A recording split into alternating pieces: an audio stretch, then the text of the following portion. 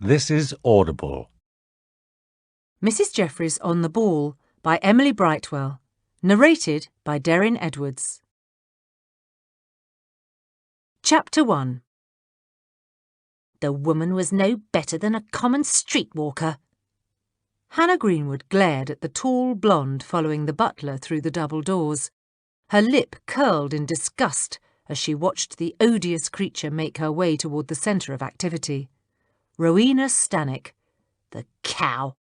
With her head held high and her long, slender back ramrod straight, she entered the Marlowe drawing-room as though she were the Queen herself. Hannah snorted derisively, ignoring the startled expression on the face of Mrs. Putnam, who was sitting in the chair next to her, as she glared at the Stannick woman. The tart might have the rest of them fooled, she thought, but she doesn't pull the wool over my eyes. All of her pretentious airs and fancy clothes won't protect her one whit, not when I'm through with her. I'll make her pay for what she's done, really pay. I'm so dreadfully sorry to be late, Rowena apologised to the group at large.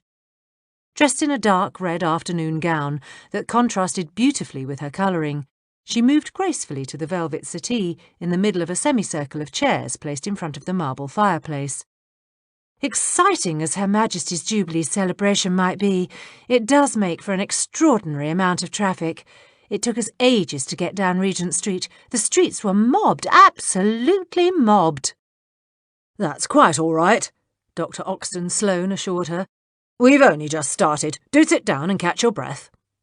Sloane, the president of the Hyde Park Literary Circle, waited until the latecomer settled next to Shelby Lock. He cleared his throat and called for attention. The Hyde Park Literary Circle will now come to order, he announced. Wiping his high, balding forehead, he asked Mr. Warburton, the secretary, to call the roll.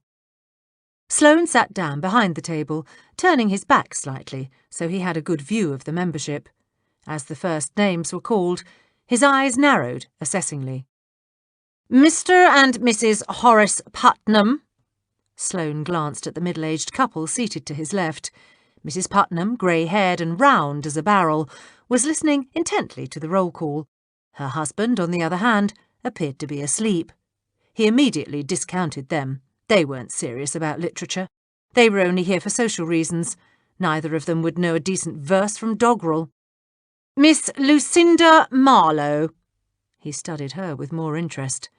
She certainly was a fetching creature with all that lovely dark brown hair and those big hazel eyes. Sloane frowned. He was forgetting himself. Lucinda Marlowe could be a danger to him, and he'd best remember that. She was the one who'd started the group. Unlike many females of his acquaintance, she actually read books. Worse, the poem she had written and read to the circle at their last meeting hadn't been half bad. Not up to his standards, of course, but acceptable nonetheless. Mr. Shelby Lock. Sloane gritted his teeth as he stared at the tall, auburn-haired man sitting beside Rowena Stannick. Blast!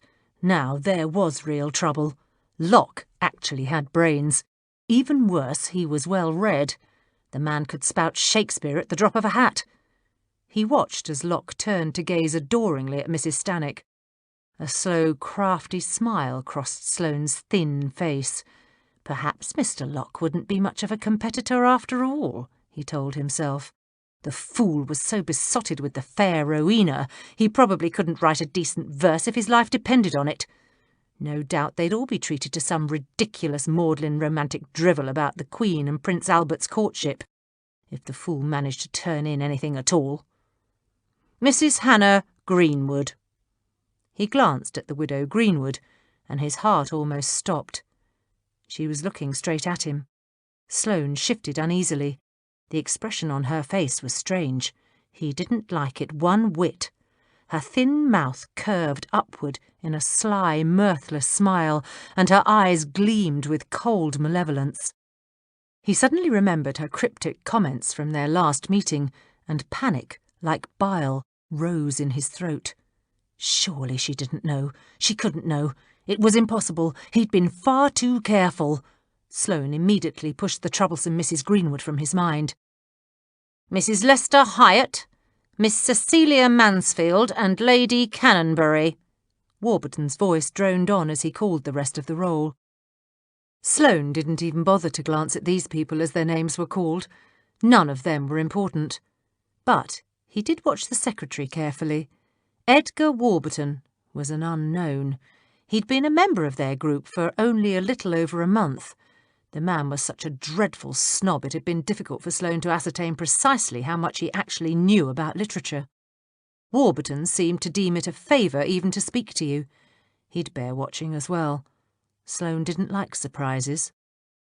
"As you know," Sloane began when the roll call was finished, "we agreed at our last meeting to honour our sovereign's jubilee in our own unique fashion. I am, of course, referring to our poetry contest.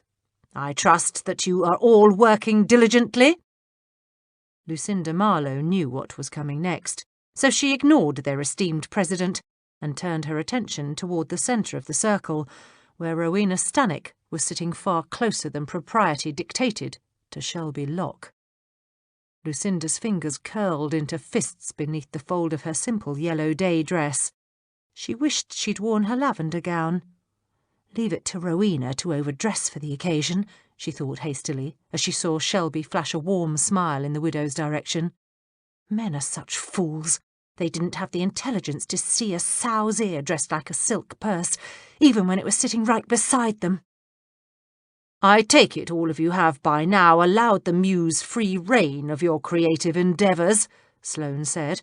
"As I promised at our last meeting, I did indeed arrange for the esteemed poet Mr. Richard Venerable to act as the judge in our own modest but most exciting contest. Mr. Venerable will announce the winner of the poetry contest at a ball to be given here at Miss Marlowe's residence in 2 weeks' time." Edgar Warburton, who was sitting next to Miss Cecilia Mansfield at the end of the circle of chairs, slanted the widow Stannock a hate-filled glance. The bitch! Who did she think she was? With one long skinny finger, Warburton stroked the rim of his mutton-chop whiskers and then smoothed a lock of mousy brown hair off his high forehead. He kept his gaze on her for several minutes, willing her to look in his direction so he could have the pleasure of snubbing her. But Rowena Stannock only had eyes for Shelby Locke. She kept giving him coy, secretive smiles and little pats on the hand. Warburton forced his attention away from the couple. He glanced around the overly furnished drawing-room, and his lips curled in a faint sneer. The walls were covered with a ghastly emerald green embossed wallpaper. Every table was cluttered with china figurines and ugly vases of flowers sitting on cream-coloured silk table coverings. The settees and chairs, though of good quality mahogany and done in fine fabric, were the same hideous green as the wall, and the most awful golden-brown Brussels carpet covered the floor. The house and its contents were opulent, expensive, and in horribly bad taste. But that was only to be expected. The Marlowe wealth, extensive as it was, came from trade. He looked at the owner of the house, Lucinda Marlowe, and felt a tinge of shame. Poor woman! Of course her home was furnished with no regard to art or beauty. How could it be any different? Tradespeople, really.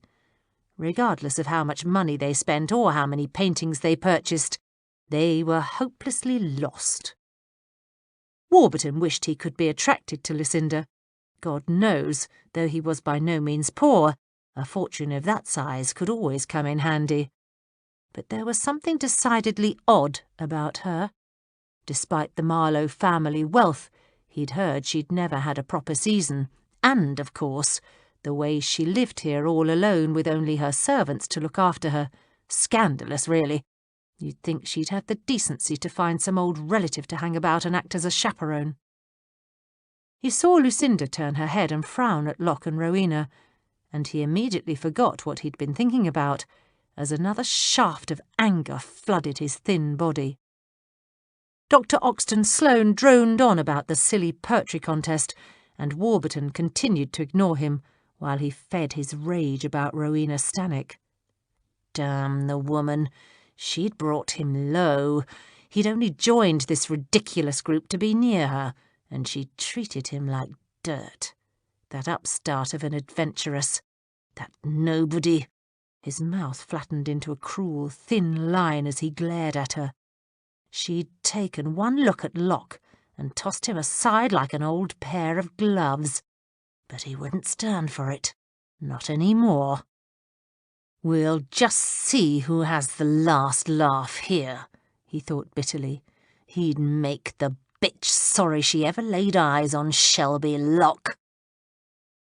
"Of course, the form of the poem is entirely up to you," Sloane said enthusiastically, "and, as you know, the topic of the poem can celebrate any aspect of Her Majesty's life, reign, or achievements."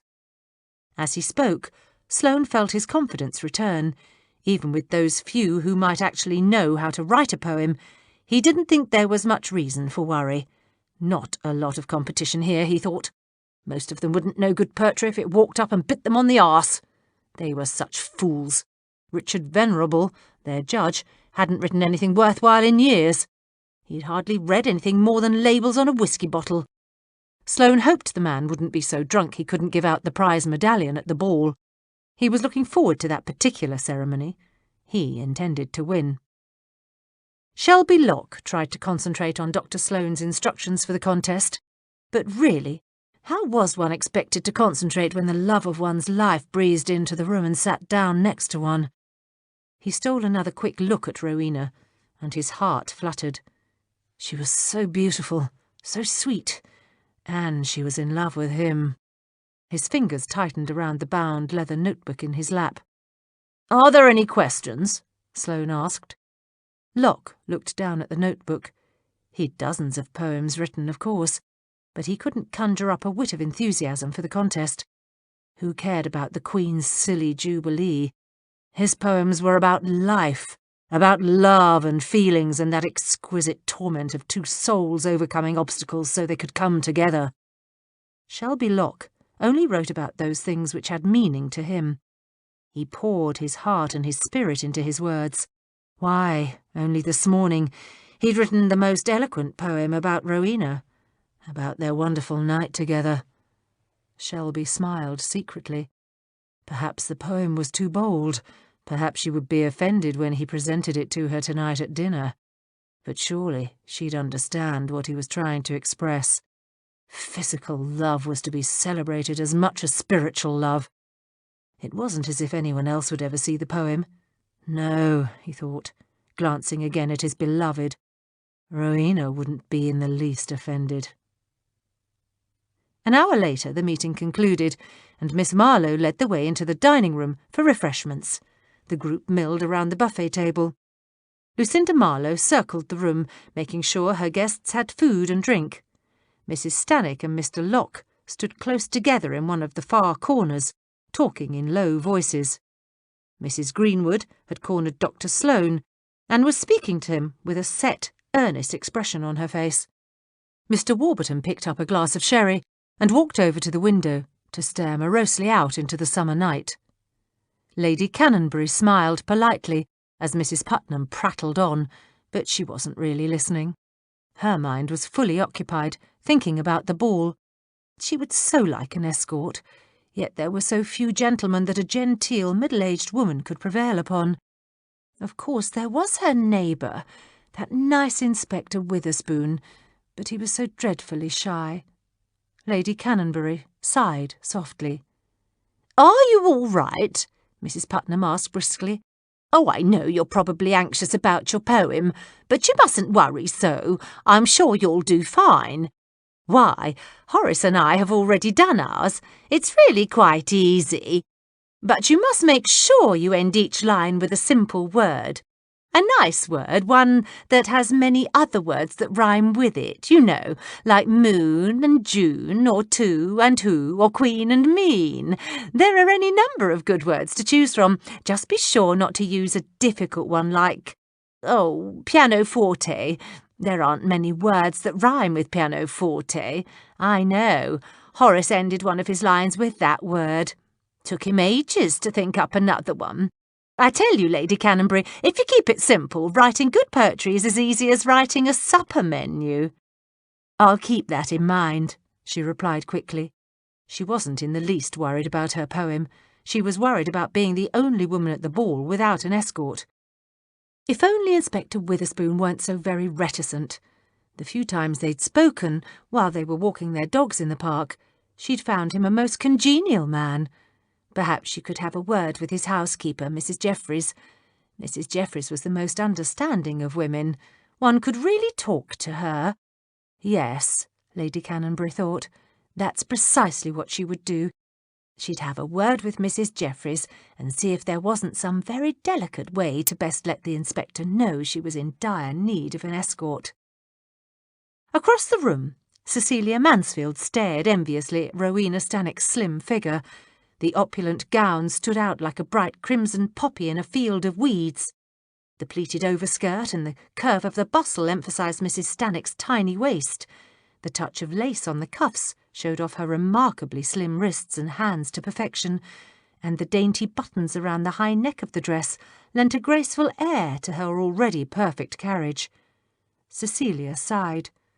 She'd spent a fortune at the dressmaker's and still never managed to look as wonderful as Mrs. Stanhope.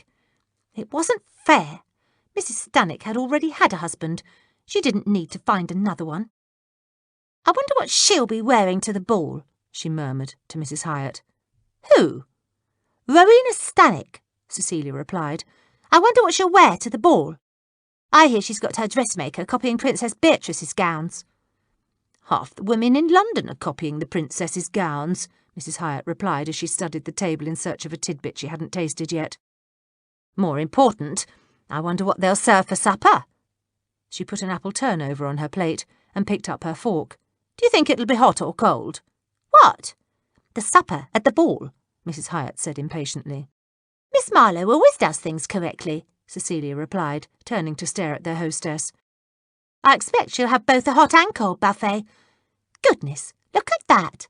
She's squinting again, the poor thing. I say, I do think she ought to wear her spectacles. Everyone knows she doesn't see all that well without them." Mrs. Hyatt smiled cynically. "I do believe Miss Marlowe is more concerned with her appearance than she is with seeing clearly," she stated. "You can't blame her for wanting to look her best, especially with Mr. Locke here. With all the mourning she's done, she hasn't had much chance for young men to pay court to her." Cecilia frowned. She hadn't had all that many men paying court to her either, and she hadn't noticed any sympathy for her from Mrs. Hyatt. But it would be uncharitable to say such a thing. "That's true, I suppose," she said grudgingly. Mrs. Hyatt looked up from her plate. "Indeed it is." Thinking she might be considered less than kind, Cecilia forced herself to smile benevolently. "Poor Lucinda. She has had a rather bad time of it. But I've had it on good authority that she and Mr. Locke will be announcing their engagement at the ball." Mrs. Hyatt, who was not a romantic, having seen enough of human nature to disabuse her of foolish notions, shook her head. Her gaze shifted to Rowena Stanhope, who was standing indecently close to Shelby Locke and talking to him with an earnest, entreating expression on her face. "Really?" Cecilia gave her a puzzled stare. "Yes, really. You're the one who implied Mr. Locke was paying court to Miss Marlowe." "You're quite mistaken, Miss Mansfield," Mrs. Hyatt said slowly, her gaze still on the couple across the room. "I implied that Miss Marlowe was interested in Mr. Locke, and at one time he was certainly interested in her, but I do believe things have changed." Cecilia snorted. She was getting rather annoyed with Mrs. Hyatt. Honestly, the woman thought she knew everything. "Well, I know for a fact that Miss Marlowe has ordered a whole new wardrobe. We have the same dressmaker, you know. Madame de Loffre told me specifically, and of course in the strictest confidence, that it's her trousseau." Mrs. Hyatt merely smiled. "She may have ordered a trousseau, my dear, but that doesn't mean she's getting married." Bright June sunshine poured through the windows of the kitchen in Upper Edmonton Gardens, home of Inspector Gerald Witherspoon. The shafts of light danced against the copper utensils lining the walls, the air filled with the scent of peppermint and lemon. On the long oak table, a pink-flowered teapot sat next to a tray of mouth-watering gooseberry tarts. 5 people were sitting in a semicircle at the far end of the table. They were Inspector Witherspoon's loyal servants. Mrs. Goodge, the cook, banged her fist against the tabletop. "When's that horrible woman going to leave so we can have a bit of peace?" she cried. Her considerable bulk shook with fury, and a lock of grey hair dislodged itself from her bun and dangled across her ear. From behind a pair of spectacles, her eyes narrowed in anger. Mrs. Jeffries, the housekeeper, sighed inwardly. She was a kind, motherly-looking woman who always listened to the servants' grievances. She was good at listening. It was one of her foremost abilities. Her hair was a dark auburn, liberally sprinkled with white at the temples. Her eyes a deep, understanding brown. Though small of stature and rather plump, she had the air of one used to the rigorous demands of leadership.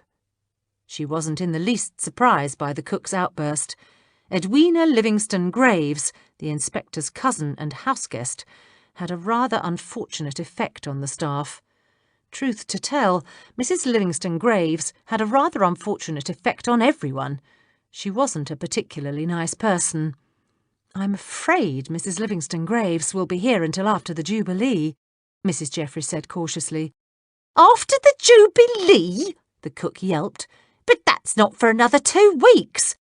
I swear, Mrs. Jeffries, if I have to put up with her for a fortnight, I'll not be responsible for my actions. Do you know what she had the effrontery to say to me today after lunch? She claimed the rabbit was tough. She actually had the nerve to ask if we had any Cockle's anti-bilious pills. Claimed she had indigestion. Did you ever hear the like? My stewed rabbit and onions, one of my best dishes." "At least she didn't stand over your shoulder and natter in your ear while you was cooking it," Betsy interrupted. The pretty blonde maid was as furious as the cook. Her ivory complexion was rosy with anger, and her slender frame stiff with indignation. "That's what I had to put up with this morning while I was polishing the furniture in the drawing-room. Half an hour it was, too," she continued, her blue eyes widening. And on she went about how I was going to ruin the shine if I didn't stop using the wrong polish. And it was Adam's furniture polish I was using as well, the kind we've used for years. It's bad enough we haven't had a decent murder in weeks." "Well, if I catch that woman kicking Fred again," Wiggins the footman chimed in, "we will have us a murder right here." Mrs. Jeffries didn't take the footman's threats all that seriously. Wiggins was only just past his 20th birthday, a slightly pudgy brown-haired lad with apple cheeks and a generally affable nature. He didn't look very affable at the moment, though. "Kicking Fred?" Smythe's heavy brows drew together. "You didn't tell me the old girl had a go at Fred." Fred, a shaggy mixture of black, brown and white fur, raised his pointed nose in the air as he heard the coachman mention his name. Wagging his tail, he rose to his feet from his spot in the sunlight by the door and wandered toward the table. He looked hopefully toward the tray of tarts. Wiggins shook his head. "I saw it with me own eyes. She give him a right hard kick in his ribs, she did. And all because poor Fred was just defending himself against that wretched cat of hers." He paused and took a breath. "Maybe I should take the dog down to the stables until she's gone," Smythe mused. Tall and strong with a head full of thick black hair, olive complexion and full mouth, he would have been a brutal-looking sort to be sitting in a cosy kitchen, save for a pair of twinkling, kind brown eyes. "I'm afraid that won't do at all," Mrs. Jeffries said quickly. "You know how devoted the inspector is to Fred. He'd miss him terribly." "Then what are we going to do?" Smythe asked. "Mrs. Livingston Graves and her ruddy cat show up on our doorstep just a few days ago, and already she's acting like she owns the place. Her and that silly animal is enough to drive a man bonkers. Cure, it's a good thing we ain't investigating one of the inspector's murders. Be hard to keep things to ourselves with that old harridan snooping around." "At least you can escape to the pubs of the evening," Betsy said, making it sound like an accusation. "We've got to put up with her 24 hours a day. She's always sneaking about and eavesdropping. I caught her listening at the door this morning when Mrs. Goodge was having a word with the man from the gasworks." "So you were eavesdropping on me and Albert?" Mrs. Goodge was truly outraged. Her relations with the various people who trooped through her kitchen were her own private domain. In all their investigations for the inspector, she'd used her sources to provide many important facts and clues. How dare that woman snoop? Mrs. Jeffries held up her hand. "Please," she began, "I know you're all upset. Mrs. Livingston Graves is a trial, but we all have our crosses in life to bear." "And she's a mighty heavy one," the coachman muttered. He crossed his arms over his massively muscled chest. "But she won't be here forever," the housekeeper continued. She fervently hoped that was true, but she wasn't certain. Of late, Mrs. Jeffries was beginning to suspect that Cousin Edwina was angling to be invited to stay on a permanent basis. However, she wasn't going to mention her suspicions to the rest of the staff. They were upset enough. "And the Jubilee Thanksgiving procession isn't that far away, so why don't we all go about our business and try to ignore the lady?" "But what if we gets us a murder?" Wiggins asked. "What'll we do then?" Mrs. Jeffries looked thoughtful. The lad had a point. If their inspector did get involved in another murder, of course they'd have to step in.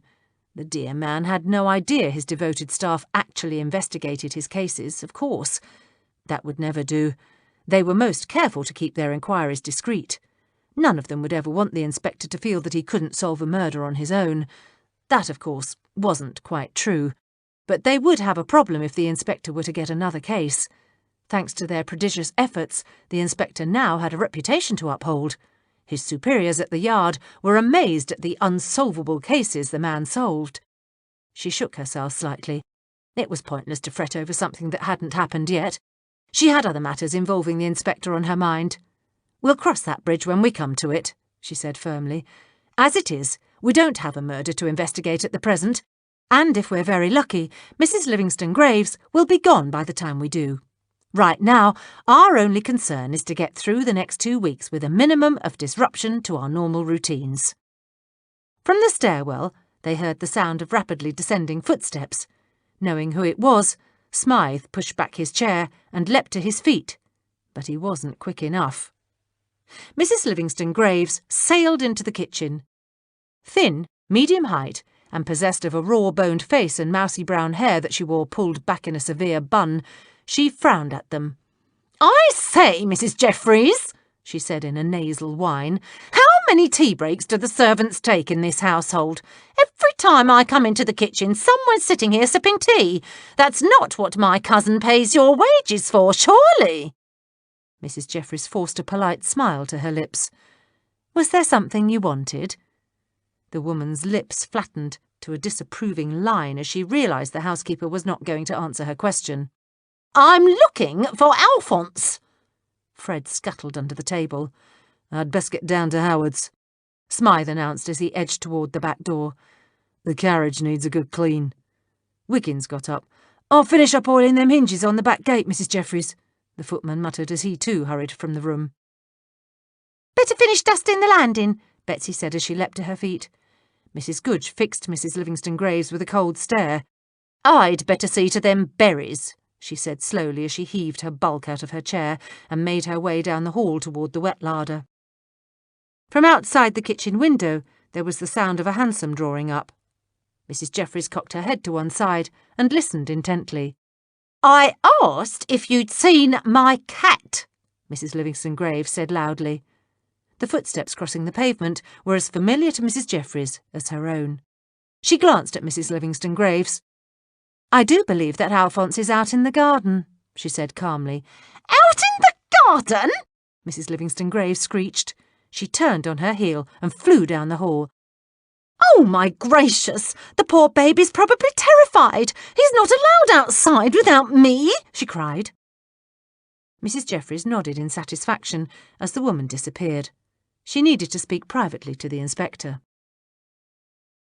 Inspector Gerald Witherspoon peered around the corner of the drawing-room door. "I say," he said to Mrs. Jeffries, "where is Mrs. Livingston Graves? Up in her room?" Tall and robust, with a fine-boned, angular face, a neatly trimmed moustache, a sharp-pointed nose, clear blue-grey eyes, and thinning brown hair, the inspector crept quietly into the room and headed for his favourite armchair. "Your cousin is out in the gardens looking for her cat." He sighed in relief. "Excellent. The fresh air will do her good. Where's Fred?" "Hiding under the kitchen table," she replied as she poured out 2 glasses of fine sherry. She gave one to her employer and sat down opposite him. "Why ever is he hiding?" I'm afraid that poor Fred has been rather cowed by Mrs. Livingston Graves and her cat. Presumably he feels that discretion is the better part of valour." "Oh dear," Witherspoon frowned.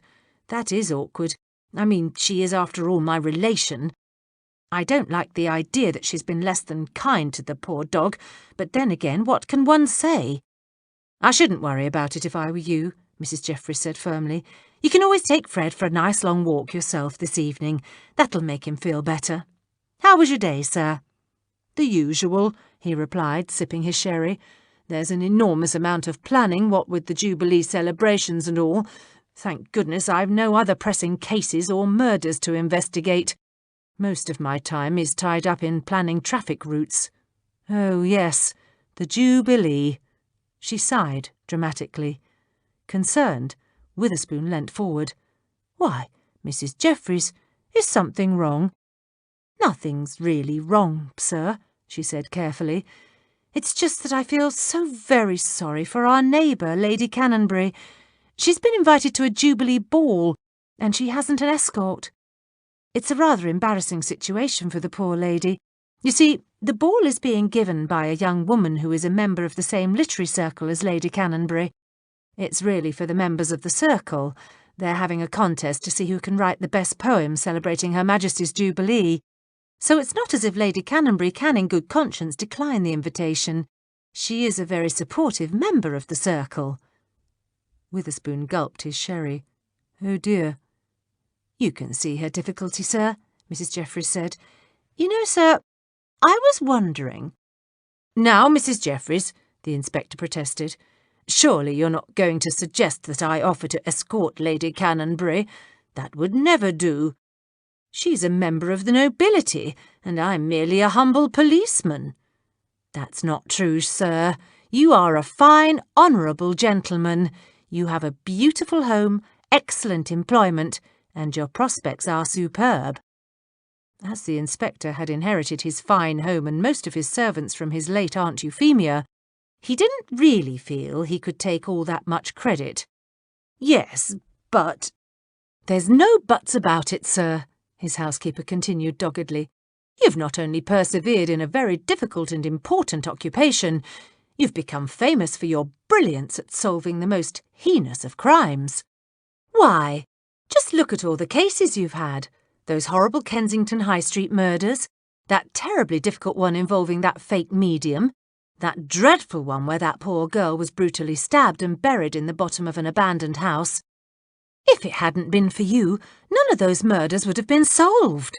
You've every right to be proud of yourself, sir. You're much too modest." Witherspoon smiled shyly.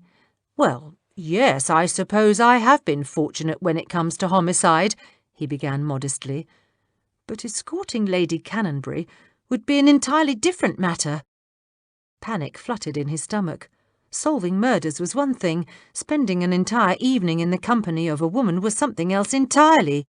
"Furthermore," Mrs. Jeffries said firmly, "Lady Cannonberry was a simple country doctor's daughter before she married her late husband. And he wouldn't have inherited his title if his two elder brothers hadn't taken it into their heads to sail to South America and both been lost at sea." The sharp clicking heels of Mrs. Livingston Graves pounded down the hallway. The inspector visibly cringed. Mrs. Jeffries hid a smile behind her glass of sherry. "Good evening, Gerald," Mrs. Livingston Graves barked as she charged into the room. She held a rather dirty and bedraggled Siamese cat in her arms. "Will you just look at this?" she complained, shoving the animal under the inspector's nose. "Alphonse is absolutely filthy. I found the poor dear outside, cowering under a bush, trembling with fear." Alphonse snarled and swiped at Witherspoon's nose with his paw. Is something wrong?" The inspector shrank back from the hissing cat. "Of course something's wrong," Mrs. Livingston Graves snapped.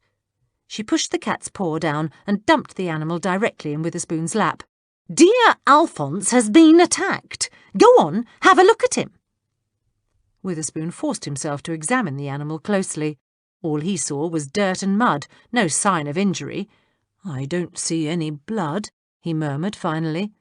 Alphonse stared up at him from a pair of cold blue eyes and hissed. "Don't be absurd, Gerald. Of course he's injured. You just can't see it. His poor nerves will probably never be the same. He's very delicate, you know." Mrs. Livingston Graves snatched her precious darling to her bosom and began stroking the animal's back. "How do you know Alphonse has been attacked? Did you see it?" Witherspoon asked, wanting to placate his angry cousin. "No, I didn't see it, but it's obvious." She glared pointedly at the housekeeper. "Someone deliberately left the back door open so poor Alphonse could wander off. Your entire staff hates my cat. By the time I found him, he was dreadfully upset, and I saw that wretched spaniel again. I know the horrid creature attacked my darling." "Spaniel?" the inspector mumbled. "I'm sure you must be mistaken. The only spaniel that I know of out in the gardens belongs to Lady Cannonberry. She's a very nice little dog, quite a harmless animal. Why, she and Fred often go tumbling about together, having a jolly good time." "Speaking of Fred," Mrs. Jeffries glanced at the carriage clock on the mantelpiece, "I do believe you'll have time to take him for a walk, Inspector. He does so love a brisk perambulation in Holland Park. Dinner won't be served for another hour, so you've plenty of time." "But what about my poor Alphonse?" Mrs. Livingston Graves sputtered. "Something really must be done. I won't have him being mistreated." "Why don't you take Alphonse upstairs and give him a saucer of milk?" Mrs. Jeffries suggested. Witherspoon, knowing a good escape when he saw one, leapt from his chair and hurried toward the door. "I'm sure Alphonse will be fine as soon as he's had his milk," he called. "But Gerald!" Mrs. Livingston Graves protested. She scurried after him, her dark skirts swishing angrily. Mrs. Jeffries leant back in her chair and smiled. If everything went as she planned, her dear employer should be running into Lady Cannonberry in less than 10 minutes. Chapter 2. On the night of the Hyde Park Literary Circle's Jubilee Ball, the weather was perfect. Warm, dry, and with a light wind from the north that blew the worst of London's noxious odours well away from the Marlowe home. The front of the tall red brick house blazed with welcoming light. Hansom cabs clip-clopped up and down the length of Redcliffe Square, dropping off guests. Inside the house, ladies in opulent gowns and gentlemen in formal black evening wear danced, drank, and ate with great enthusiasm. The festivities spilled out into the garden. Enclosed by high brick walls, the guests at the ball were assured of privacy as they enjoyed themselves. Couples strolled through the open French doors, the music spilling onto the terrace. Giant torches flamed from the first-floor balcony, casting dancing shadows on the people milling about below. Above the first floor, only an occasional light could be seen, leaving most of the rear of the imposing structure in darkness, a stark contrast to the brilliance illuminating the garden. Lucinda Marlowe had spared no expense for her guests' enjoyment.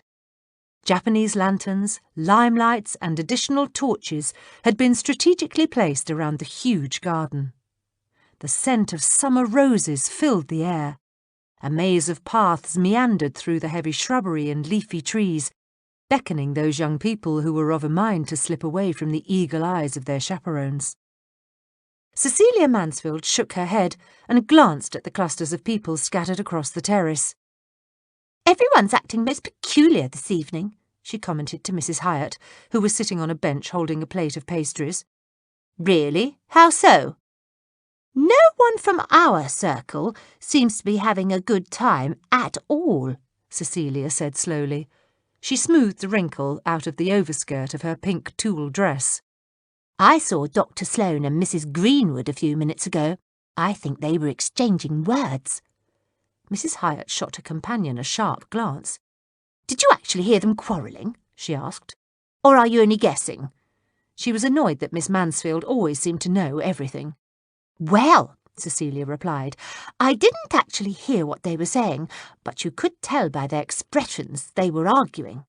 Dr. Sloane's face was as red as a radish, and Mrs. Greenwood looked positively livid." "I shouldn't take any notice if I were you," Mrs. Hyatt shrugged. She eyed her plate carefully, trying to decide whether to eat the lemon tart or the Napoleon next. Mrs. Greenwood's never in good spirits. I don't know why she even bothered to come tonight. It's not as if she likes our company overly much. Besides, she's been in a snit all evening. She took one look at Rowena Stannick's dress and flounced off in a rage. Not that it was Mrs. Stannick's fault, of course. Half the women here are wearing blue gowns. It's become a very popular colour this season. Princess Beatrice favours it. Cecilia giggled. Mrs. Greenwood's not the only one who's in a tizzy. I was standing by the door when Mrs. Stannick arrived.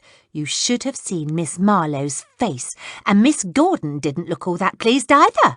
Half the women in the room were shooting daggers at poor Mrs. Stannick. Of course, her gown is a bit grander than the others.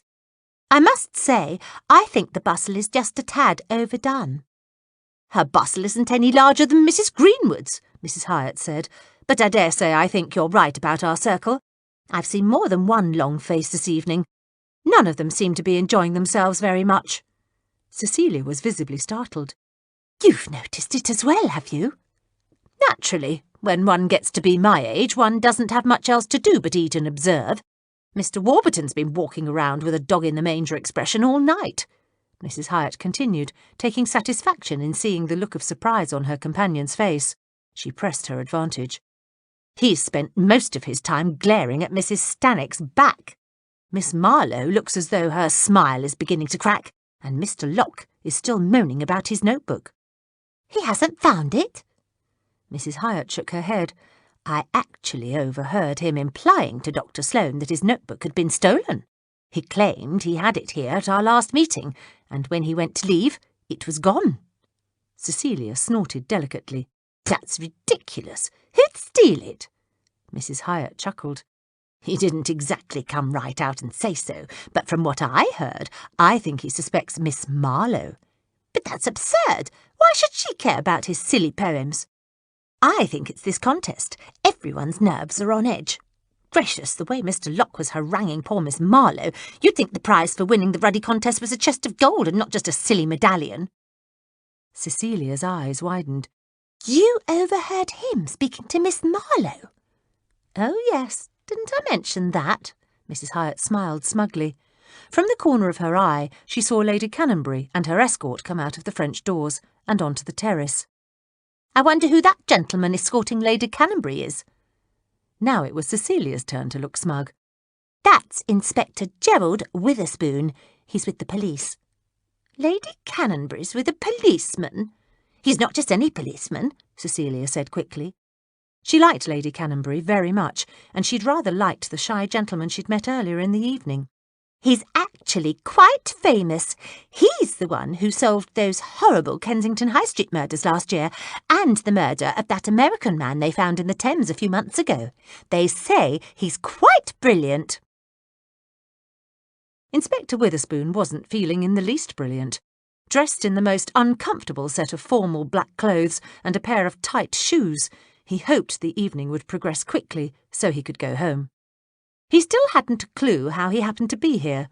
One moment he was walking Fred in Holland Park, and the next he was walking with Lady Cannonberry. Before he could snap his fingers, he found himself asking if he might escort her to the Jubilee Ball. I do so hope you're enjoying yourself, Inspector, Lady Cannonberry said politely. She lifted the hem of her heavy sapphire blue gown as they approached the stairs leading to the garden. Very much, Witherspoon replied.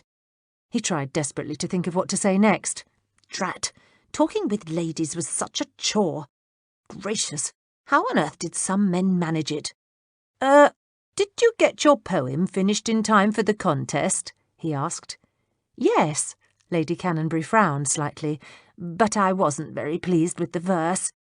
I don't think I've a chance at winning, but then again winning isn't all that important to me. Everyone expects that Dr. Sloane will take the prize. He's the only one in the group who's actually published, you see. What did you write about, if I may ask? Witherspoon began to relax.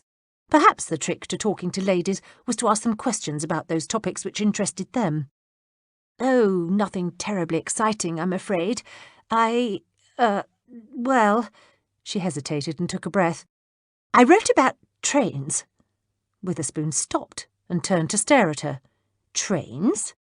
Yes, Lady Cannonberry replied enthusiastically. I'm quite fond of them, you see.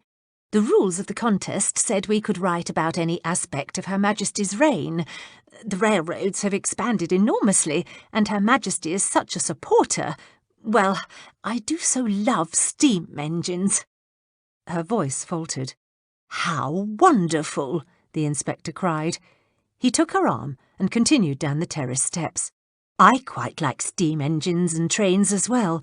Tell me, Lady Cannonberry, have you seen the new engine on the Great Northern?" "But of course," she replied, smiling radiantly. "It's wonderful. However, I still believe it's not really all that much of an improvement on the classic British 440. I saw the North British Railway's number 224 on her first trip out. She was magnificent. 4 coupled wheels, inside cylinders, and a leading bogie." Witherspoon laughed. His nervousness was somehow completely gone. "I'm familiar with the 440s. You're right, they are wonderful trains." He paused. "Number 224.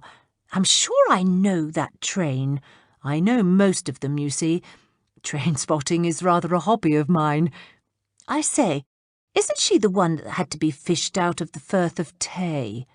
"Well, yes, but it wasn't the train's fault. The bridge collapsed. Besides, she was rebuilt." Mrs. Horace Putnam was frantic. She sighed in relief as she spotted 2 members of the Hyde Park Literary Circle and rushed across the terrace toward them. "Have you seen anyone?" she cried. "We've seen quite a few people," Mrs. Hyatt replied. "The house is full of them." "I'm not looking for people," Mrs. Putnam retorted. "I'm looking for members of our group. It's almost time to make the announcement, and I can't find anyone." "Lady Cannonberry's just over there," Cecilia said helpfully, as she pointed in the direction of the couple hovering near the steps. "Oh, good. But where is Dr. Sloane, or Mrs. Stannock, or Mr. Locke? Merciful heavens, everyone's disappeared. Miss Marlowe and Mr. Warburton are nowhere about, and Mrs. Greenwood seems to have vanished into thin air as well." "I saw Mrs. Greenwood about 15 minutes ago," Cecilia said. "She was in the drawing room, talking with Dr. Sloane." "They aren't in the drawing room now," Mrs. Putnam snapped. "They aren't anywhere that I can find, and neither is anyone else. I've looked everywhere. It's almost 10:30. We're supposed to announce the winner of the contest." "Do calm yourself, Mrs. Putnam," Mrs. Hyatt said briskly. "I don't think it will matter if the announcement's a few moments late." "But of course it will matter. It must be done as soon as possible, or it won't be done at all. Our judge, Mr. Venerable, seems well on his way to being incapacitated. One doesn't like to tell tales, but I think he's in his cups." "You mean he's drunk," said Mrs. Hyatt bluntly. She loathed euphemisms. Suddenly, there was a loud scream. Everyone on the terrace froze. A body plummeted through the air and landed with a sickening thud on the stone pavement 2 feet away from where the ladies stood. Cecilia screamed. Mrs. Putnam gasped, and Mrs. Hyatt leapt to her feet. She hurried over to the unmoving form and knelt down. "Oh, my God! There's a knife sticking out of the back!" she cried. Her face grim, she gently reached down and brushed a stray lock of blonde hair off the side of the woman's face. Mrs. Hyatt looked up at Mrs. Putnam. "I do believe we've found Mrs. Greenwood." Witherspoon, who'd been engrossed in discussing steam engines with Lady Cannonberry, broke off in mid-sentence as he heard the scream. Not believing his eyes, he blinked as the body landed on the terrace. For a moment he was so surprised he couldn't move. Then, remembering his duty, he hurried over to where Mrs. Hyatt was kneeling beside the body. "Excuse me, madam," he said politely. "I'm a police officer. Perhaps I'd better just have a look here." Having a look was the last thing the inspector wanted to do. He was quite squeamish. He knelt down beside the woman and took a deep breath. The body lay on its side. Witherspoon shuddered as he saw the knife protruding obscenely from the poor lady's back. The first thing he had to do was establish if she was dead or merely injured. Witherspoon swallowed and felt for a pulse. There was none. He continued looking for signs of life, finally giving up when he realised that not only had the victim been stabbed, the side of her skull was crushed from the fall. The inspector stood up. "I'm afraid I'll have to ask all of you to please go into the ballroom." "What's happened?" Lucinda Marlowe's frantic voice cut through the crowd that had gathered. "Has there been an accident?" She broke through the ring of people and stopped dead, her eyes widening as she saw the figure lying on her terrace. "Oh, my!" "Miss Marlowe," the inspector said softly, "please send someone for the police. One of your guests has been murdered." An hour later, the inspector and the uniformed branch had things well under control. The police surgeon had examined the body and taken it away. The murder weapon, or at least the knife taken out of Mrs. Greenwood's back, that Witherspoon would assume was the murder weapon until the autopsy was completed, was identified as belonging to the Marlowe house. More precisely, the butler had verified it had last been seen slicing roast beef at the cold buffet table.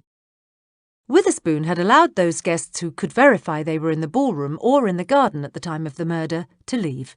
The rest were waiting for him in the drawing-room. Smythe had driven Lady Cannonberry home.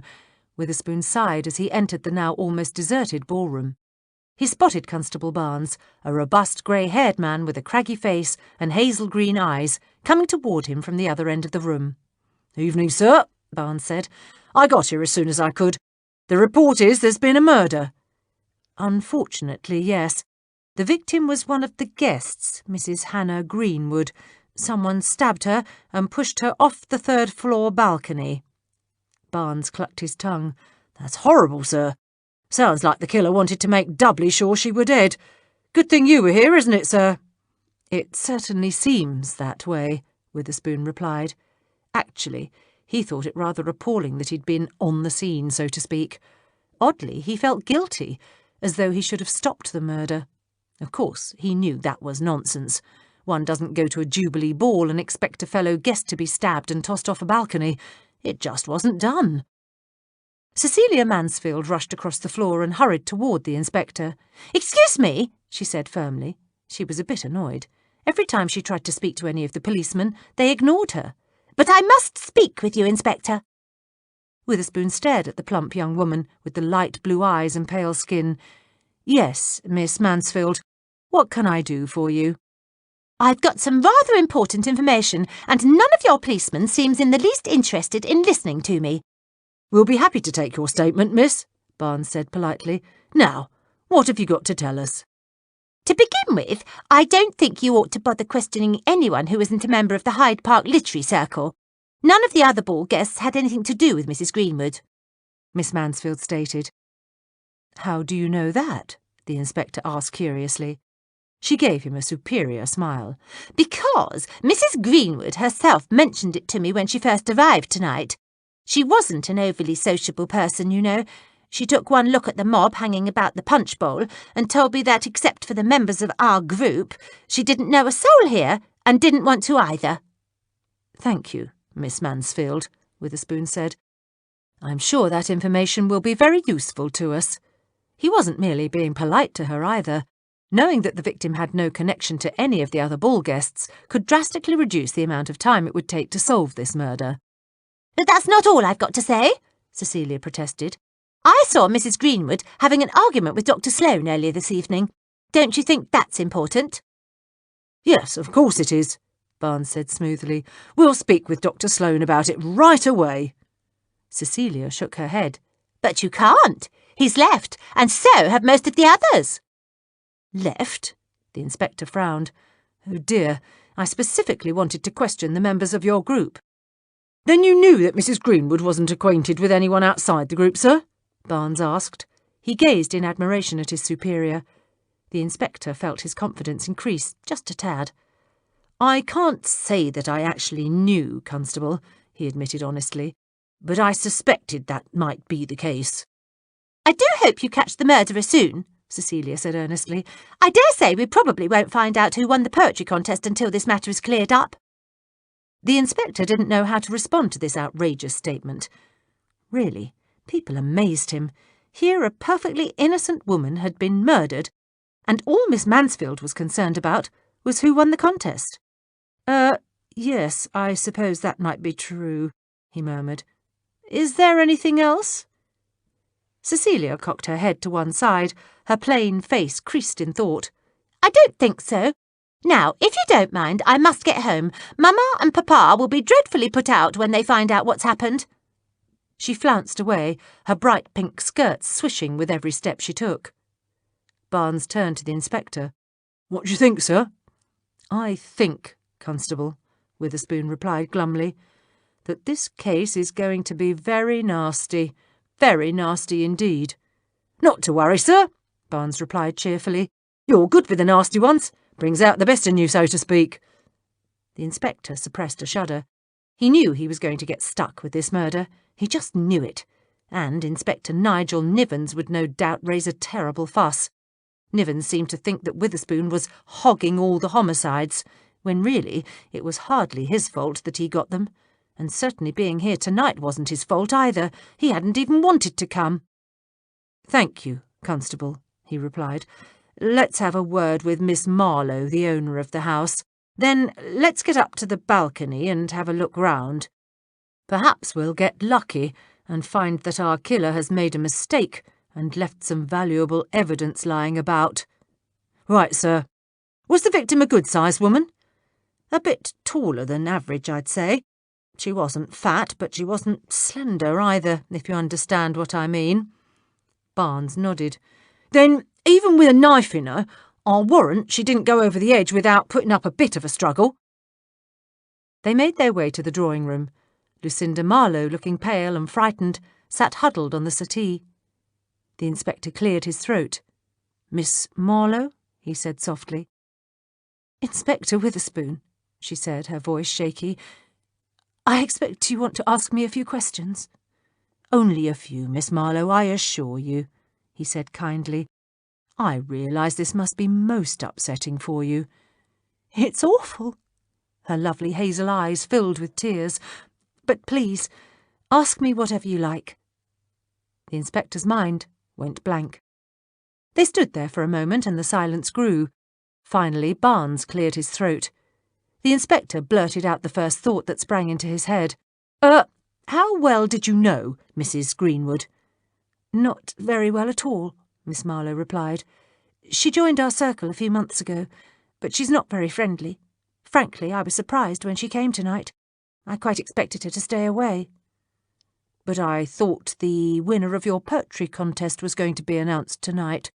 Surely Mrs. Greenwood would have been interested in that," Witherspoon said. Miss Marlowe gave a dainty shrug. "Perhaps she was." "Did you see anything unusual tonight, Miss Marlowe?" Barnes asked. "Anyone following Mrs. Greenwood? Anyone acting in a strange manner toward the lady?" "No, I can't say that I did." The inspector stifled a sigh. This was going to be a complicated case. He could feel it in his bones. It was going to be one of those terrible murders where no one saw or heard a ruddy thing of any use at all to the police. Drat! And he did so want justice to be done. Even if the victim hadn't been a very friendly person, she certainly hadn't deserved to be murdered. "Do you know if she had any enemies?" Lucinda Marlowe looked down at the carpet. "Actually, Inspector, I can't say that she had any enemies, but I do know that she didn't like Mrs. Stannick. She's also one of the members of our group. There were several occasions that I can remember when Mrs. Greenwood went out of her way to be rude to Mrs. Stannick." "How about Dr. Sloane?" Barnes asked. "Did she dislike him as well?" Miss Marlowe glanced up in surprise. "Dr. Sloane? No. As far as I know, Mrs. Greenwood had no feelings about Dr. Sloane one way or the other. I certainly wasn't aware of any animosity between them." "Miss Marlowe, is Mrs. Stannick still here?" Witherspoon asked hopefully. She bit her lip and blushed. "No, I told everyone they could leave," she stammered. "I'm sorry. I hope that was all right. But that young policeman took down everyone's name and address and, well, surely you don't think one of my guests or one of our circle actually murdered Mrs. Greenwood?" "Don't distress yourself, Miss Marlowe," he replied, feeling terribly sorry for the poor woman. "We've formed no opinion as to the identity of the murderer whatsoever. We'll speak with the other members of your circle tomorrow. What we really need now is someone to show us the way to the third-floor balcony." Though she really shouldn't have taken it upon herself to let everyone leave, he couldn't be annoyed with her. The dear lady looked so terribly distraught. "That's most kind of you, Inspector," she said, giving him a brilliant smile. "I'll have the butler take you upstairs." The balcony opened off a large wood-floored passageway that bisected the top floor of the house. but the killer hadn't made any mistakes and left any evidence lying about, at least not as far as the inspector could tell. He sighed and stared at the French doors, their panes grim and coated with dust, that opened out onto the balcony. The butler said that Miss Marlowe had this door opened to keep the air circulating. He said she always did it when the house was full of people. That sounds right, sir. Barnes scratched his chin. With all that crowd milling about downstairs, it probably would get pretty warm, especially on a night like tonight. Mind you, I don't expect the poor woman thought one of her guests would wander all the way up here and get herself murdered. The balcony was small, round and made of stone and mortar. Witherspoon and Barnes stepped outside. "Blimey, sir," the constable said as he squeezed into the tiny space behind the inspector. "There's hardly room for a body to move. I wonder why Mrs. Greenwood took it into her head to come up here." "Perhaps she wanted some fresh air," the inspector suggested. "Though I must say, that's a jolly good walk up all those stairs, and if she only wanted air, she could just as easily have gone outside. Maybe she just wanted to look at the view." From where he stood, Witherspoon could see the garden in great detail. The illumination so thoughtfully provided by Miss Marlowe for her guests brightened even the darkest paths and deepest shadows. "The rail is a good height," Barnes said thoughtfully. He slipped past the inspector and peered over the edge. "Even with a knife in her back, it must have took some doing to get her over the top here." The inspector looked up sharply. The constable was a tall man, close to 6 feet. The side of the balcony came up to his waist. "You're right, Barnes.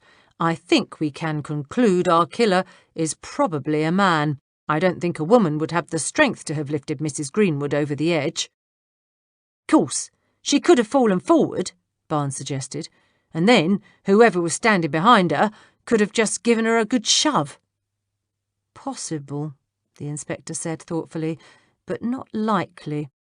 It's been my experience that stabbing victims usually fall backwards, not forwards." Actually, he wasn't really sure of that fact, but it did sound quite clever. Smythe knocked softly on Mrs. Jeffries' door. He cocked his ear to the wood and heard a faint rustling sound. "Mrs. Jeffries," he hissed. "It's me, Smythe. Get up. I've got to talk to you." The door flew open and the housekeeper, wrapped in a heavy burgundy wool dressing gown, peered out at him. "Gracious, Smythe, it's the middle of the night.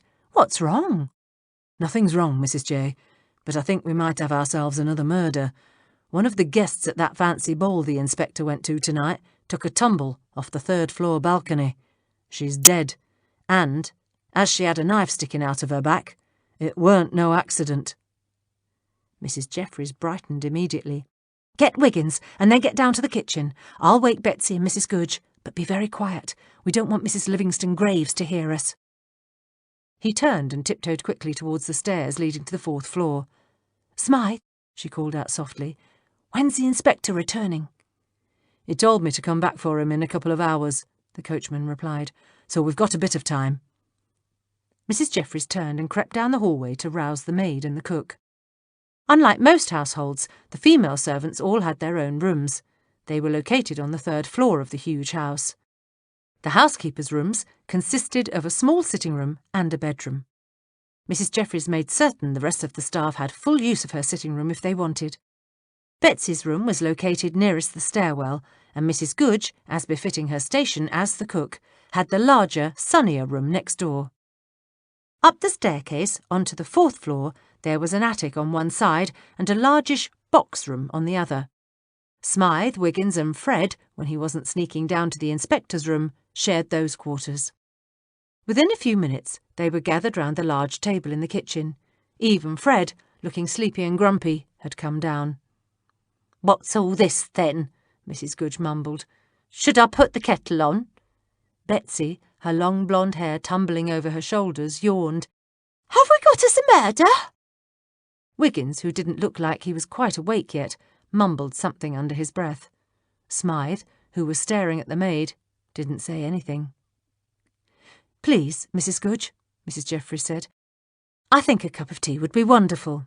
Now, Smythe." She turned toward the coachman, but he didn't seem to hear her. Smythe, she repeated, poking him lightly on the arm. Have I got a wart on my nose? Betsy asked grumpily. Smythe flushed and drew his gaze away from the maid. Well, let's see now. As I told Mrs. J, a woman took a tumble off the balcony at that fancy ball tonight. She had a knife in her back. Her name was Hannah Greenwood. She was one of the guests. Doesn't sound like it was an accident, then, Mrs. Goodge muttered. She moved slowly toward the stove, tea kettle in hand. As soon as I found out what were going on, Smythe continued, I had a word with this Mrs. Greenwood's coachman. Nice bloke, works out of Piper's livery. Well, this fella does a lot of driving for Mrs. Greenwood. Said tonight she weren't upset or unhappy about anything. He claimed, if anything, she were right pleased about something. Besides, he said this Mrs. Greenwood's a right old tartar. He didn't seem in the least surprised she'd got herself done in. Mrs. Jeffries digested this piece of information. Mr. Jeffries, the housekeeper's late husband, had been a policeman in Yorkshire for over 20 years. She'd learnt a great deal about murder investigations from him. Unlike many of his colleagues, he hadn't assumed that because one was a servant, one was an idiot.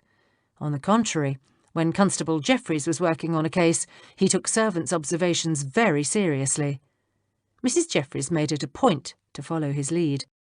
She'd found that servants were not all that different from their masters. True, some were stupid, lying and lazy, but many were intelligent, observant and perceptive. By respecting people and not status, she and the other members of the household at Upper Edmonton Gardens had solved several murders. Not, of course, that they ever let on to the inspector. He thought he did it all by himself, and they were all dedicated to keeping him thinking that way as well. She glanced around the table, smiling slightly as she took in their sleepy but earnest expressions. Smythe and Wiggins had originally worked for the inspector's late Aunt Euphemia. When she'd passed away, leaving her fortune and her home to Inspector Witherspoon, he'd kept both men on out of the goodness of his heart. He no more needed a coachman than he needed a hole in his head. And as for Wiggins, he was no more a trained footman than he was a dancing bear. But Gerald Witherspoon never considered tossing them out. He'd hired Mrs. Goodge, a superb cook, but getting on in years, for the same reason, his kind heart. Betsy had showed up sick and penniless on his doorstep, and he'd given her employment as a maid, after hiring Mrs. Jeffries to run his household and nurse the girl back to health. Was it any wonder they were all so loyal to the man? But Mrs. Jeffries didn't fool herself that their devotion to detection was totally altruistic. As Betsy once told her, dashing about following suspects and digging for clues was decidedly more interesting than scrubbing floors and ironing linens. So her own driver wasn't surprised she'd been murdered. That's a very interesting observation, she said softly. And that's not all. The kettle whistled. Betsy got down the cups, and Wiggins went to the cooling larder for a jug of milk. They waited until Mrs. Goodge had poured the tea. Again Mrs. Jeffries marvelled at how easily they all ignored the stringent codes most households followed. There was no hierarchy of false status here. No one needed to have their sense of worth bolstered by giving in to the foolish practices of most other households. They worked together as a team. Mrs. Goodge didn't expect a maid or a footman to wait on her just because of her position as the cook, and Smythe didn't balk at doing anything asked of him. The inspector's household was unique. Mrs. Jeffries took some small pride in feeling that she'd helped make it that way. After all, she had been the first innovator. She remembered their shocked expressions the day she'd called them all to her sitting room shortly after the inspector had hired her. She'd told them precisely what their duties were, and then she'd told them she didn't give a fig when they did their chores, as long as they got done properly. Once their work was finished, their time was their own. The only one who'd balked had been Mrs. Goodge, but even she'd softened after Mrs. Jeffries had announced she was getting rid of the odious practice of morning prayers. As far as the housekeeper was concerned, how one dealt with the Almighty was one's own business. And no one wanted to get up at the crack of dawn and gather in the drawing-room for a Bible reading anyway, least of all the inspector. When they were all settled, they sipped their tea and waited for Smythe to tell them the rest. "Well, go on," Mrs. Goodge urged. "We've not got all night."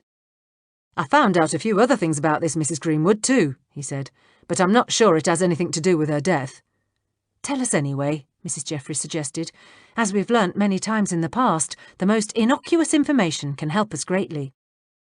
This Mrs. Greenwood, she weren't all that good a friend of the hostess, the lady who was having the ball. And who is that? Mrs. Jeffries inquired. She wanted to get as many facts as possible. Lucinda Marlowe. Smythe's heavy brows drew together in thought. I overheard the footman saying that Miss Marlowe was having a go at a woman in a dark blue dress, and that's the colour that Mrs. Greenwood were wearing. So, I'm wondering if this Miss Marlowe and the victim had been having words, so to speak. Mrs. Jeffries reached for her mug of tea. Did the footman actually identify the woman in the blue dress? He shook his head. He didn't know who Miss Marlowe were talking to. He just heard the voices and saw a bit of blue sticking out from behind the drawing-room door. They were standing in a corner. From above, they heard the thump of heavy footsteps. "Hello? Hello?" Mrs. Livingston Graves's voice could be heard from 3 flights up. "Is anyone down there?" "Oh, blast," Betsy muttered. "We finally gets us a decent murder, and we've got her hanging about." Disgusted voices started babbling. Mrs. Jeffries quickly shushed everyone. She got up and hurried to the foot of the stairs. "It's all right, Mrs. Livingston Graves," she called. "Do go back to bed." "What are you doing up?" the woman screeched. They could hear her thumping down the 2nd-floor stairs now. "I couldn't sleep and I'm fixing myself a cup of hot milk. There's no need for you to trouble yourself." "You sure you're alone down there?" Mrs. Jeffries rolled her eyes. "Quite sure. Please, do go back to bed. You'll catch a chill." "All right then, but mind you, I'll have a word with Gerald tomorrow. It's a bit of a liberty, the housekeeper roaming about in the middle of the night and waking decent people." Smythe swore under his breath. Betsy's eyes narrowed in fury, and Mrs. Goodge snorted. Even Wiggins looked stunned by the woman's audacity. "What are we going to do?" Mrs. Goodge said. "Trying to find out anything about this case is going to be blooming difficult with that old witch in the house." "You can say that again," the coachman muttered darkly. "Maybe it's time we figured out a way to send her nibs packing." Everyone had a suggestion as to how to get rid of Mrs. Livingston Graves. When the ideas became too outrageous and involved Shanghaiing and white slavery, Mrs. Jeffries hid a smile behind her mug and raised her hand for silence. "Don't worry about Mrs. Livingston Graves," she said softly. "She won't be interfering in our investigation. I'll see to that." Chapter 3. It was past 2 in the morning when the inspector arrived home. Rubbing his eyes, he crept to the coat rack and hung up his hat and coat. Every bone in his body was tired, his head ached, and he desperately wanted a nice hot drink. As he turned for the stairs, he saw Mrs. Jeffries coming down the hallway carrying a tray. "Good gracious, Mrs. Jeffries," he whispered. "It's very late. You didn't need to wait up for me." "It's quite all right, sir," she replied. "I've made a pot of tea. I thought you might need something to warm you up. Smythe said there had been a murder. How very dreadful for you. Shall we go into the drawing-room?" "This is most kind," he said, following her. He watched her set the tray down on a table and pour 2 cups. "It's been a very strange evening." Settling down in his favourite chair, Witherspoon prepared to unburden himself. "And I was having a jolly good time as well. Did you know that Lady Cannonberry and I share a common interest? She's quite a railway enthusiast. Isn't that amazing?" "Very," Mrs. Jeffries replied. She handed him his tea and picked up her own cup. As delighted as she was to hear that he'd enjoyed Lady Cannonberry's company, she didn't really want to talk about it now. She wanted to talk about murder. "Now, sir, about your murder," she prodded. "Who was the victim?" Unfortunately, she didn't want the inspector to know she'd received any information from Smythe, so she was forced to waste time asking questions to which she already knew the answers. But it was a small price to pay to keep the dear man in the dark about the activities of his household. "A lady named Hannah Greenwood." He paused and took a quick sip. "Older woman, possibly in her late 50s, and widowed. She's a member of the Hyde Park Literary Circle, so she was one of the guests this evening. The poor woman was stabbed in the back and shoved off an attic balcony. Horrible. I can't imagine why people do such diabolical things, can you? No, sir. But of course she could. Evil, greed, lust, revenge, and hatred had been part of the human condition since Adam. Mrs. Jeffries thought it a true mark of the inspector's sterling character that after all his years with the police, he was still genuinely shocked by the dark side of human nature. Most men in the inspector's position would have become extremely cynical. But, for once, we seem to have had a bit of luck. I mean, there were dozens and dozens of guests at the ball, but it appears that Mrs. Greenwood wasn't acquainted with anyone other than the members of the Literary Circle. How very clever of you to have found that out so quickly. He smiled modestly. Not so very clever, I'm afraid. One of the guests, Miss Mansfield, made a point of giving me that information. He shook his head. Yet even with that bit of luck, I've a feeling this investigation is going to be very difficult indeed. Of course it will be, sir, Mrs. Jeffries said briskly. They always are, but you must admit you're at your very best when the case is complicated. She gave him an encouraging smile. Thank you, Mrs. Jeffries, he murmured. Well, as I was saying, Lady Cannonberry and I were having this extremely interesting conversation out in the garden when all of a sudden Mrs. Greenwood comes hurtling off the balcony and lands on the terrace. You actually saw it happen? He shook his head.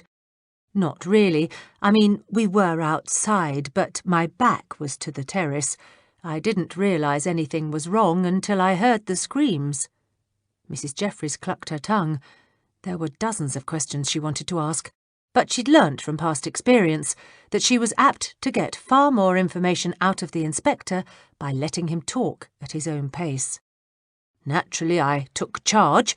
Had to, really. I am the police. He frowned.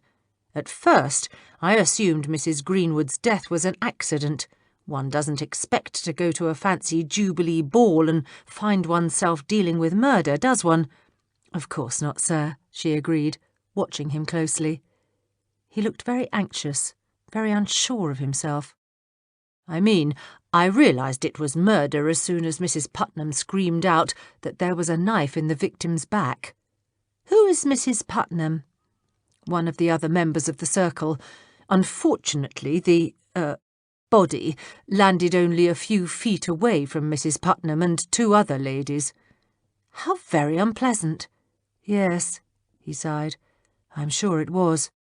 Though I must say, the ladies took it surprisingly well. No one fainted. Odd, isn't it?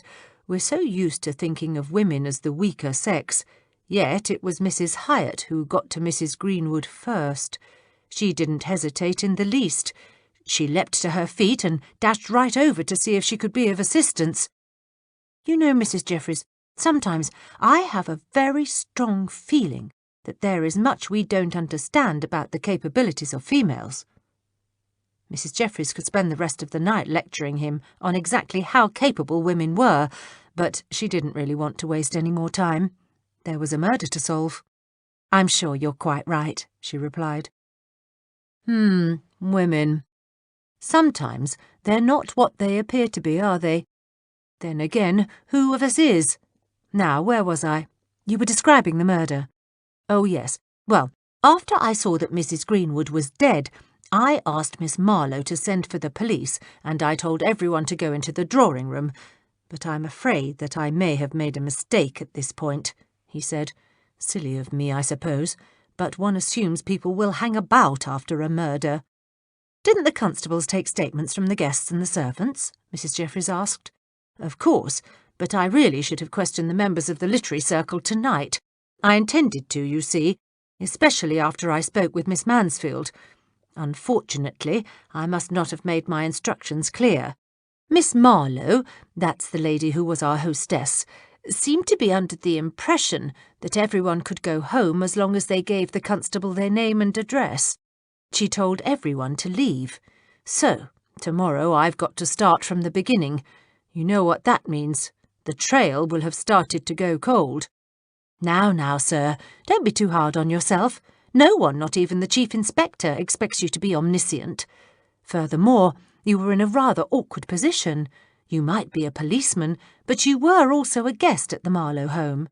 She knew the inspector needed his self-confidence boosted a tad. Thank you, Mrs. Jeffries. One doesn't like to think one is a complete incompetent. Nonsense, sir. You're brilliant at solving murders and catching killers. I've no doubt whatsoever that you'll solve this one as well. She smiled. You know how much I love hearing about your detection methods, so do tell me everything.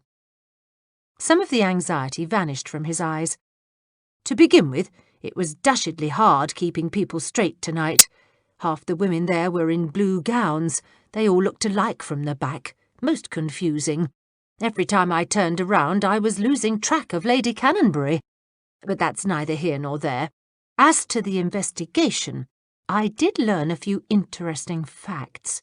Mrs. Putnam confirmed that Mrs. Greenwood was only at the ball because she was a member of the circle, which is most helpful.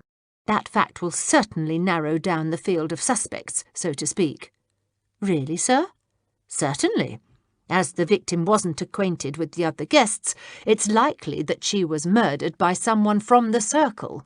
Why would a stranger lure her up to a dark balcony, stick a carving knife in her back and then shove her over? Mrs. Jeffries wasn't so sure the inspector's assumption was correct. So far, they knew very little about Hannah Greenwood. Despite what Cecilia Mansfield might have said about her not knowing anyone at the ball except for her own circle, she may well have had an enemy she didn't know about. Still, Mrs. Jeffries did understand the inspector's reasoning. Unless the motive was robbery or the killer a madman, one was most likely to be murdered by someone one knew. Have you discovered if anyone in the circle had a motive? Not yet, but Miss Mansfield, she was one of the ladies with Mrs. Hyatt, did tell me that earlier in the evening she'd seen Mrs. Greenwood having an argument with Dr. Sloane. He's the president of the group, and, I might add, the one in charge of the poetry contest.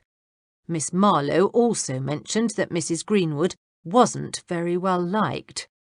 She was surprised Mrs. Greenwood had shown up for the ball. I rather got the impression from both Miss Marlowe and Miss Mansfield that Mrs. Greenwood wasn't a very sociable person. As a matter of fact, Miss Marlowe mentioned that the victim had gone out of her way on several occasions to be rude to one of the other members, a Mrs. Stannick. I take it you weren't able to speak with either Dr. Sloane or Mrs. Stannick. They'd both already left, but I'll remedy that tomorrow. He shrugged. We were able to account for several of the members' exact location when the murder occurred. Lady Cannonberry was with me, of course. Mrs. Putnam was speaking with Miss Mansfield and Mrs. Hyatt, so the three of them all have alibis. And Mr. Putnam was standing over to one side of the terrace, sneaking a cigar. I remember seeing him myself. So who hasn't been accounted for? Witherspoon frowned. Dr. Sloane, of course, and Mrs. Stannick. Our hostess, Miss Lucinda Marlowe. He paused, trying to recall the other names in the circle. Drat! He should have written them down. But Barnes always took down those details in his notebook, and he didn't have the constable here to refresh his memory. He sighed and rubbed his eyes wearily. There's several other names, but honestly, I'm simply too tired to remember them right now. I'll start afresh tomorrow. So the case is definitely yours? Mrs. Jeffries held her breath. On the inspector's last few cases, one of the other police inspectors, an odious man named Nigel Nivens, had made such a fuss that she'd feared her dear employer would get the next murder snatched right out from under his nose. Inspector Nivens was foaming at the mouth to investigate a homicide, but as Mrs. Jeffries didn't think Nigel Nivens had the intelligence to find a potato in a greengrocer's, she sincerely hoped he would keep his paws off the inspector's case. I expect so, he replied glumly. As I was on the scene, so to speak, I'm sure the chief will insist I continue the investigation. That's not going to make Inspector Nivens very happy. He's always hinting that I'm hogging all the homicides. Don't worry about Inspector Nivens, Mrs. Jeffries said firmly. You've far more experience in these matters than he does. Were you able to get any useful information out of the servants? Had anyone seen anything suspicious? We haven't finished questioning them yet, he admitted. They were all most upset. 2 of the maids were weeping hysterically. Mrs. Craycroft, the housekeeper, was attending to Miss Marlowe, and the butler had been totally occupied with the ball. We'll try again tomorrow. Once everyone calms down, we should be able to learn something useful. He sighed again. I tell you, Mrs. Jeffries, unless we can find an eyewitness or someone comes forward to confess, this might very well be the case I don't solve. We've practically no physical evidence. What about the murder weapon? That won't do us much good, I'm afraid. The killer used a carving knife from the cold buffet table. Anyone in the house could have picked it up. Despite yawns and sleepy expressions, there was an air of suppressed excitement a few hours later. Mrs. Jeffries told the other servants what she'd learnt from the inspector in the wee hours. She gave them every single bit of information she'd wormed out of her employer, leaving out nothing, no matter how insignificant the detail. So you see, she said, I think our first task is to learn everything we can about Mrs. Greenwood and the Hyde Park Literary Circle. Smythe frowned thoughtfully. What are them names again? Dr. Sloane, Mrs. Stannock, Miss Lucinda Marlowe. She paused. There are others, but the inspector had already determined that Mr. and Mrs. Putnam couldn't have done it, as they were on the terrace, nor could Miss Mansfield or Mrs. Hyatt, as he was with Lady Cannonberry when the crime occurred. She's not involved either. What about Edgar Warburton and Shelby Locke? The coachman asked. Who are they? Betsy demanded, annoyed that Smythe always seemed to get the jump on her. 2 members of the circle, he replied smugly, giving her a cocky grin. I overheard Lady Cannonberry mention them when I brung her home last night. Thank you, Smythe, Mrs. Jeffries said quickly. She wanted to nip any incipient rivalry in the bud. Devoted as they all were to the inspector, they weren't above trying to outdo one another when it came to digging up clues. That's most helpful, but I think I'd better have a word with Lady Cannonberry today in order to get a complete list of names. There may be 1 or 2 more who were at the ball. Cure, muttered Wiggins, rubbing the sleep out of his eyes. That's a right lot of suspects we've got. What if this woman got herself stabbed by someone else? You know, one of them lunatics. Now, how would a lunatic get himself invited to a fancy ball? Mrs. Goodge said impatiently. It don't have to be a him, Wiggins argued. It could be a her. And how do we know there ain't any lunatics running about loose? Sometimes they look as right as you or me. My old gran told me about a woman who used to live in her village. She were a right respectable lady too. No one thought there was anything wrong with her.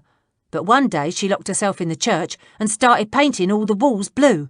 She even painted over all the pretty stained glass windows. Claimed that God had told her to do it because he were getting right sick of seeing the same old buildings Sunday after Sunday. Don't be daft, boy, the cook snorted. That's the silliest story I've ever heard. If there's anyone who's not right in their heads around here, it's you. I'm not so sure about that, Betsy muttered. I'm beginning to think I'm losing my mind. Surprised, they all stared at her. Whatever do you mean? Mrs. Jeffries asked. Betsy sighed. It's the silliest thing, really. I shouldn't have mentioned it. I guess I'm just tired and it popped out. Go on, girl, tell us the rest, Smythe urged. It's my shoes, Betsy said. She stared at the top of the table. There was a big hole in the bottom of one of my good black leather walking shoes. I kept meaning to take it down to Mr. Connor's and get it fixed, but I never got around to it. Well, a couple of days ago, I got the shoes out to make sure they was clean, and the hole was gone. There was a brand new sole on it.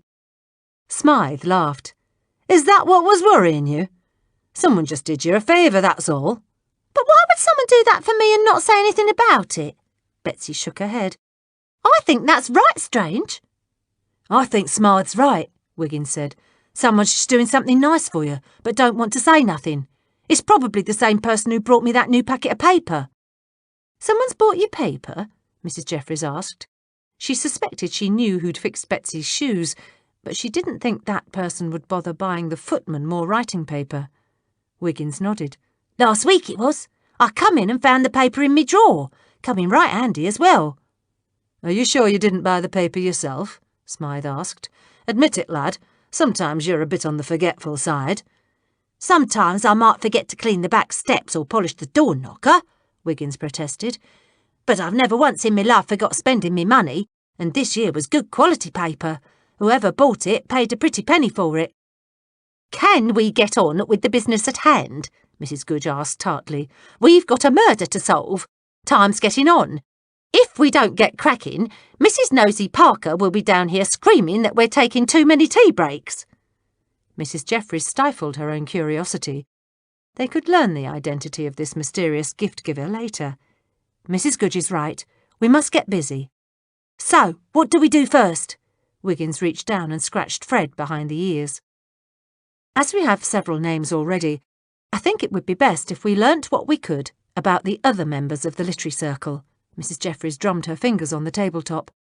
"Smythe, why don't you see what you can find out about this Shelby Locke and Edgar Warburton? Betsy, I think you ought to get over to the Marlowe home and see if you can find out anything about what went on last night at the ball. Try talking to the maids.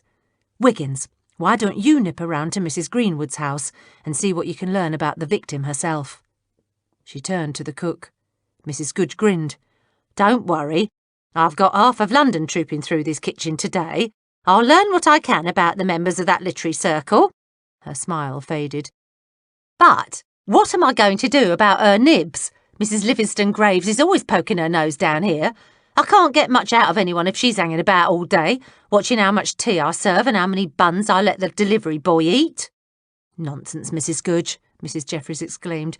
"You're being far too modest about your own abilities. If anyone can hold Mrs. Livingston Graves at bay, it's you."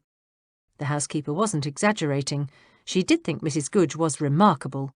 Without leaving her kitchen, the cook was able to learn the most intimate details about the suspects in their cases.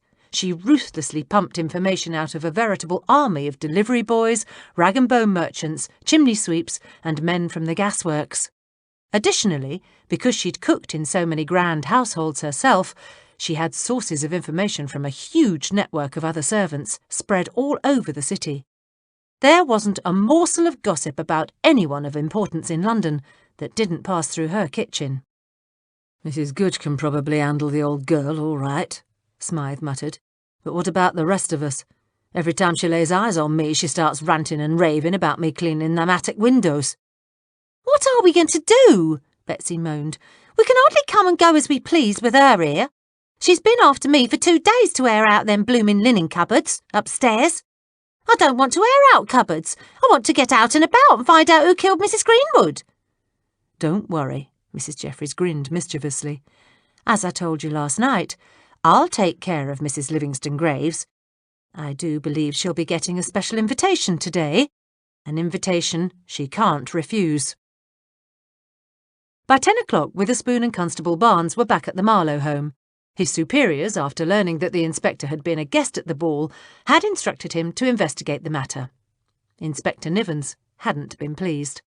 Witherspoon wasn't sure he was all that pleased about it either. He'd rather hoped to sit this one out. "I do hope Miss Marlowe is feeling better this morning," the inspector said to Constable Barnes as they waited in the drawing-room for the lady of the house. He squinted at the portraits on the far wall. A stern-faced elderly gentleman with deep-set eyes and white hair, and a grim-looking woman with a thin, flat line of a mouth seemed to glare back at him disapprovingly. "Thank you, Inspector," a soft voice said from the doorway. He whirled around to see Lucinda Marlowe standing just inside, a faint smile on her lips. "I'm feeling quite well today," she continued as she advanced into the room. "I noticed you staring at my parents' portraits. Lovely, aren't they?" That was hardly the adjective the inspector would have used, but he was far too much a gentleman to say so. "Yes, Miss Marlowe, they most certainly are." "They were done by Crichton, you know," she said, smiling softly in the direction of the portraits. As the inspector hadn't a clue who Crichton was, he wasn't sure what to say.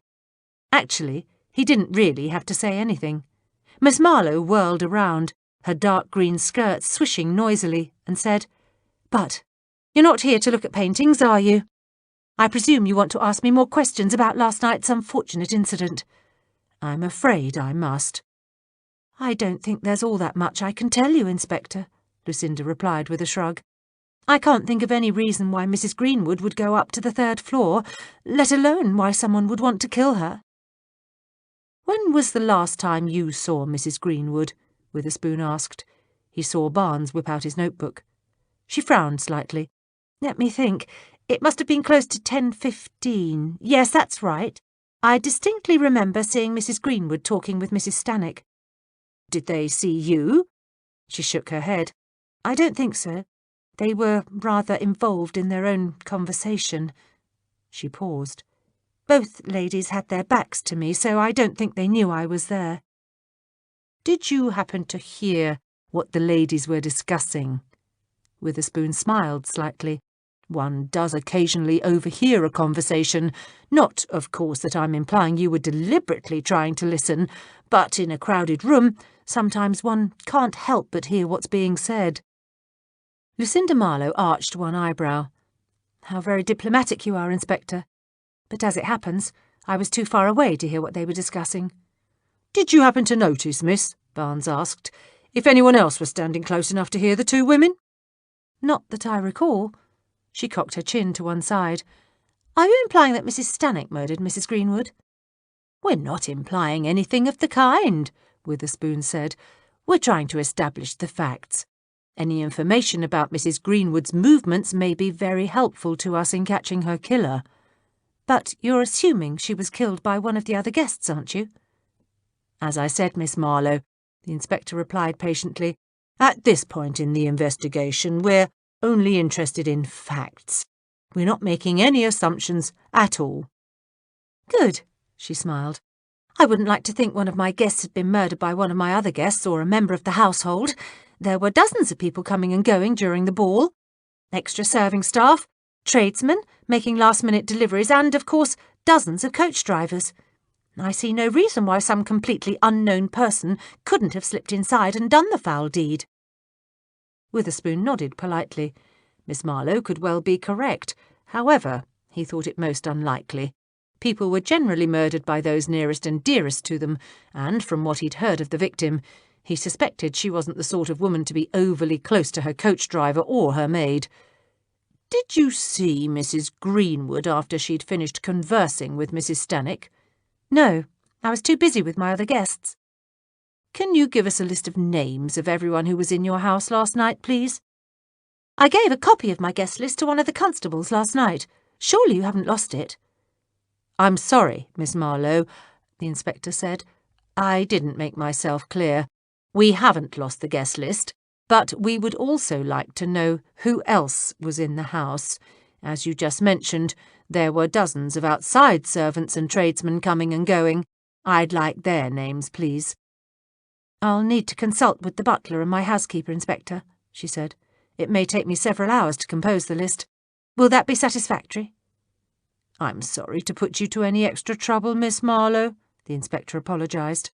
"However, one never knows what one will find out unless one takes the trouble to look." "All right. You'll have your list by this afternoon. Is that all your questions? I don't really think there's anything more I can tell you." "I've only a few more. Where were you at 10:30 last night?" he asked. "Me?" Lucinda Marlowe yelped. She was clearly outraged. "What an impertinent question! I don't think I've got to answer that." "Please, Miss Marlowe, we're only trying to find out what really happened."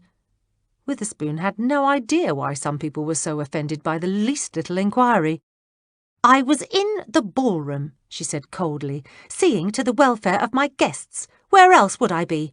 After all, I was the hostess." Mrs. Jeffries timed herself to arrive at the corner at precisely the right moment. She smiled in satisfaction as she spotted Lady Cannonberry coming out of her house, her cocker-spaniel at her heels. Shifting her basket to the other hand, the housekeeper crossed the street. "Good afternoon, Lady Cannonberry," she called cheerfully. Lady Cannonberry, a woman of medium height with light brown hair, smiled broadly, her placid features and blue eyes expressing delight.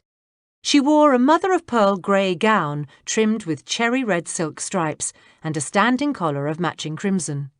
The colour did wonders for her ivory skin. At 45, she was well past the first flush of youth, yet remained a very attractive woman. She was also a very nice woman, completely unaffected by her status as the wife of a late peer. "Hello, Mrs. Jeffries." The cocker began to strain on its leash and bounce up and down.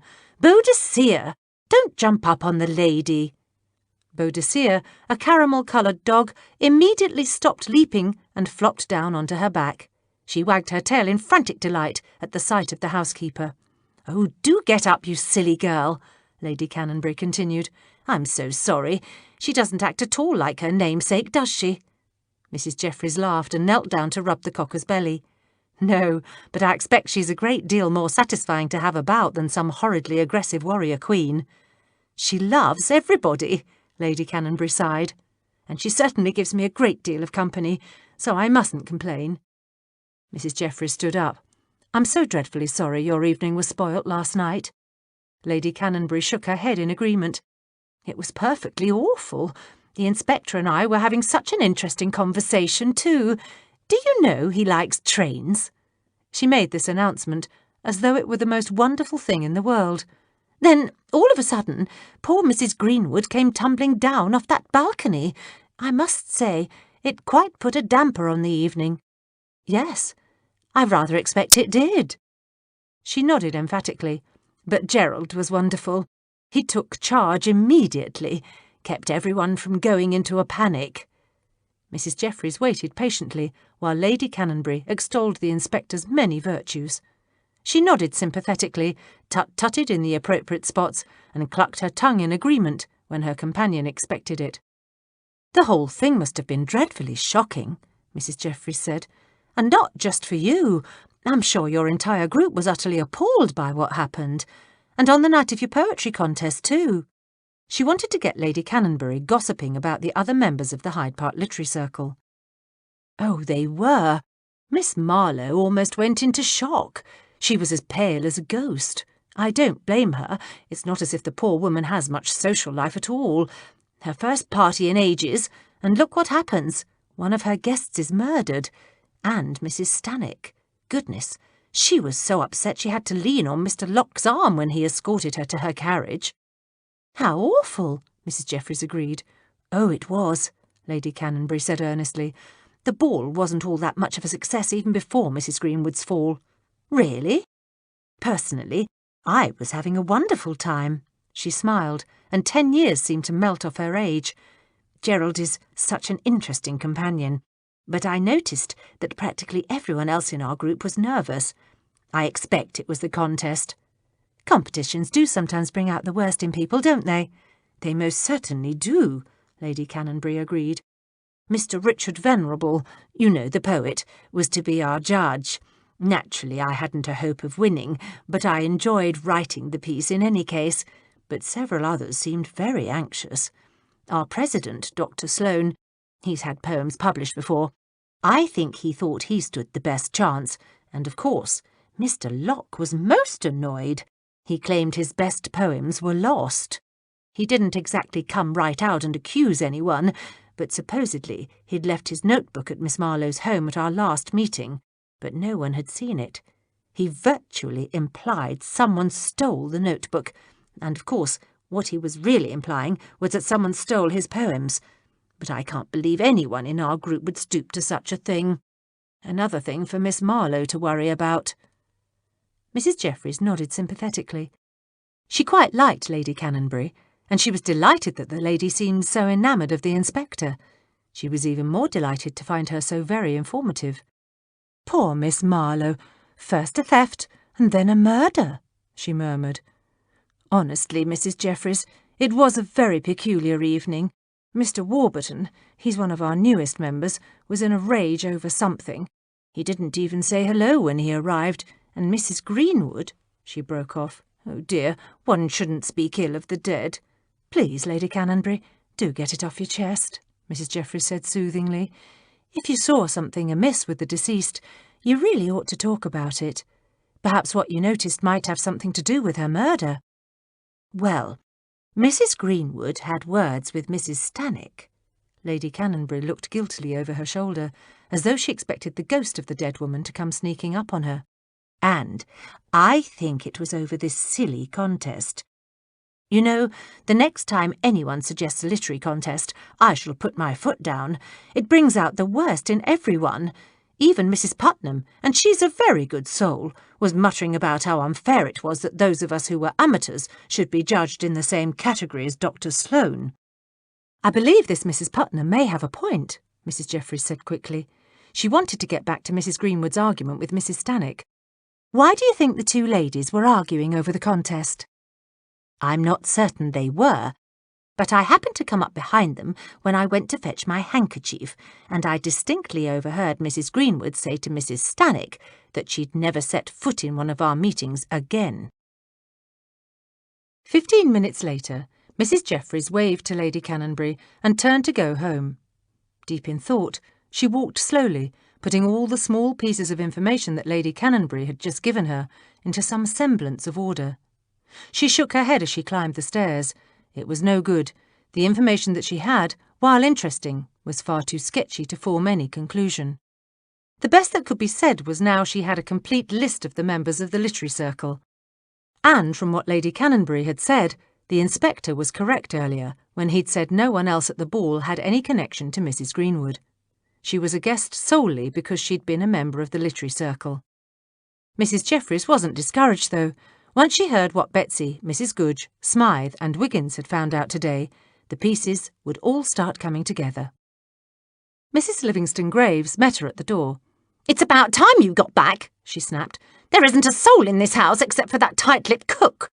The housemaid's disappeared. I haven't seen hide nor hair of that lazy footman. And even you had the audacity to desert me." "I had some household matters to see to," Mrs. Jeffries replied. She smiled slightly as she saw the white linen envelope in Mrs. Livingston-Graves's hand. "Is there something I can do for you?" "Yes, I need someone to help me bring my trunk down." Her narrow eyes gleamed with excitement. "I've been invited to a house party in Southampton. It seems a mutual friend happened to mention to someone of great importance that I was here in London, so I've been invited." "How very nice. Does the inspector know you're leaving us?" She dismissed that with a wave of her hand. "Not yet, but Gerald won't mind. It isn't every day one gets an invitation like this. He wouldn't want me to miss it." I'm sure he wouldn't. Considering that the inspector had taken to tiptoeing around the house to avoid his cousin, Mrs. Jeffries was certain he wouldn't mind her going in the least. He'd want you to go. "If you can find that lazy, good-for-nothing footman, have him bring my trunk down and then make sure the coachman brings the coach round. I want to catch the evening train." "You're taking your trunk?" Mrs. Jeffries forced herself to keep her expression blank. "Does that mean it will be a long visit?" "Of course not." Mrs. Livingston-Graves stamped off toward the stairs. "It means I'm taking all my clothes. One doesn't go to visit an earl without proper attire." Chapter 4. "I questioned the servants again, sir," Barnes told the inspector as they left the Marlowe house. "The footman claimed the carving knife was still on the table at 10:15. He specifically remembers because he overheard one of the guests asking the time." 10:15. Witherspoon frowned slightly. The murder occurred at 10:30. Did the footman happen to notice when the knife went missing? Barnes shook his head. "No, he were too busy serving people. He didn't know it was gone until he saw it sticking out of Mrs. Greenwood's back." Drat. Well, did he notice who in particular was hanging about the buffet table? "That end of the table was right beside the door. The lad says there were more traffic by that spot than hansoms at a railway station. What with guests tromping up and down the stairs and going to and fro down that hallway, he didn't see a blooming thing." "What about the other servants? Did any of them see anything suspicious, anything out of the ordinary?" Barnes pulled open the front door and stepped back to let the inspector pass. "None of the house servants can remember seeing or hearing anything unusual. The uniform lads are interviewing the rest of them, the ones that were brought in to help with the ball." Witherspoon nodded and started down the steps. "We'll just have to keep digging, Barnes." "This isn't going to be an easy one, is it?" Barnes said gloomily.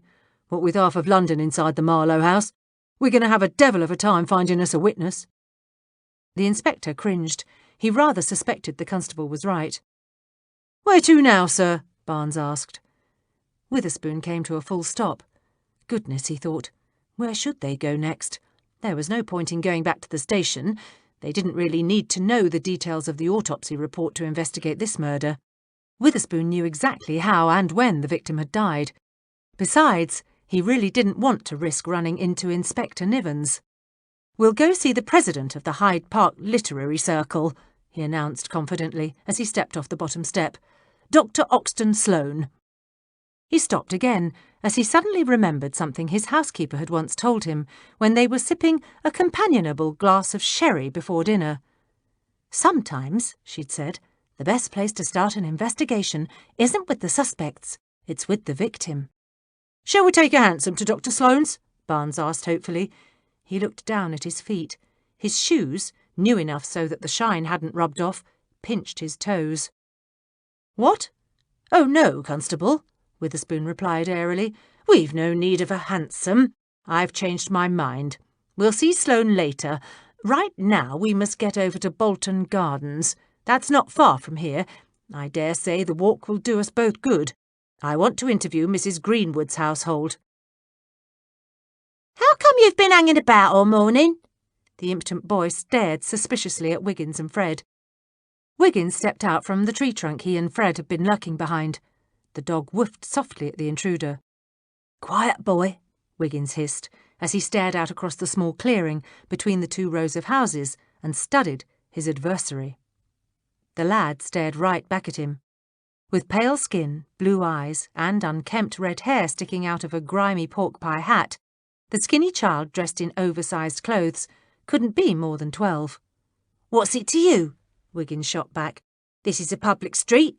My dog and I can hang about here as long as we like." "Yeah?" the boy sneered and wiped one dirty hand under his nose. "But you ain't been staying on the street. You've been going in and out of them gardens there." He broke off and gestured to his left in the direction of Bolton Gardens. Fred growled low in his throat, and the boy stepped back a pace. Wiggins laid a reassuring hand on the animal's head. "That's none of your business," he replied, then decided to try to see what information he could get out of the youngster. He'd been hanging around the Greenwood house for hours now, and hadn't seen hide nor hair of a servant, or even a tradesman.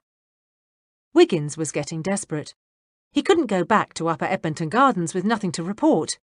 "But, if you must know," he jerked his thumb at the Greenwood residence, "I'm trying to talk with someone from that house." "That's Mrs. Greenwood's," he said, looking warily at the dog. But by this time, Fred had reverted to his natural, good-natured self. He wagged his tail. The boy smiled and tentatively reached out a hand. "Go ahead," Wiggins urged. "You can pet him. He's a good dog, Freddy's. He were only growling 'cause you startled him. Did you know Mrs. Greenwood?" "Course I knew her. I worked for her, didn't I? Course, now that the silly cow's gone and got herself done in, all of us is out of a job." He knelt down and petted Fred. His small face creased with worry. "I can't see that pie-faced sister of hers keeping us on. She'll have the house sold and all of us out in the streets before you can say Bob's your uncle." "What's your name?" Wiggins asked softly. He could see that beneath the boy's bravado was fear. A wave of sympathy washed over him. He knew exactly what it felt like to be afraid you weren't going to have a roof over your head or food to fill your belly. "My name's John." "What did you do for Mrs. Greenwood?" John lifted his chin, suspicion clouding his eyes. "What do you want to know for, and why are you asking all these questions? You ain't a copper." Wiggins knelt down beside him. Fred immediately licked his cheek. "Get off, you silly dog," he murmured. He smiled at John as he pushed Fred's snout out of his face. "How'd you know I'm not a copper?" John grinned. "For starters, you're too young to be anything but a peeler, and you couldn't be one of them because you ain't dressed like one." They were kneeling on a small strip of grass and sheltered from view by a low hedge. From the other side of the hedge, Wiggins could hear the sounds of the busy street. He wondered how many other people might have spotted him hanging about the neighbourhood. "Clever boy, you're right. I'm not a copper, but I do want to ask you some questions about Mrs. Greenwood. I'm sorry you're going to be out of work, but if you help me some, maybe I can help you." John stared at him, his expression a mixture of hope and suspicion. "Why should you do anything to help me?" Wiggins shrugged. "Let's just say I've been out of work a time or two myself," he admitted casually, careful to keep his sympathy for the lad from showing. "I'm not trained," John warned. "Mrs. Greenwood only kept me on because my dad used to work for her son, but there's lots I can do, and I'm willing to work like the devil. There's lots I can tell you about her too. It weren't no surprise to me that she got herself murdered. She's been acting peculiar for months now, ever since—" From the other side of the hedge, Wiggins heard a familiar voice. Fred did too.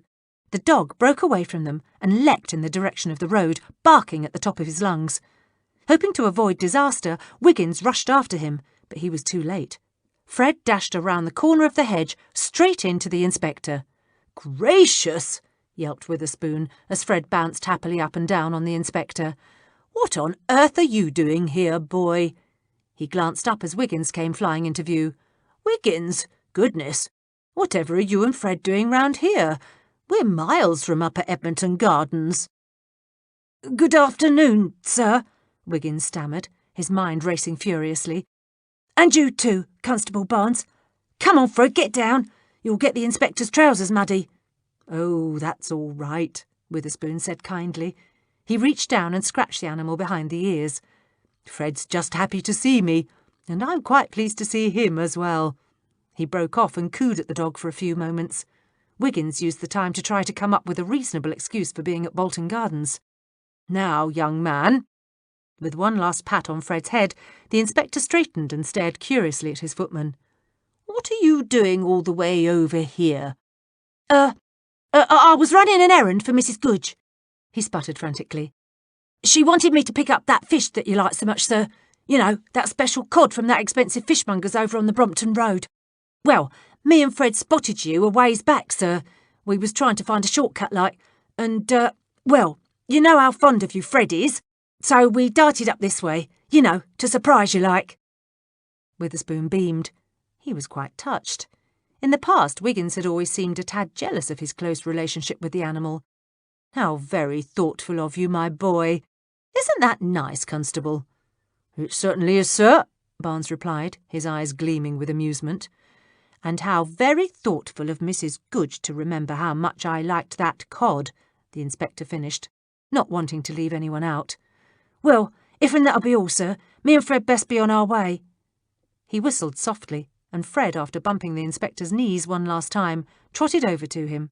"See you at home, sir," he called. "Righty-ho, Wiggins. You and Fred be careful now." Wiggins nodded and then scurried off as fast as he reasonably could in the opposite direction. "You almost gave us away there, Fred," he chided the dog, who trotted unconcernedly along at his heels. "Next time I might not be able to come up with something so fast." Wiggins cocked his head slightly, listening for the inspector's footsteps going the other way. After a few moments, he turned and spotted the inspector and Barnes rounding the corner. He swivelled around and dashed back to where he'd left the boy. "Blast and damn!" he muttered as he skidded to a stop behind the hedge. The clearing was empty. John was gone. Inspector Witherspoon and Constable Barnes waited in the gloomy drawing-room for the maid to fetch Hannah Greenwood's sister, Amelia Hackshaw. Witherspoon frowned uneasily. "I say, Constable," he whispered, "this place does look a bit—" He stopped, not wanting to be rude. "Morbid." "Well, sir," Barnes replied as he turned to stare at the black-draped windows, "there has been a death in the family." "Of course I know that, but Mrs. Greenwood was only murdered last night. How did they get all this up so fast?" Witherspoon exclaimed. He gaped at the mourning cloth draped on every available surface. "And really, this is a bit much. Why, I've seen families lose half their numbers and not put this much black in the house." Black crocheted antimacassars were draped on the back of the elegant brown settee and the matching chairs. The tables were covered with black fringed cloth, and on the carved mantel, black ribbons were tied around the brass candlesticks. On the wall over the mantel stood a row of portraits, their frames edged in black mourning cloth. "Did you notice the foyer, sir?" Barnes asked. "The mirrors were covered as well. I think they take death right seriously in this house, sir." Shaking his head, the inspector said, "Apparently so. You know, I too believe in respecting the dead, but really—" "You wanted to see me?" At the sound of the voice, Witherspoon whirled around. His jaw dropped open with shock. Standing in the doorway was a middle-aged, blonde-haired woman with thin, hawk-like features and cool blue eyes. Ye gods! It was Hannah Greenwood. She smiled mockingly when she saw his expression. "Don't be alarmed, Inspector," she said calmly as she advanced into the room. "I'm Mrs. Greenwood's sister. We were twins." "Blimey, sir," Barnes muttered in the inspector's ear. "That give me a right turn." "Do sit down," she invited, gesturing toward the settee. Grateful for something to do so he could get his bearings, the inspector and Barnes plopped themselves down. First of all, Mrs. Hackshaw, please accept my condolences for your loss." Amelia Hackshaw gave them a tight smile. "Thank you." She smoothed out the skirt of her elegant emerald green gown and then gazed directly at the inspector. "I appreciate your condolences, but we've no need to waste any more time. Why don't we dispense with the preliminaries, Inspector? Presumably this isn't a social call. You're here to question me concerning Hannah's murder. I'm not squeamish nor easily upset, so please do let's get this over with." Again Witherspoon was taken aback. The house was edged in black, for goodness sakes, yet the victim's own sister, whom he presumed must have been up half the night digging mourning cloth out of the attic, was as cool as a dish of lime sorbet. Yes, of course." He cleared his throat. "Did your sister have any enemies?" "Enemies?" She arched one pale eyebrow. "That's a rather silly question, Inspector. Obviously she had an enemy. Someone murdered her, didn't they? Hardly the act of a friend." Yes, of course," he replied. "What I meant to say was, do you know of anyone specifically who wished your sister harm?" "If you meant to say that, then why didn't you?" she said impatiently. "My sister wasn't an easy woman to get along with. She was much like me. She didn't suffer fools gladly." She gave the inspector a withering look. "But I don't know of anyone who actually had a reason to murder her." Did she have any particular animosity toward anyone in the Hyde Park Literary Circle?" "Not that I know of." Amelia Hackshaw smiled. "She hated all of them. Thought they were a pack of idiots." "Then why did she join the group?" "She had her reasons." Mrs. Hackshaw shrugged. "She didn't share those reasons with me." The inspector realised this line of questioning was getting him nowhere. "How was your sister's mood yesterday?" "The same as it always was. Bad." "So she wasn't excited about the Jubilee Ball or the poetry contest?" "Excited? No, I don't think so." She paused and frowned thoughtfully. "But I could be wrong about that. I think perhaps Hannah had actually gotten interested in poetry. Last week I found her reading one of those dreadfully pompous little literary publications. Some sort of poetry collection from the United States. Nonsense it was, too. I can't imagine why Hannah was interested in it."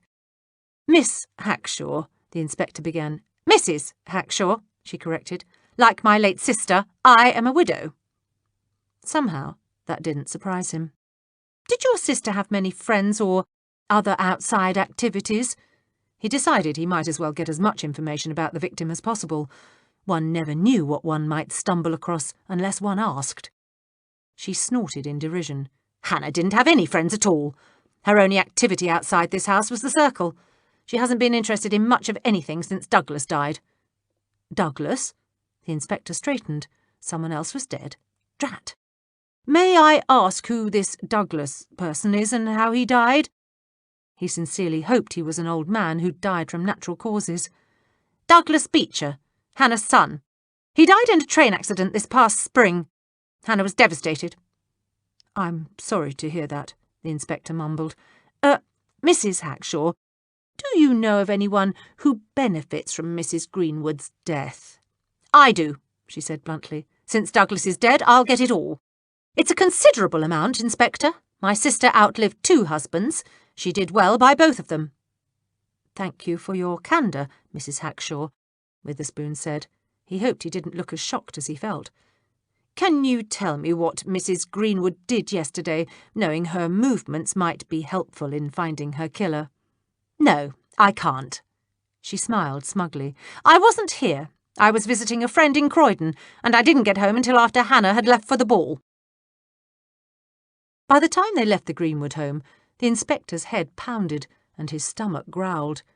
He knew very little about the victim, and even less about her activities on the fateful day of her death. Mrs. Hackshaw was a peculiar woman, to say the least, and the rest of the household seemed too frightened of their new mistress to answer more than the most perfunctory of inquiries. None of them seemed to know much about Mrs. Greenwood's activities either. "I'd like to talk to the boy, John," Barnes muttered as they trudged down the stairs. "According to the maid, he's the only one who does know what Mrs. Greenwood did yesterday. He were with her." "Yes, well, we'll come back and speak to him later. If he was with Mrs. Greenwood, perhaps he can enlighten us as to her movements. I dare say, so far we've no evidence she did anything except go to the dressmaker's or whatever it is that women do before going to a ball." "We do know she were gone most of the afternoon, sir. That's something." Barnes winced. His shoes were killing him now. "Where to now, sir?" "Let's go have a bit of lunch, Barnes. After that, we'll pay a call on Dr. Oxton Sloane." Dr. Sloane occupied rooms on the second floor of a house on a small square off the Marylebone High Street. A smiling and talkative landlady, Mrs. Nellie Tepler, escorted them up the stairs to Sloane's quarters. "We don't get the police around here very often," she chirped. "Actually, we've never had them here before. Truth is, we don't get too many visitors. Pity, really. Some of my gentlemen lodgers are so lonely." She stopped in front of the first door on the second floor. Raising her fist, she pounded against the wood. "Dr. Sloane, you've got some visitors," she screeched. "It's the police. They want to talk to you." Witherspoon's ears tingled. Barnes rolled his eyes. There was no answer. Mrs. Tepler pounded again. "Yoo-hoo! Are you in there, Doctor?" She kept right on screeching and pounding until the door flew open. "I heard you the first time, Mrs. Tepler," Sloane said irritably. "Oh, sorry," she laughed. "You've some gentleman to see you." "Thank you, Mrs. Tepler," he replied. The landlady, with one last curious glance, turned and strolled slowly down the stairs. Sloane looked at the two policemen standing in his doorway. "I suppose you've come about that awful business last night," he said. He opened the door wider and motioned them inside. "Yes, sir, we have," the inspector replied. He introduced himself and Barnes. They entered a nicely furnished sitting room. In one corner stood a roll-top desk and a glass-fronted bookcase. Next to that was a small fireplace with a mustard-coloured settee and two matching chairs grouped in a tidy semicircle. "Well, have a seat then," Sloane offered, gesturing toward the settee. He went behind his desk and sat down. "And let's get on with it. I've not much time today." "Are you a medical doctor, sir?" Witherspoon asked. Sloane looked surprised. "I'm licensed, but I don't practice." "I see." The inspector wondered why, but he couldn't think of a pertinent reason to ask. It didn't take a physician to stab someone in the back and toss them over a balcony. "Could you tell me how long have you known Mrs. Greenwood?" "I didn't really know Mrs. Greenwood," he replied, "except in the sense that she's a member of our literary group." "How long has she been a member of the group, then?" the inspector asked patiently. Sloane frowned. "Let me see. I believe she joined us in February. Yes, that's right. She came about a month later than Mrs. Stannick, and she joined the group in January." "So you've known the victim since February," Witherspoon stated. "Do you know if she had any enemies?" "How would I know that?" Sloane said irritably. He drummed his fingertips on the desktop. "I've already told you I didn't know the woman personally. She wasn't overly popular in the group, but I don't think anyone hated her enough to kill her." "Someone did," the inspector reminded him. "Yes, I suppose someone did at that." Sloane shrugged, as though the matter was of no concern to him. "But I don't see what it's got to do with me or our circle. There were dozens of people in the house. The killer could have just as easily been someone completely unconnected with our group. Probably some madman." Witherspoon ignored that statement. Really, this case was most difficult. No one seemed to be in the least forthcoming. He decided to charge full ahead. "Where were you at 10:30 last night?" Sloane eyed him warily. "I was in the drawing-room." "Really, sir? Are you sure? Mrs. Putnam has already told us she looked in the drawing-room and didn't see you." "Of course. How stupid of me." Sloane smiled briefly. "I'd forgotten. I'd been in the drawing-room. Oh, it must have been about 10:25 when I suddenly realised I had to speak to Mr. Venerable, so I went looking for him. At 10:30 I was probably out in the garden." "If you were out in the garden, sir," Witherspoon asked, "then why did Mrs. Putnam not find you? She searched there, too. She specifically said she was concerned because it was almost time to announce the winner of the poetry contest, and she was alarmed because you'd disappeared. I most certainly did not disappear. It's not my fault that confounded woman didn't find me, Sloane snapped, an angry flush spreading over his cheeks. Now see here, Inspector, are you implying I had anything to do with Mrs. Greenwood's death? Not at all, sir. He sighed inwardly. We're merely trying to establish where everyone was at the time of the murder. I've told you where I was. The garden. Where, specifically, were you in the garden? Barnes asked quietly. Sloane closed his eyes for a brief moment. For God's sake! I was all over the place, I've told you. I was looking for Mr. Venerable. That garden is huge. I searched every path and practically shook the bushes looking for the man. Did you see anyone? The inspector asked. I saw dozens of people. Could you name them, please?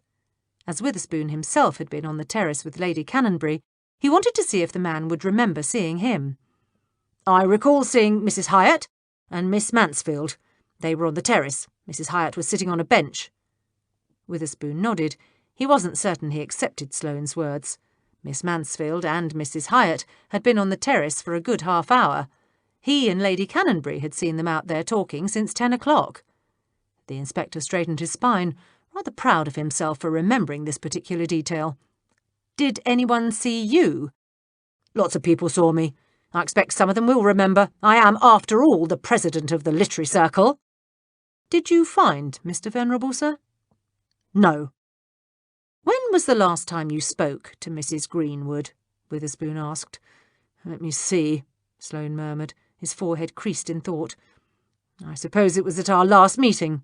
Yes, that's it. I spoke to her then. Dr. Sloane, you were seen having an argument with Mrs. Greenwood only minutes before she was killed. That's a lie, he cried. We weren't having an argument. We were having a discussion. Then you admit you did speak to her last night. What was the discussion about? The contest. Mrs. Greenwood asked me to clarify one of the rules. It was such a minor incident I'd forgotten all about it until you mentioned it. You're absolutely certain you weren't arguing with her? The inspector pressed. Of course I'm certain. He suddenly smiled. But if I were you, Inspector, I'd have a word with Mrs. Stannock. We intend to speak to all the members of the Literary Circle. Yes, but you should be especially interested in talking to Mrs. Stannock. She was quarrelling with Mrs. Greenwood. To be blunt, Inspector. Sloane picked a piece of lint off his tweed coat. They looked like a couple of hissing cats. She gone, then? Mrs. Goodge asked. She darted a quick glance toward the stairs. We can speak freely. Mrs. Livingston Graves is on her way to a tea party, Mrs. Jeffries announced. She took her usual seat at the head of the table. I don't expect she'll be back for quite a while. But a tea party only lasts a few hours, Betsy said. Not when it's in Southampton, the housekeeper replied calmly. Betsy laughed. Cool, that's rich. Getting rid of her that way. I don't know how you managed it, Mrs. Jeffries. Mrs. Goodge shook her head in admiration. I can't imagine anyone inviting that old biddy out, but my hat's off to you. I didn't do it alone, she admitted. I had some help from Hatchett. I thought he was in America with Lutie Bell, Betsy exclaimed in surprise. He's back. Lutie'll be back next week. Mrs. Jeffries reached for the teapot and began to pour. Poor Lutie, Betsy said as Mrs. Jeffries passed her a steaming mug. She'll be ever so annoyed she missed this murder. If we've got it solved by then, the cook muttered darkly, and if my morning is anything to go by, we've got a long road ahead of us. I didn't get nothing out of anyone. Mrs. Jeffries smiled sympathetically. Don't despair, Mrs. Goodge. The investigation's just started. The murder only happened last night. Betsy leant forward. If it's any comfort to you, I didn't find out all that much either. Right miserable morning it's been.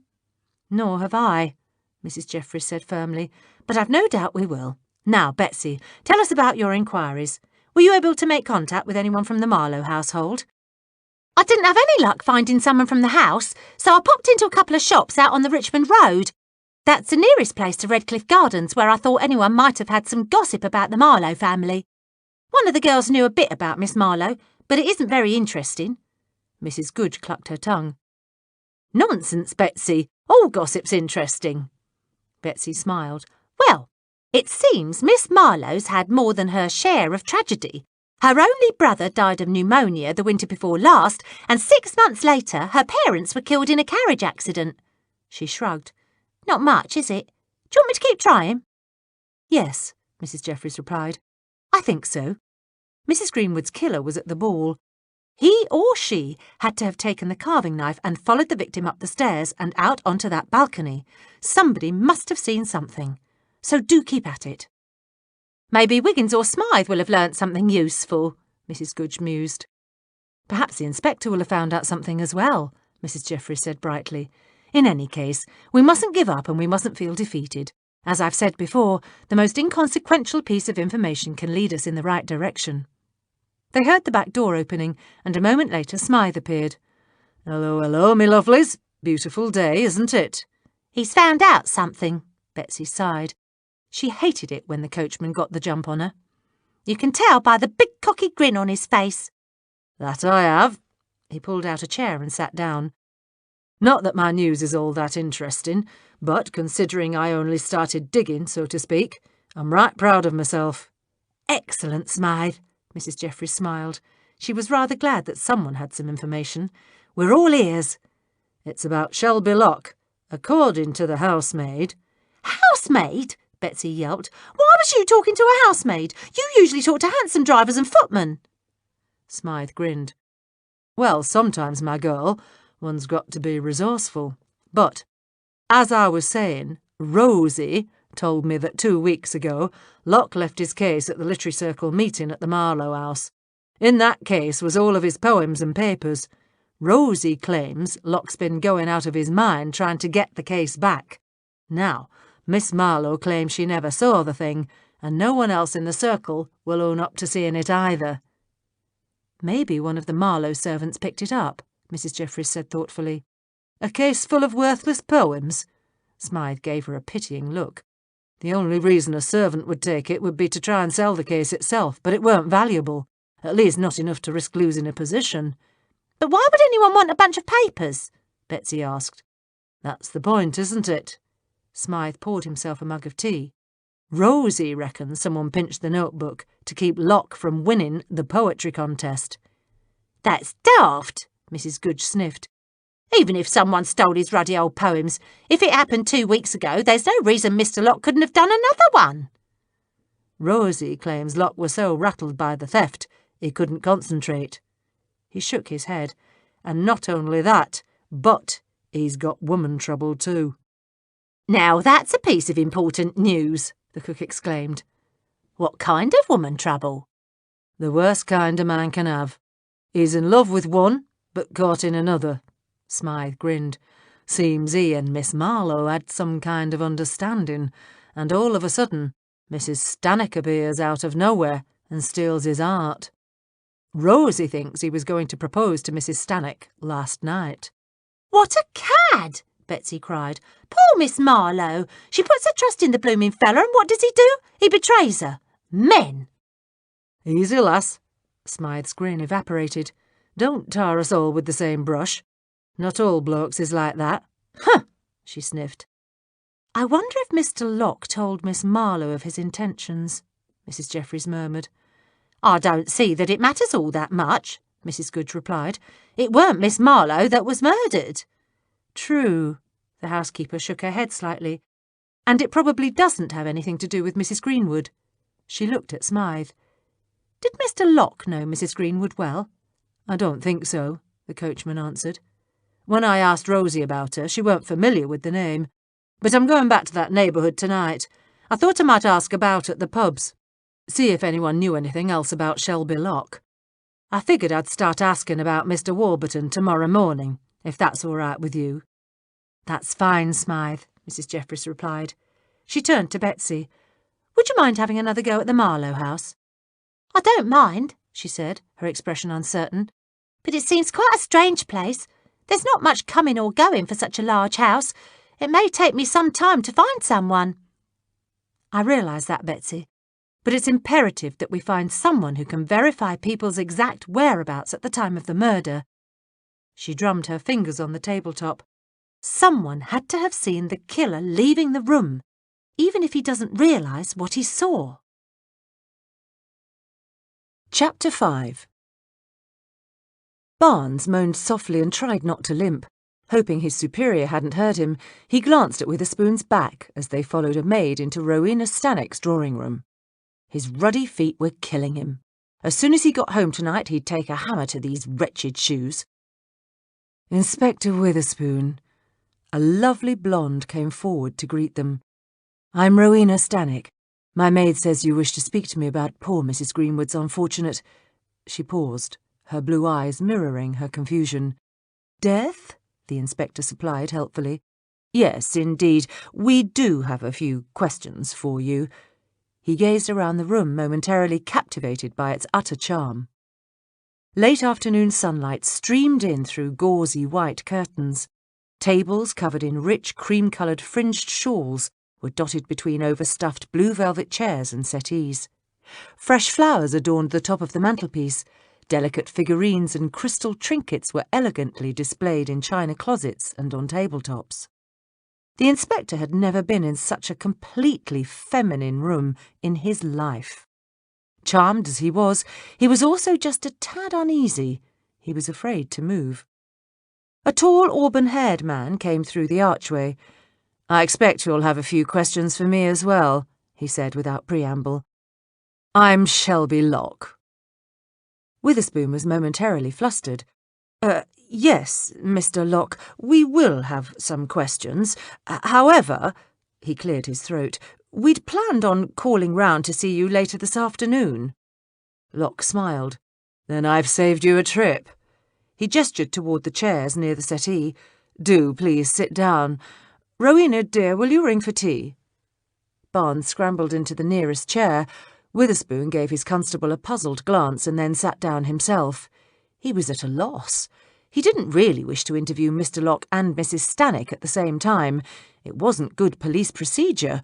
Yet he didn't want to appear rude. Drat! Why was he always finding himself in these awkward situations? He waited until Mrs. Stannock had instructed the maid to bring them tea before he started speaking.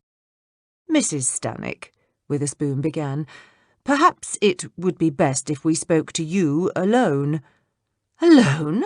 Her eyes widened in alarm. But why? It's rather standard procedure, he said softly, not wishing to distress the lady unduly. What nonsense, Locke interrupted. This whole episode has been most upsetting for Mrs. Stannock. I don't care what your silly procedures are. I'm staying here. I'll not have the police browbeating her. Mr. Locke, Witherspoon said patiently, we're not in the habit of browbeating anyone. We'd merely like to ask Mrs. Stannock a few questions. Oh, please, she pleaded. Can't Mr. Locke stay? This has been so terribly distressing. Her eyes filled with tears. Yes, of course he can stay, Witherspoon said quickly, terrified she was going to cry.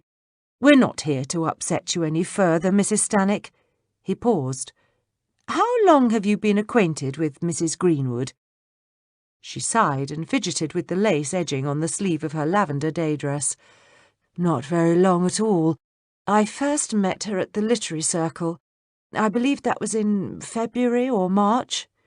And how long have you been a member of the Circle? Witherspoon asked. He wanted to see if her answer jibed with what Dr. Sloane had told them. Then he realised that was a rather silly idea. What difference did it make how long the woman had been involved in a poetry circle? Since January. I joined right after I came to London. She glanced down at her hands. And where did you come from? Barnes asked softly. He wanted to make this interview last as long as possible. Sitting in a nice, overstuffed chair was much better than battering his poor feet any more than he had to. I'm sorry, she replied, her expression puzzled. But what's that got to do with Mrs. Greenwood? Witherspoon wondered the same thing, but he wasn't going to let his constable down. He frequently encouraged Barnes to ask questions during interviews. The fact that this question didn't appear to have any bearing on this case was irrelevant. Or perhaps it wasn't. Actually, Mrs. Stannock, the constable's question is quite routine. She shrugged. I'm from Littlehampton. That's near Worthing. Thank you, Mrs. Stannock. Witherspoon cleared his throat. Now, can you tell me if you saw anything out of the ordinary at the ball last night?" "Nothing, Inspector. Up until Mrs. Greenwood's death, it was like any other ball I've attended. The guests seemed to be enjoying themselves. Everyone was dancing and having a good time." "Had you seen Mrs. Greenwood earlier in the evening?" "Oh, yes," she replied. "Several times." Witherspoon smiled. "Did you speak with her?" "Only to say hello when she first arrived." She glanced at Shelby Locke and blushed prettily. "I was with Mr. Locke for most of the time. Shelby's a wonderful dancer." "Thank you, my dear," Locke replied, patting her hand. He turned to the inspector. "I escorted Rowena to the ball. Once we arrived, I didn't leave her side." Witherspoon gazed at them curiously. It sounded awfully like these two were trying to give themselves an alibi. "That's most odd, Mrs. Stannock," he said, "for Dr. Sloane has told us he saw you and Mrs. Greenwood having an argument only a few minutes before Mrs. Greenwood was killed." "That's a lie!" Locke jumped to his feet. "Sloane couldn't have seen any such thing. Rowena was with me." "Shelby, please," Rowena implored. "Do sit down." With an effort, Locke brought himself under control. He sat back down next to Mrs. Stannock. "I'm sorry. It's most ungentlemanly of me to call Dr. Sloane a liar. What I meant to say is that he must have been mistaken." "He seemed most certain of his facts," the inspector persisted. "Furthermore, he isn't the only person to report seeing Mrs. Stannock speaking with Mrs. Greenwood. Miss Marlowe also saw the two ladies together. Her impression was also that they were having a rather heated exchange." "I don't care who claims to have seen Rowena with that woman," Locke began. "She had nothing to do with—" Witherspoon held up his hand. "Mr. Locke," he said, "I do understand you're wanting to protect Mrs. Stannock, but this is a murder investigation. We must have the truth. 2 separate witnesses saw Mrs. Stannock arguing with the victim." "Forgive me, Inspector," Rowena interrupted smoothly. "You're quite right.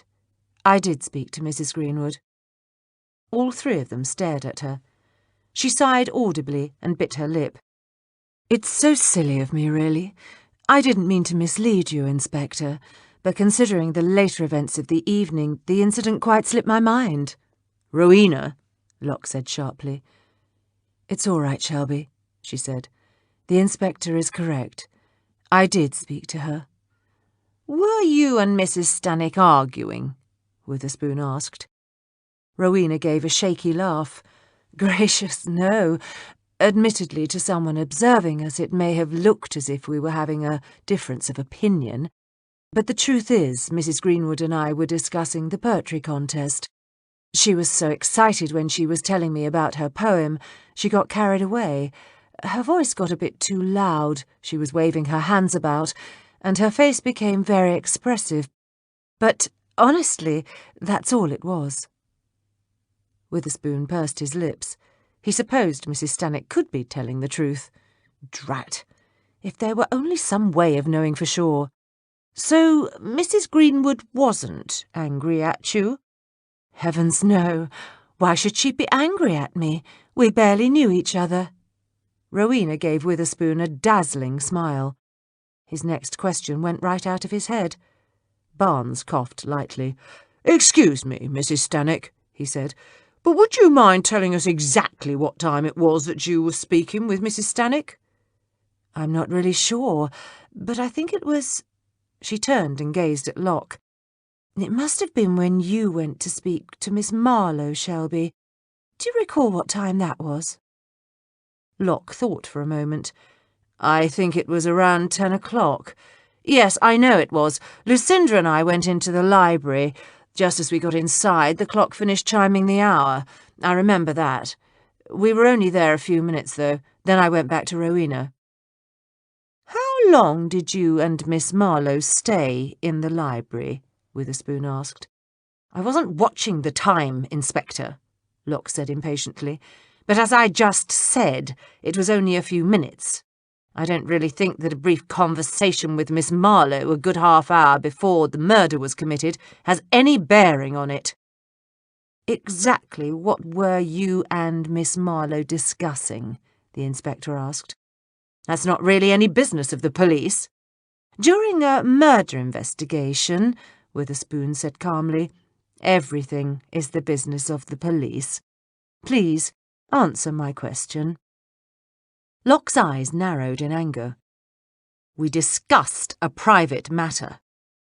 Witherspoon decided to change tactics. He'd learnt it sometimes startled people when you asked them questions they weren't expecting. "Were you speaking with Miss Marlowe about your missing notebook?" Locke started in surprise. He and Rowena exchanged glances. "How on earth did you hear about that?" Witherspoon gave him what he hoped was a mysterious smile. "We have our ways, Mr. Locke." "Apparently so," he murmured. "And of course you're correct. We were discussing my missing notebook. It's a trivial matter, I'm sure, and of absolutely no interest to the police."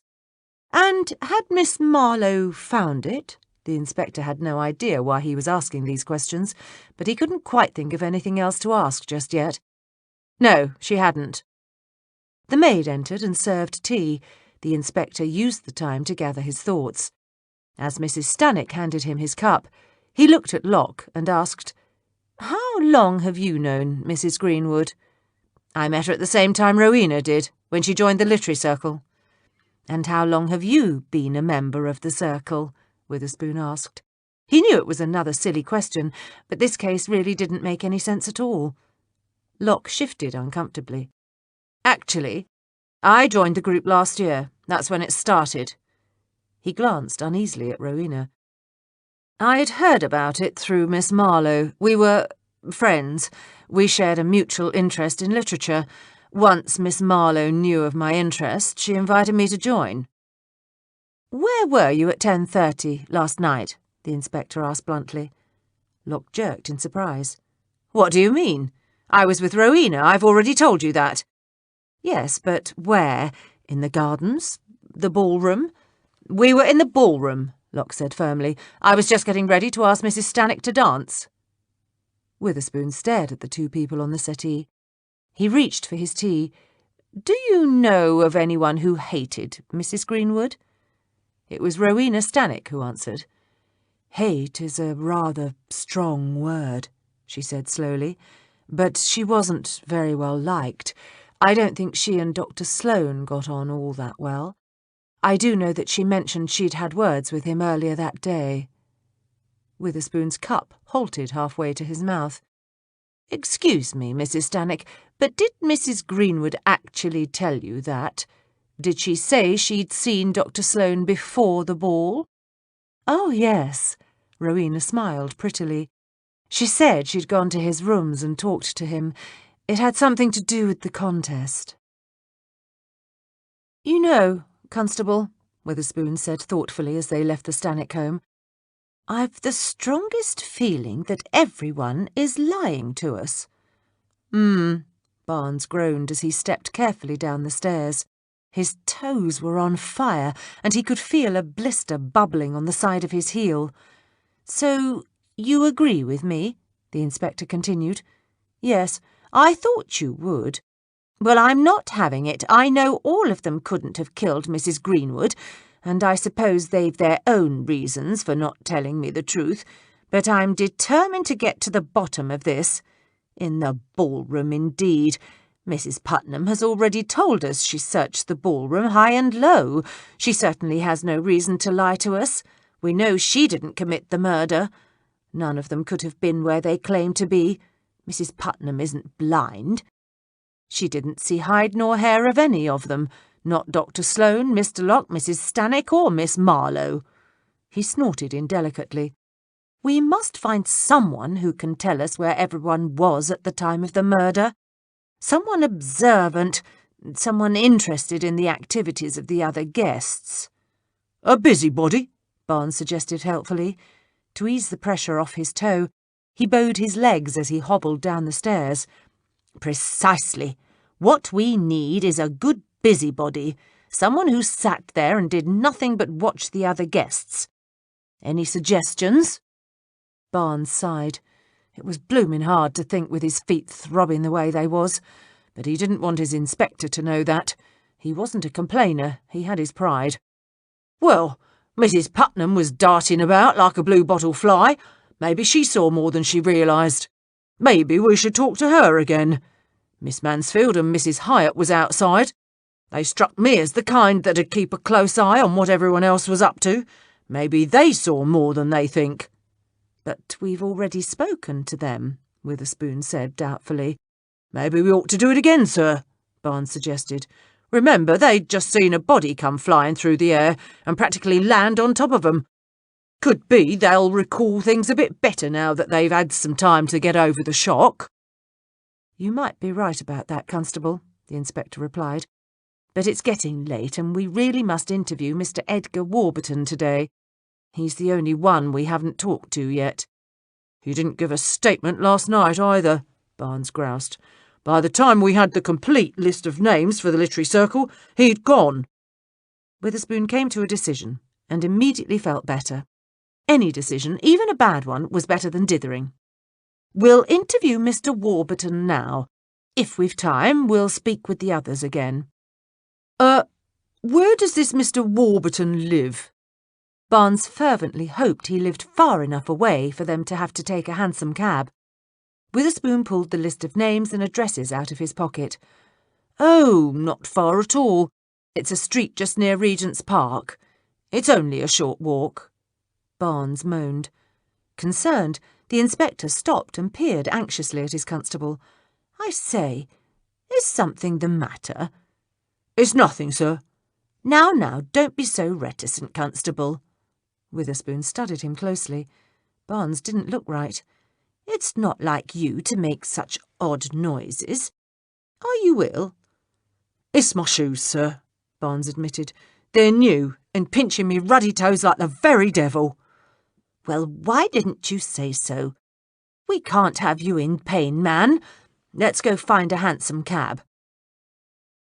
Edgar Warburton wasn't in the least happy to see the police.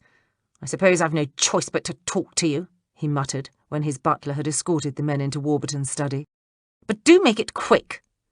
He gestured for them to take a seat. "As you're in a hurry," the inspector said, "we'll do our best to get this over with. Mr. Warburton, were you well acquainted with Mrs. Greenwood?" "No." "How long have you known her?" "A little over 2 months. I met the woman when I joined the Hyde Park Literary Circle." "And that was 2 months ago?" Witherspoon asked. "I've just said that," Warburton frowned. "Perhaps I should just make a statement and you, gentlemen," he sneered slightly as he said the last word, "can be on your way." "As you wish, sir." "Fine.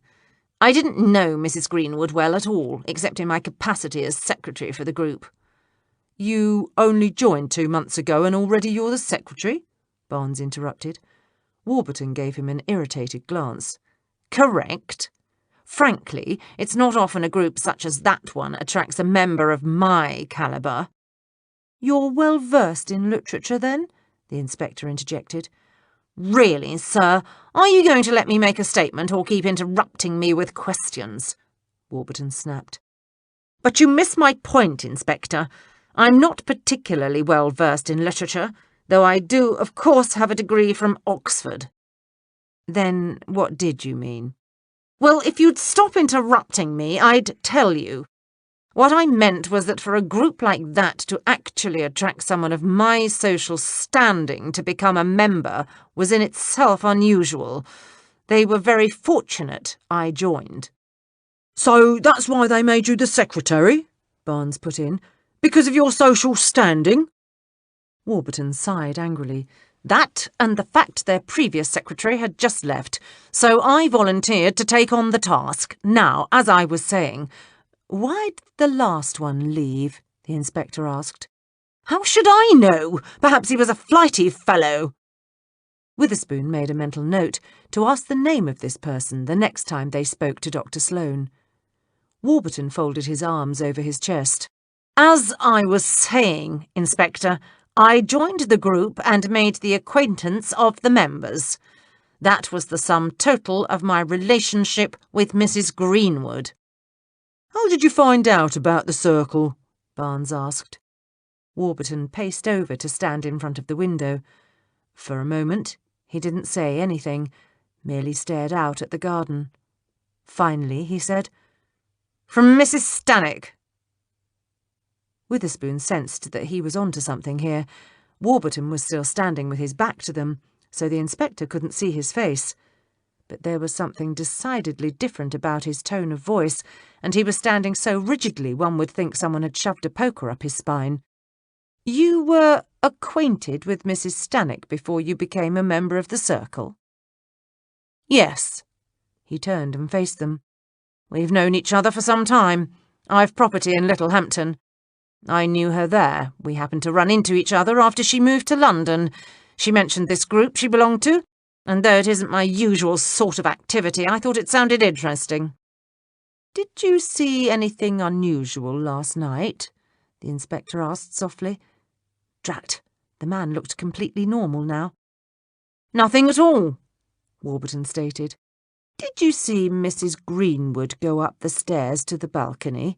Witherspoon asked. He might as well take the bull by the horns. If Mr. Warburton didn't know the woman, he probably hadn't murdered her. "No, there were dozens of people milling about.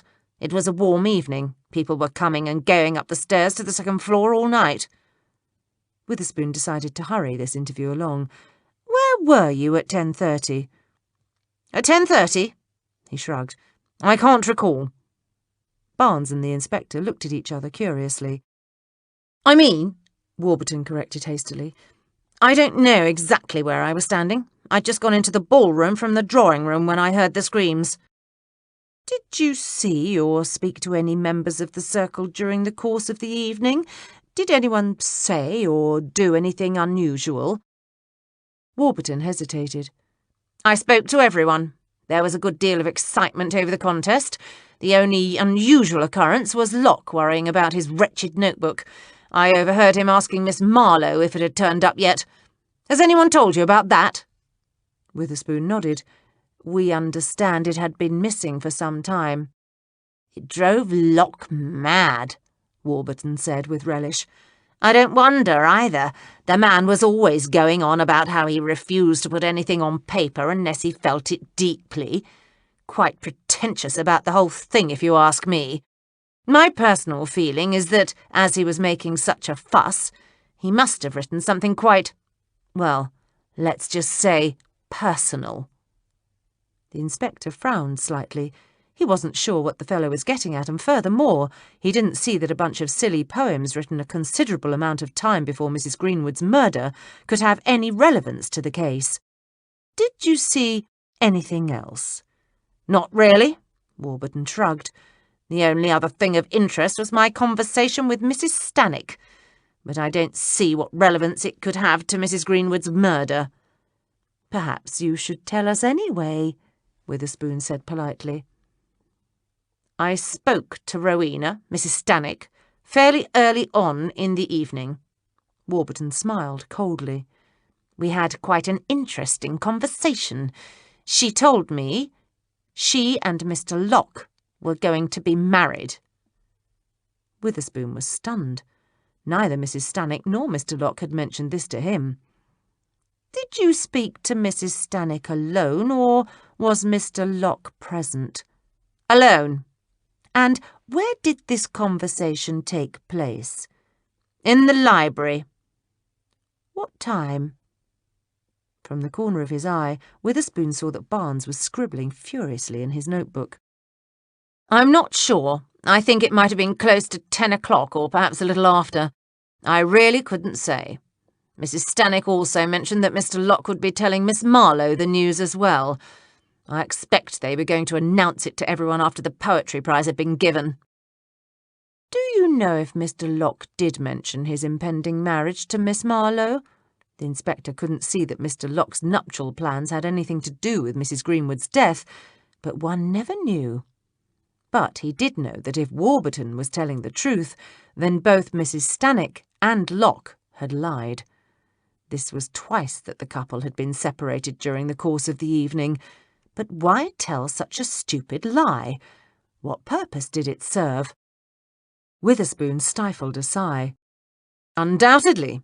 I saw Mr. Locke and Miss Marlowe going upstairs towards the second-floor reception room when Mrs. Stannock and I were coming out of the library." He suddenly began pacing back and forth in front of his desk.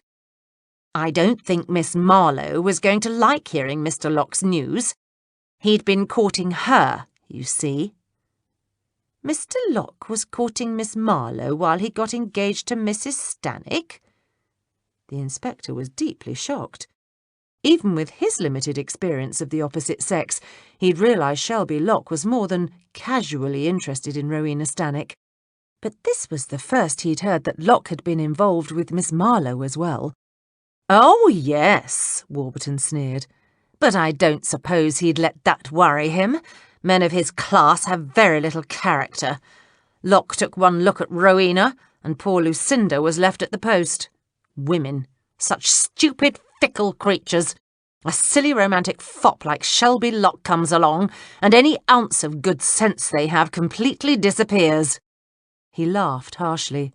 "Rowena's like all the rest.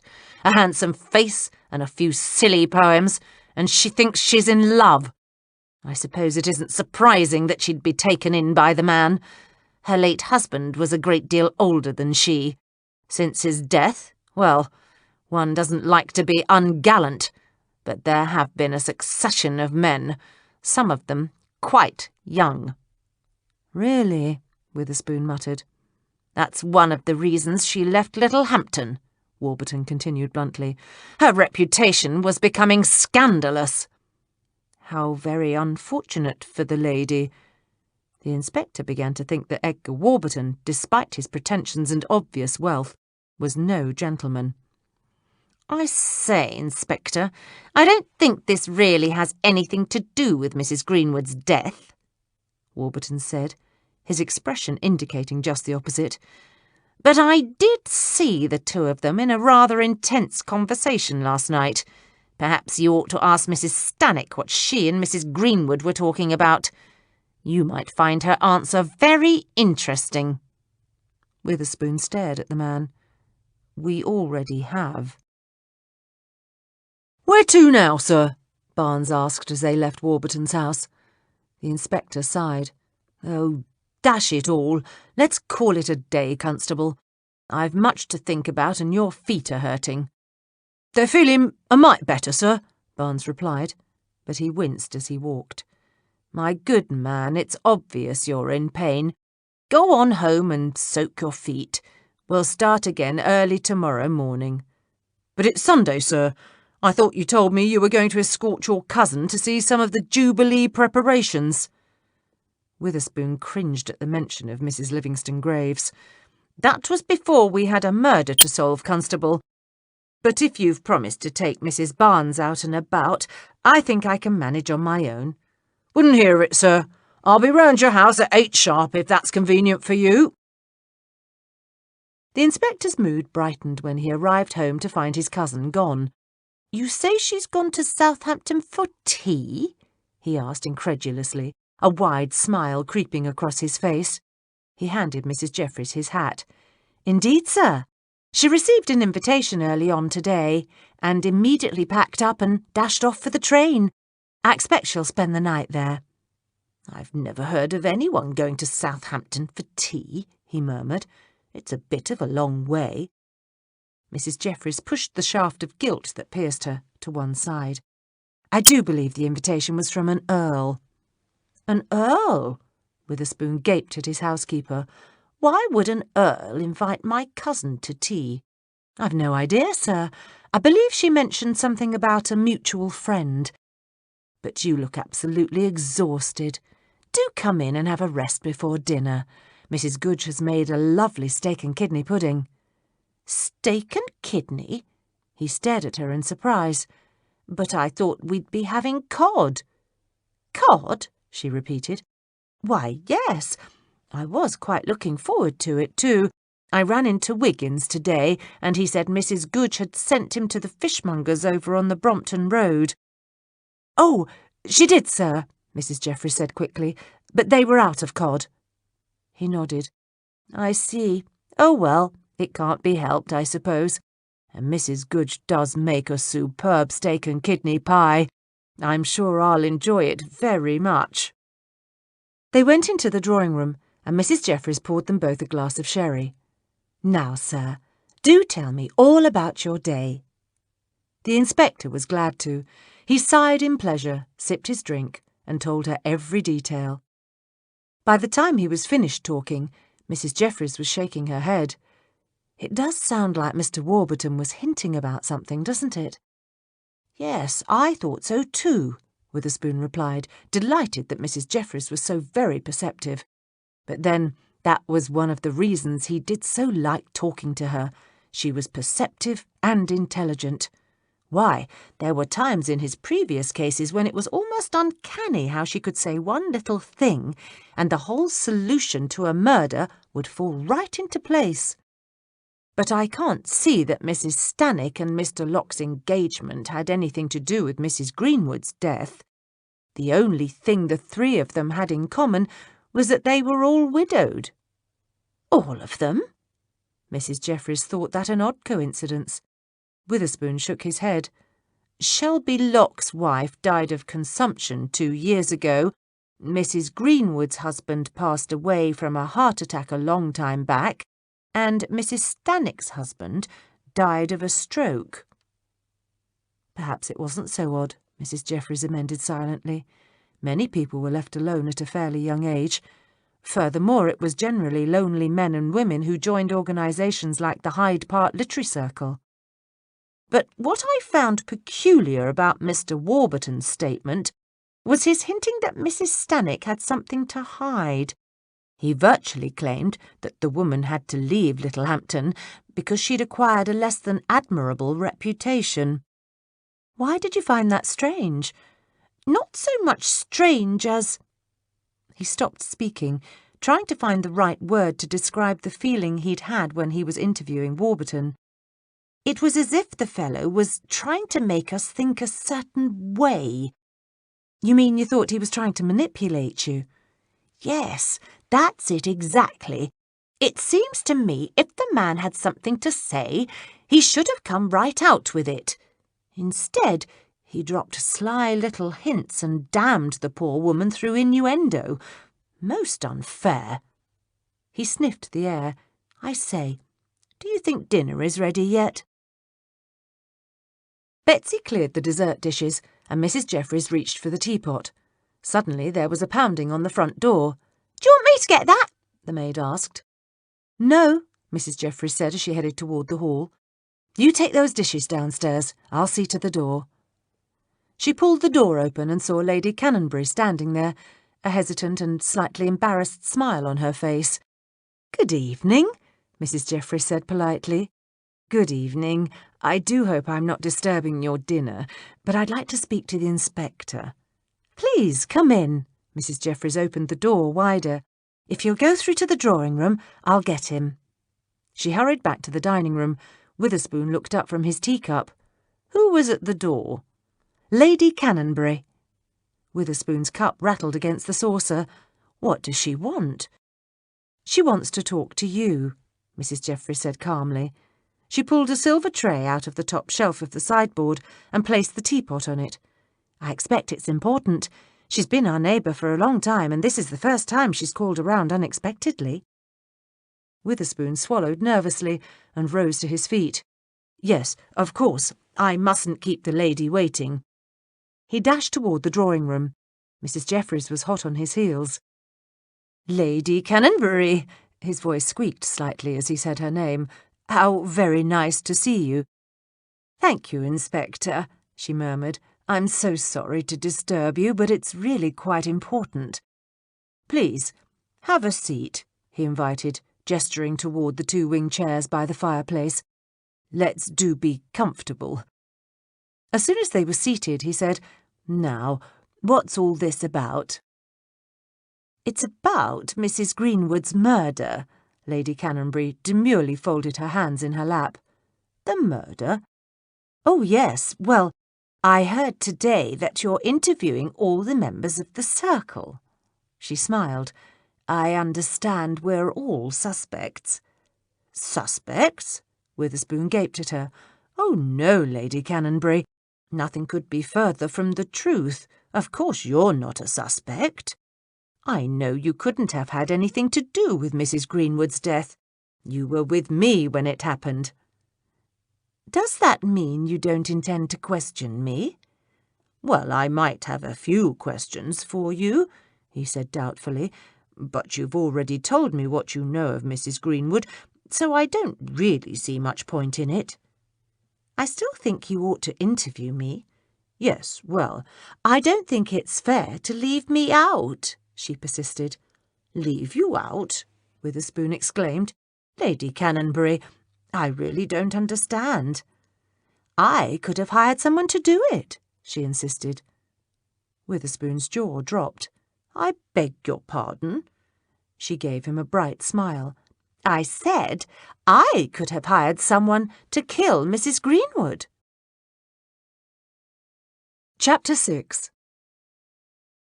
Wiggins took a deep breath and knocked at the back door of the Greenwood house. He'd just asked to speak to John. No harm in that. He glanced up the small passageway in which he stood. Fred was still sitting obediently at the end, his attention riveted to a dripping drainpipe. The door opened a crack and a dark-haired kitchen maid, her cap slipping to one side and her eyes suspicious, stuck her nose out. What do you want, boy? She asked sharply. Good evening, miss, he replied, giving her his best smile. If you don't mind, I'd like to see John. I do mind. What you wantin' with John? The door wedged open another inch. I need to tell him something, Wiggins said, taking care not to drop his H's. I've got a message for him. From who? The maid asked sarcastically. Who'd want to give that boy a message? Well, you can't see him, he ain't here. She started to close the door, but he stuck the toe of his boot out. Do you know where he is? He asked, not bothering to mind his speech. It's right important I talk to him. Get your bleeding foot out me door, she yelped. I've told you, John's not here. He took himself off early this afternoon and we ain't seen him since. The mistress is furious. Wiggins hastily complied and the door slammed in his face. Blimey, he muttered as he walked back towards the street. She weren't very nice. Fred trotted along at his heels as they rounded the house and came out onto the street. He glanced up at the sky. The day was fading fast. But he didn't want to give up, not yet. Not until he'd found the lad. John had tried to tell him something important about Mrs. Greenwood's movements yesterday. Wiggins was determined to find out what it was. Fred woofed softly and wagged his tail. Wiggins turned and saw a group of boys playing at the corner. They ran to and fro, screaming and tagging one another. He hesitated a moment. Maybe these boys knew where John had gone. No harm in asking, he thought. Come on, boy, he said to the dog. Let's see what these nippers can tell us. The four boys stopped and stared as he and Fred approached. Any of you know where John is? He asked casually. A blonde-haired child of about 10 wiped a grubby hand under his running nose. John's gone. Gone where? Don't know. He reached down and scooped up the ball, his pale face sober. He's just gone. Not that we got to play with him all that much. The lady he works for kept him plenty busy, that's for sure. Wouldn't hardly let him out. Wiggins tried another line of questioning. How do you know he's gone? Did you see him leave? What you want to know for? The second boy asked warily. Wiggins saw the child's eyes weren't straight. He felt a momentary rush of pity. He knew all about these boys. They weren't the sons of the families from some of the fine houses around here. They were the children of housemaids and clerks, washerwomen and hansom drivers. He tilted his chin so that he could see that just beyond the corner was a narrow cobblestone alley fronted with small, grimy brick houses. He smiled kindly at the cross-eyed boy. I'm a friend of his, he explained. It's real important that I find him. The boy appeared not to have heard him. He was too busy watching Fred. All the boys were watching Fred, and Fred, who loved being the centre of attention, was eating it up. He wagged his tail, bounced at their feet, and generally slobbered all over their shoes. It's all right to pet him, Wiggins said, thinking that if he could get them petting the animal, He might keep them talking longer. He had a bad feeling about John's disappearance, if of course it was a disappearance. "Does he bite?" the blonde boy asked, but he was already stepping closer and reaching out his dirty hand. Fred sniffed the boy's fingers and wagged his tail harder. The urchin laughed in delight, dropped to his knees and stroked the dog's smooth fur. "Course he don't bite," Wiggins replied. They all crowded in a tight circle around Fred, who continued lapping up the attention as if he were the Prince of Wales. "So, where's John gone now?" Wiggins tried again. "Don't know," the blonde boy said, shrugging his shoulders. He didn't take his eyes off the dog. "But he might have gone over to his cousin's place in Clapham. He was carrying a bundle of clothes with him when he left, so I don't reckon he's coming back. Not with Mrs. Greenwood dead." Curiously, Wiggins stared at the boy. "What does Mrs. Greenwood's death have to do with him coming home? He works in the house, don't he?" The boy lifted his chin, his eyes hard and cynical. "That don't mean nothing when one mistress dies and another takes her place. Mark my words, now that old Mrs. Greenwood's gone, that sister of hers will sell off everything, toss the servants out in the street, and be off before you can snap your fingers. I know, 'cause me mum's the washerwoman there. I heard her telling me dad that they're all scared of losing their positions.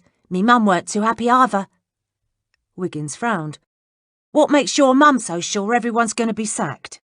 "She overheard Mrs. Hackshaw talking to some bloke who come to the house with some papers for her to sign." "A solicitor?" The boy shrugged. "I dunno. I guess that could be it." Wiggins was shocked. Hannah Greenwood had been killed only last night, and already her sister was making plans.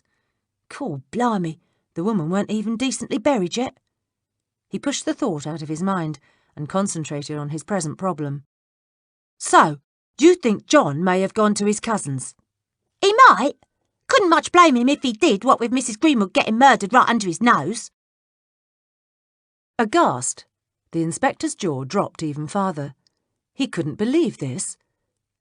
"Lady Cannonberry, have you any idea what you're saying?"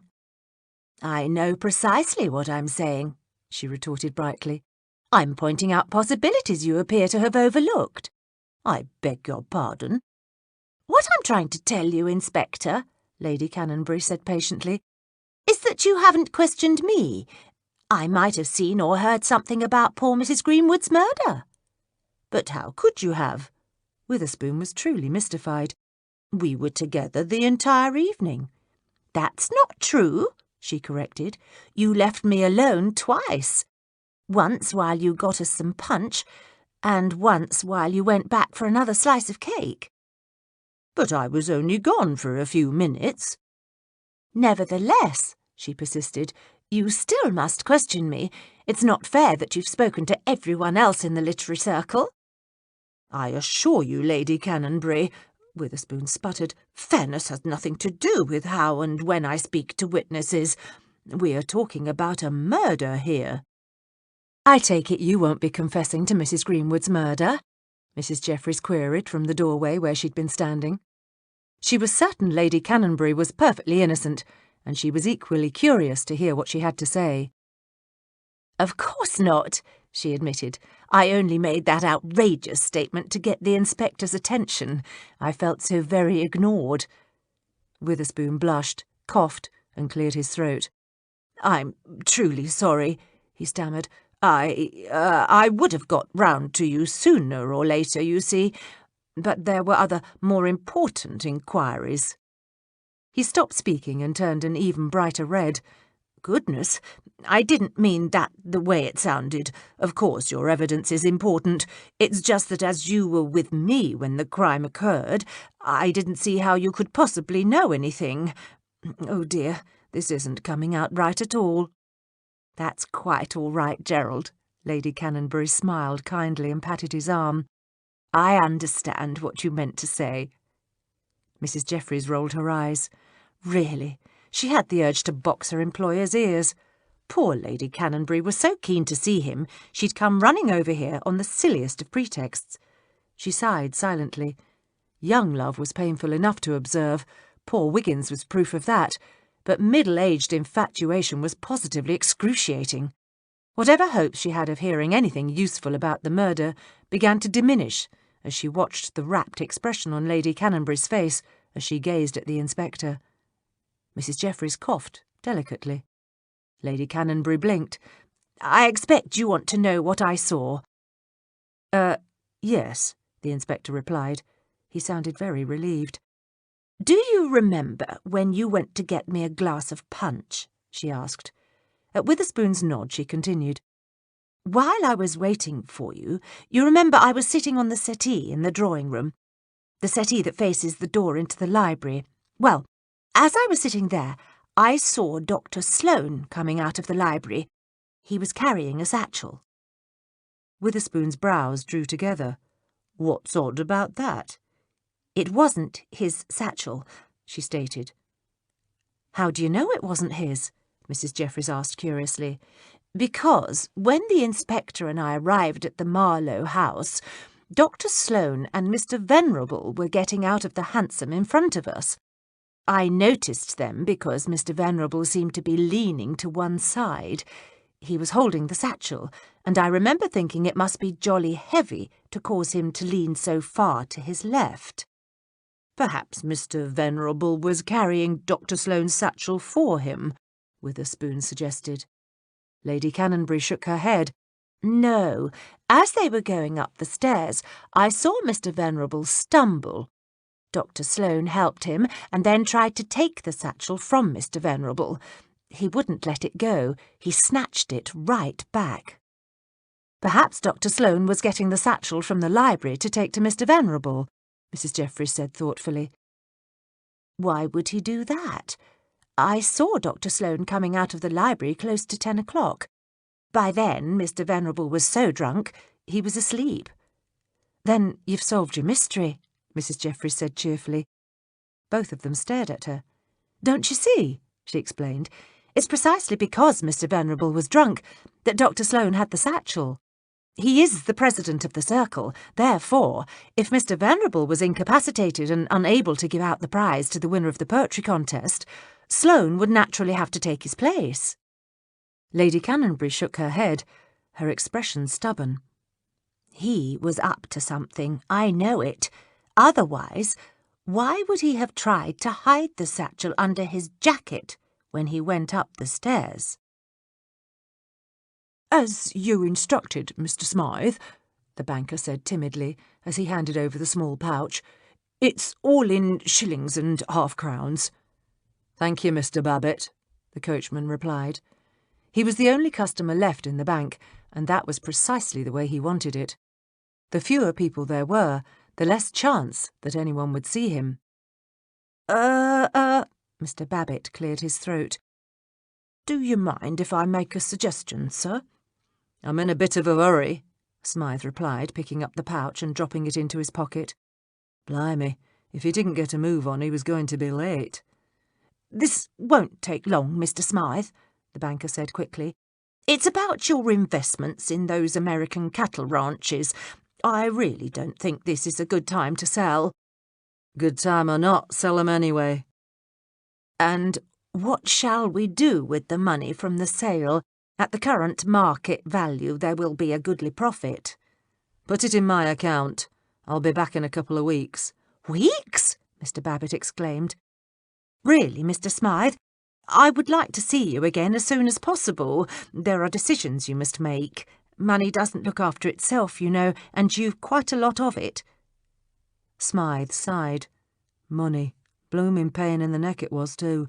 Just look at the grief it was causing him now. Mr. Babbitt complaining that he had to make decisions, having to sneak around just to walk in the bank, and worse, the worst of all, having to hide the fact that he had more money than he'd ever spent from the people he cared about most in the world. All right. Smythe's brows drew together as he tried to think of when he could get back here. "I'll try and get in next Tuesday even." "We'll be closed then," Babbitt interrupted. "It's the Queen's Jubilee Day, the parade." "Oh, yeah, all right. I'll be here Thursday evening just before closing." He'd hoped they'd have the case solved by then. He wasn't going to give up hunting a murderer just to keep this ruddy old bank manager happy. "Fine." Mr. Babbitt beamed his approval and stood up from behind his desk. "I'll look forward to seeing you then, Mr. Smythe. There will be a number of papers for you to sign." There always are, Smythe muttered.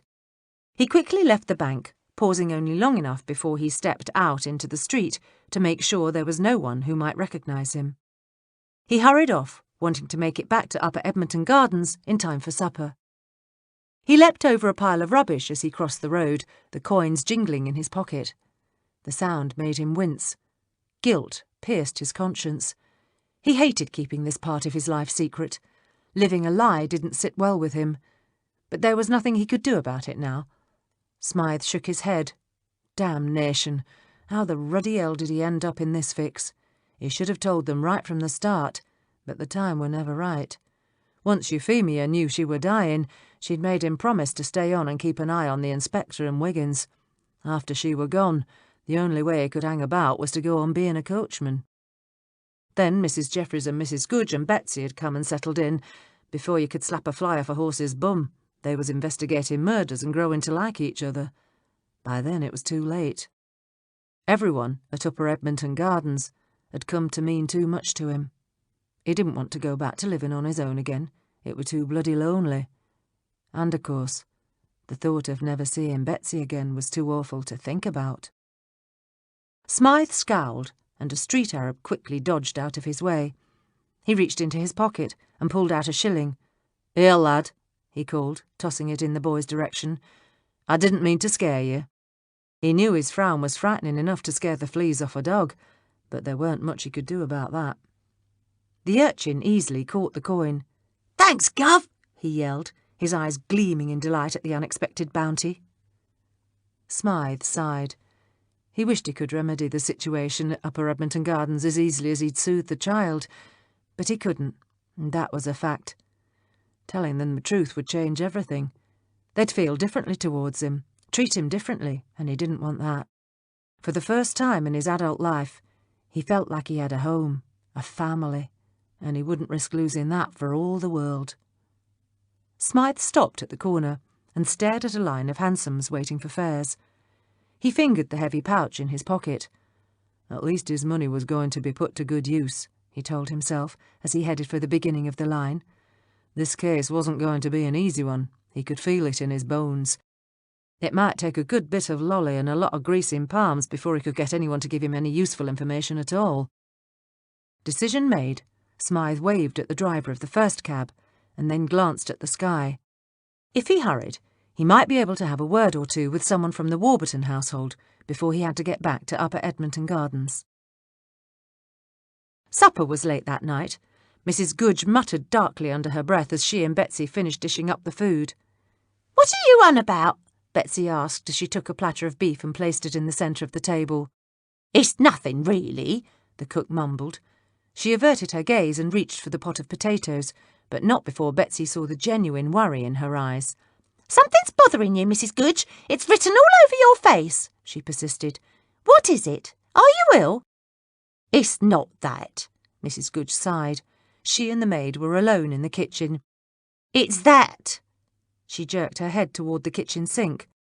"Something's wrong with the sink. Well, have Smythe in to have a look at it." "It's not the ruddy sink," the cook cried. "It's my medicine." Suddenly Betsy understood. "Is that what's worrying you? For goodness sakes, Mrs. Goodge. I know how expensive it is. If you're a bit short, I can loan you a few shillings. That's just it.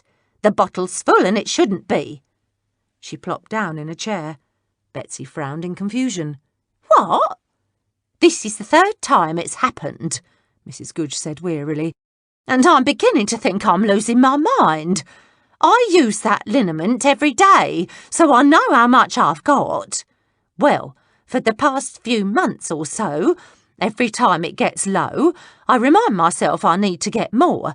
I write myself a little note and leave it on the counter with me provisions list. But before I can even get to the chemist's, another bottle appears. A full bottle." "I should think that'd make you happy," Betsy said slowly. She wondered if perhaps the cook wasn't getting forgetful. Mrs. Goodge was no spring chicken. "The first time it did," she said. "I thought maybe Mrs. Jeffries or the inspector had got it for me, but I asked them and neither of them knew a thing about it. Then it kept happening.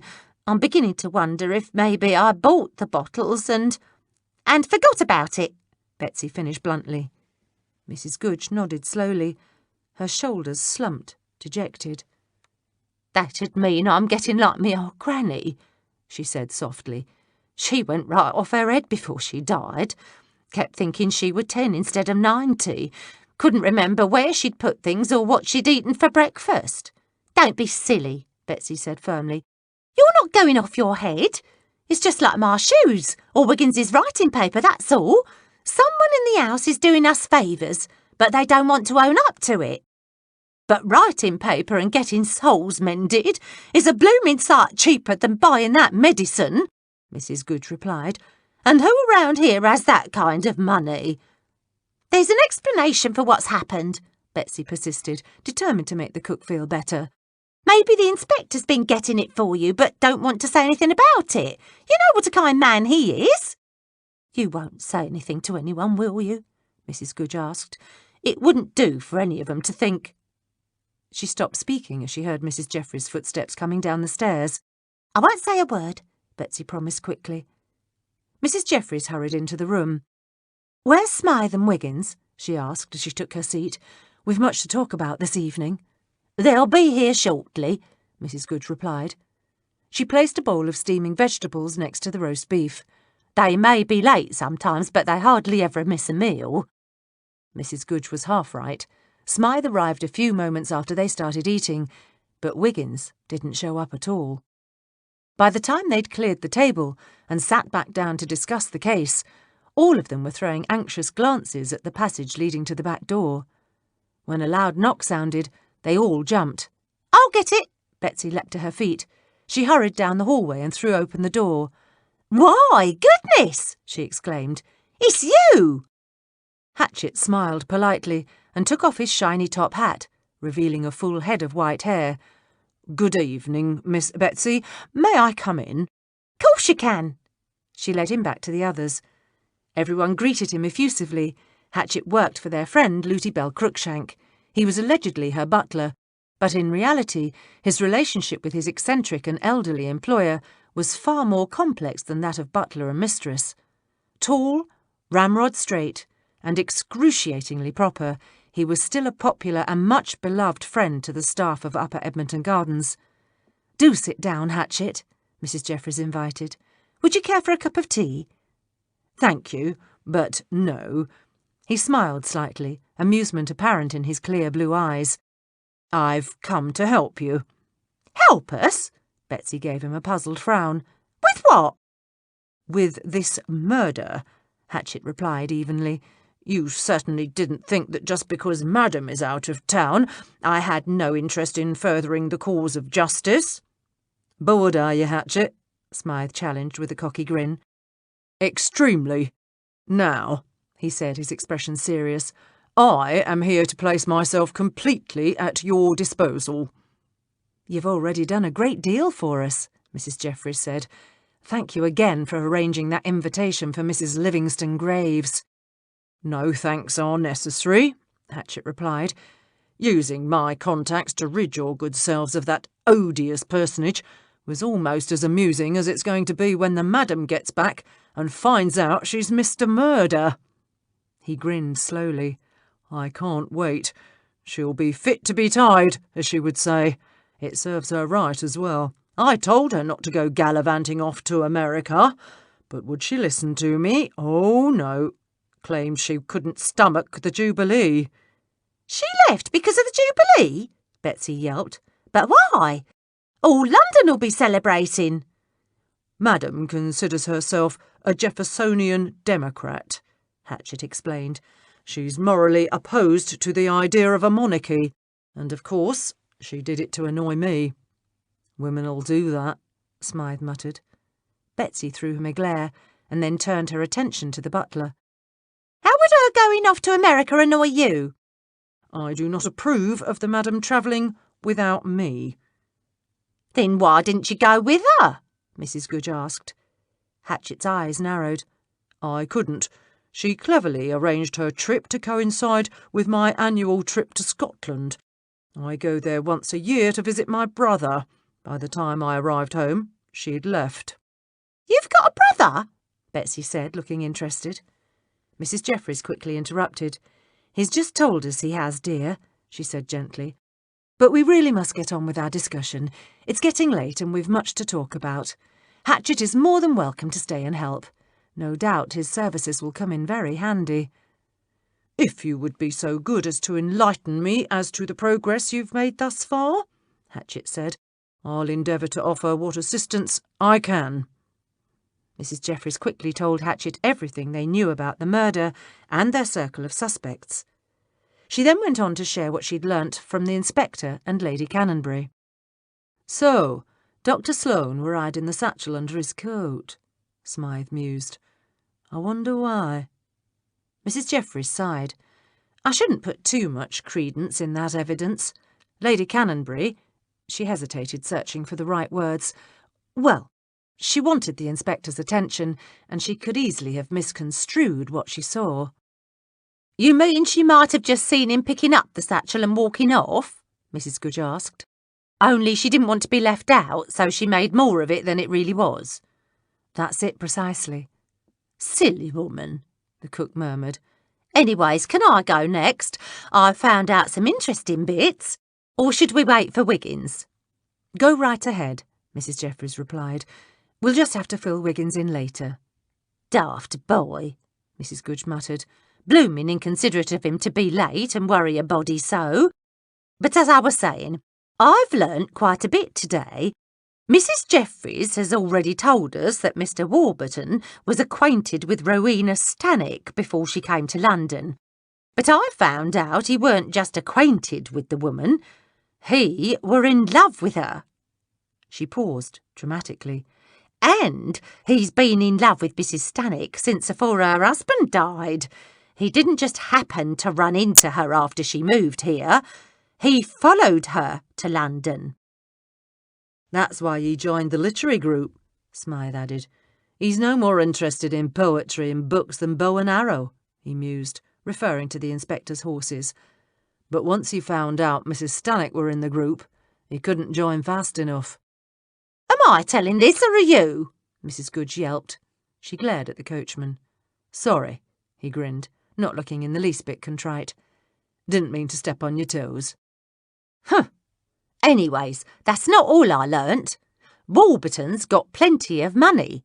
He were fixing to ask Mrs. Stannock to marry him, and he'd almost wore her down to the point where she was going to say yes. But then she met Mr. Locke and dropped Warburton like a hot potato." Mrs. Goodge finished with relish. "Did Mr. Warburton take his rejection like a gentleman?" Mrs. Jeffries asked.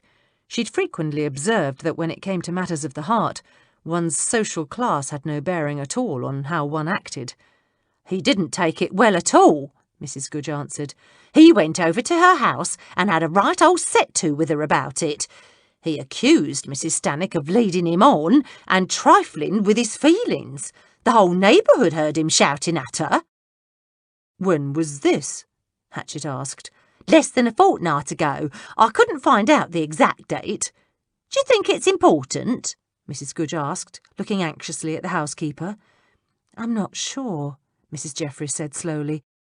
"I don't see how it could have anything to do with Mrs. Greenwood's murder."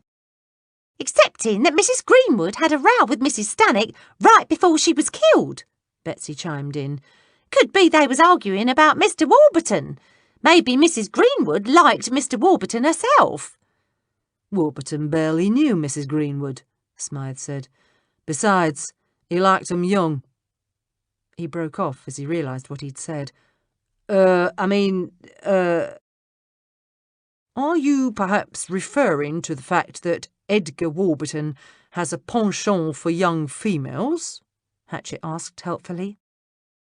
"Mrs. Stannock isn't all that young," Betsy protested. "She's at least 30. "She's 28, Smythe countered, recovering quickly.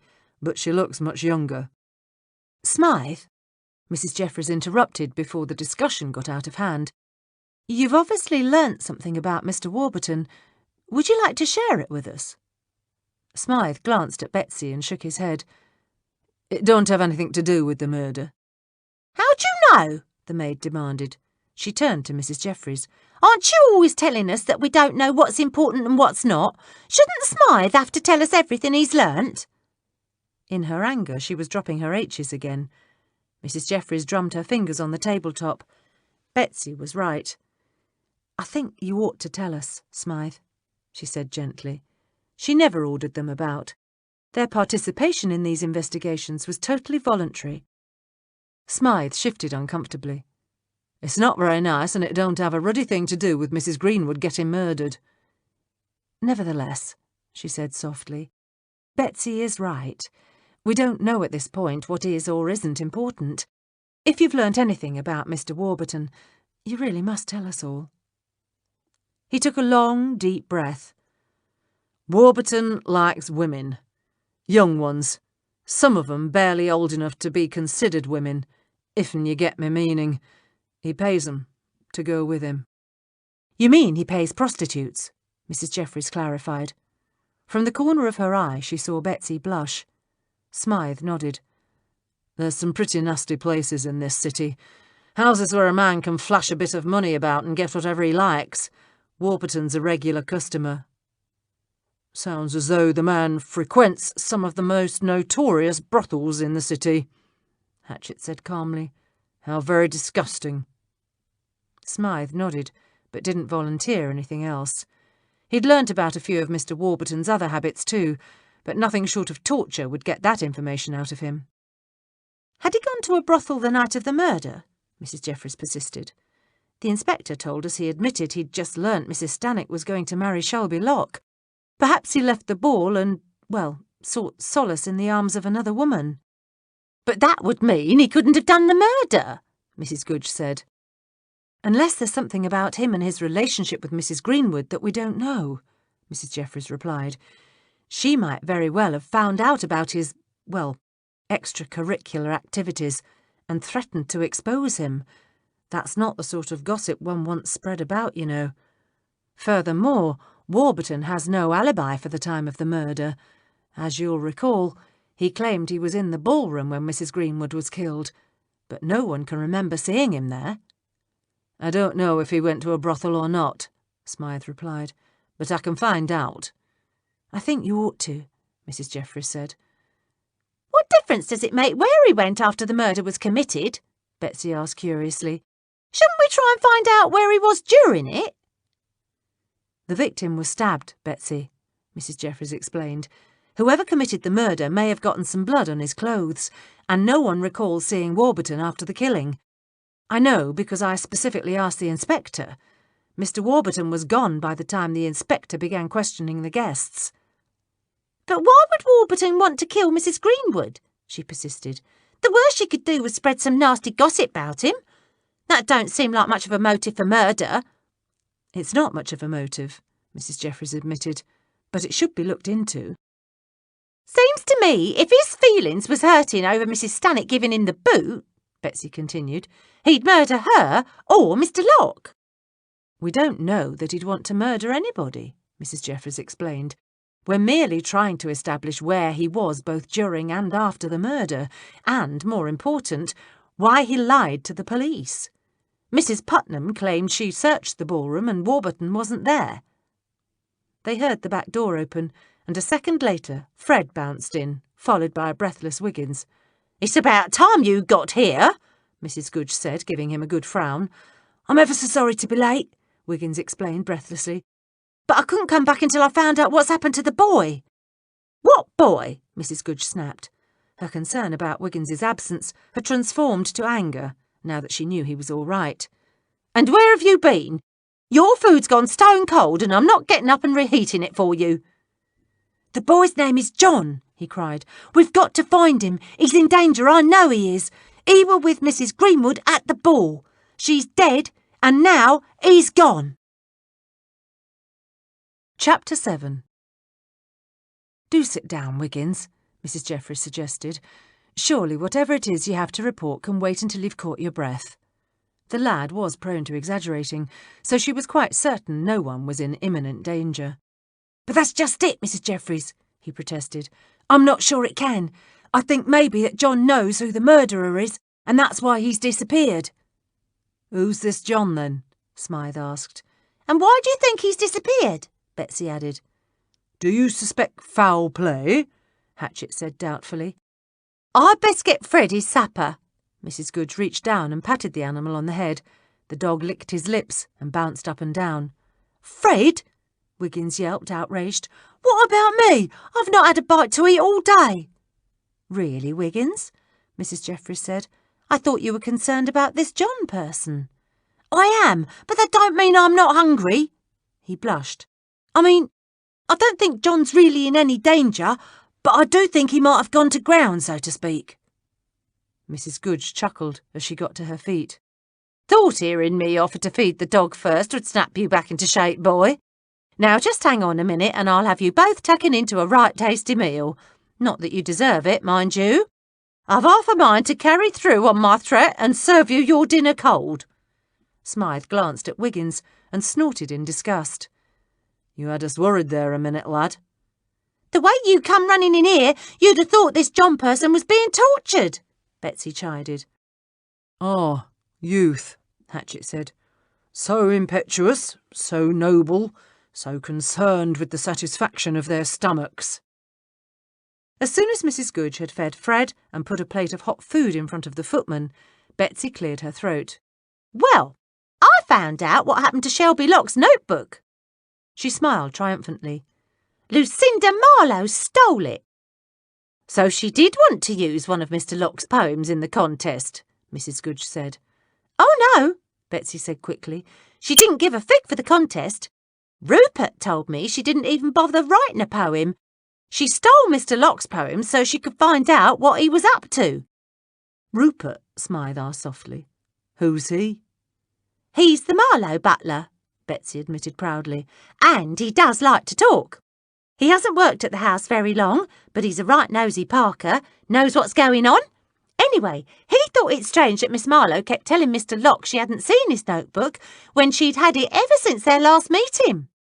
Rupert saw her carrying it out of the drawing room after the others had left.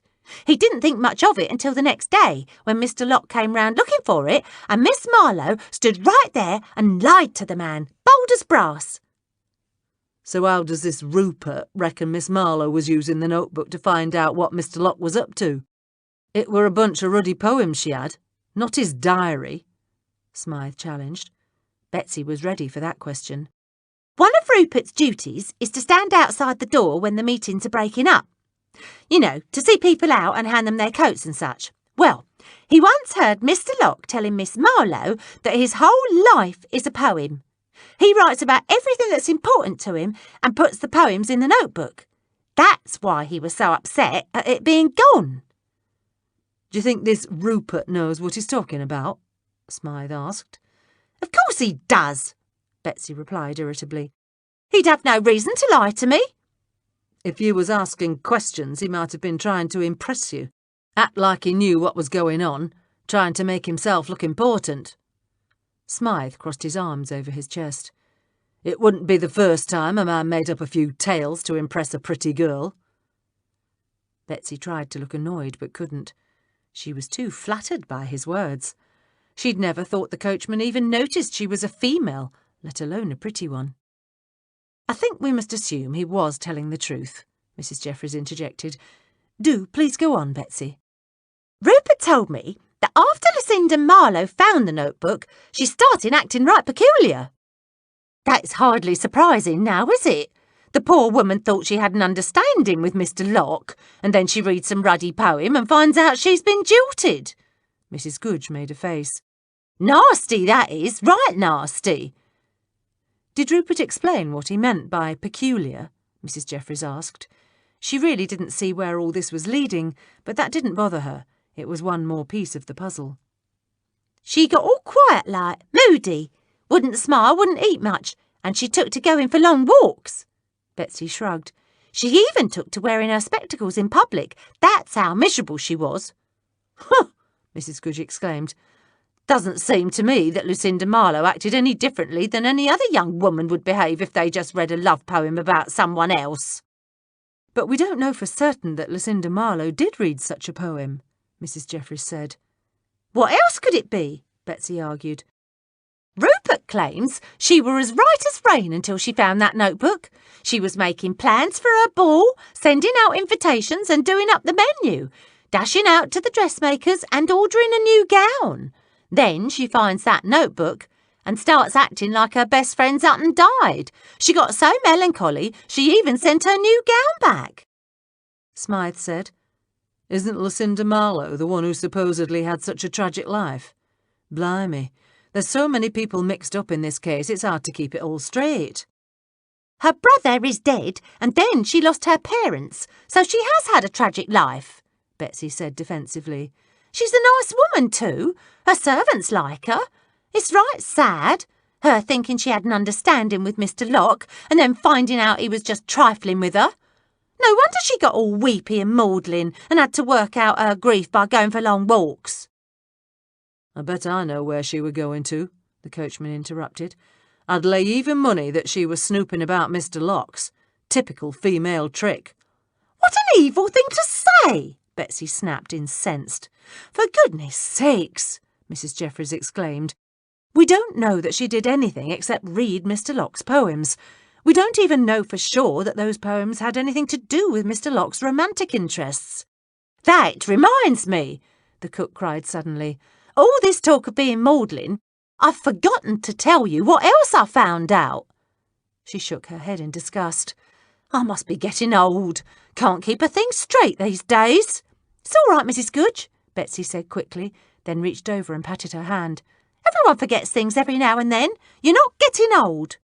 "How true," Mrs. Jeffries murmured, and smiled kindly at the cook. "Do go on." "I found out that Mrs. Greenwood's been in mourning. That's why the house were done up in black. Remember," she continued eagerly, "you told us the inspector said they had mourning cloth draped everywhere. Well, it weren't put there by Amelia Hackshaw for her murdered sister. It were put there months ago by Mrs. Greenwood herself for her son, Douglas. He died over a year ago, supposedly got hit by a train. But the gossip is he got drunk and killed himself over a woman."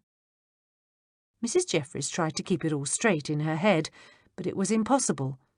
Dr. Sloane hiding a satchel, a missing boy, Lucinda Marlowe stealing notebooks, Mrs. Greenwood visiting Dr. Sloane, and now a suspected suicide. She took a short, sharp breath and promised herself that as soon as she gained the quiet of her room, she'd try to make sense of everything. That explains the mourning cloth being up so quickly.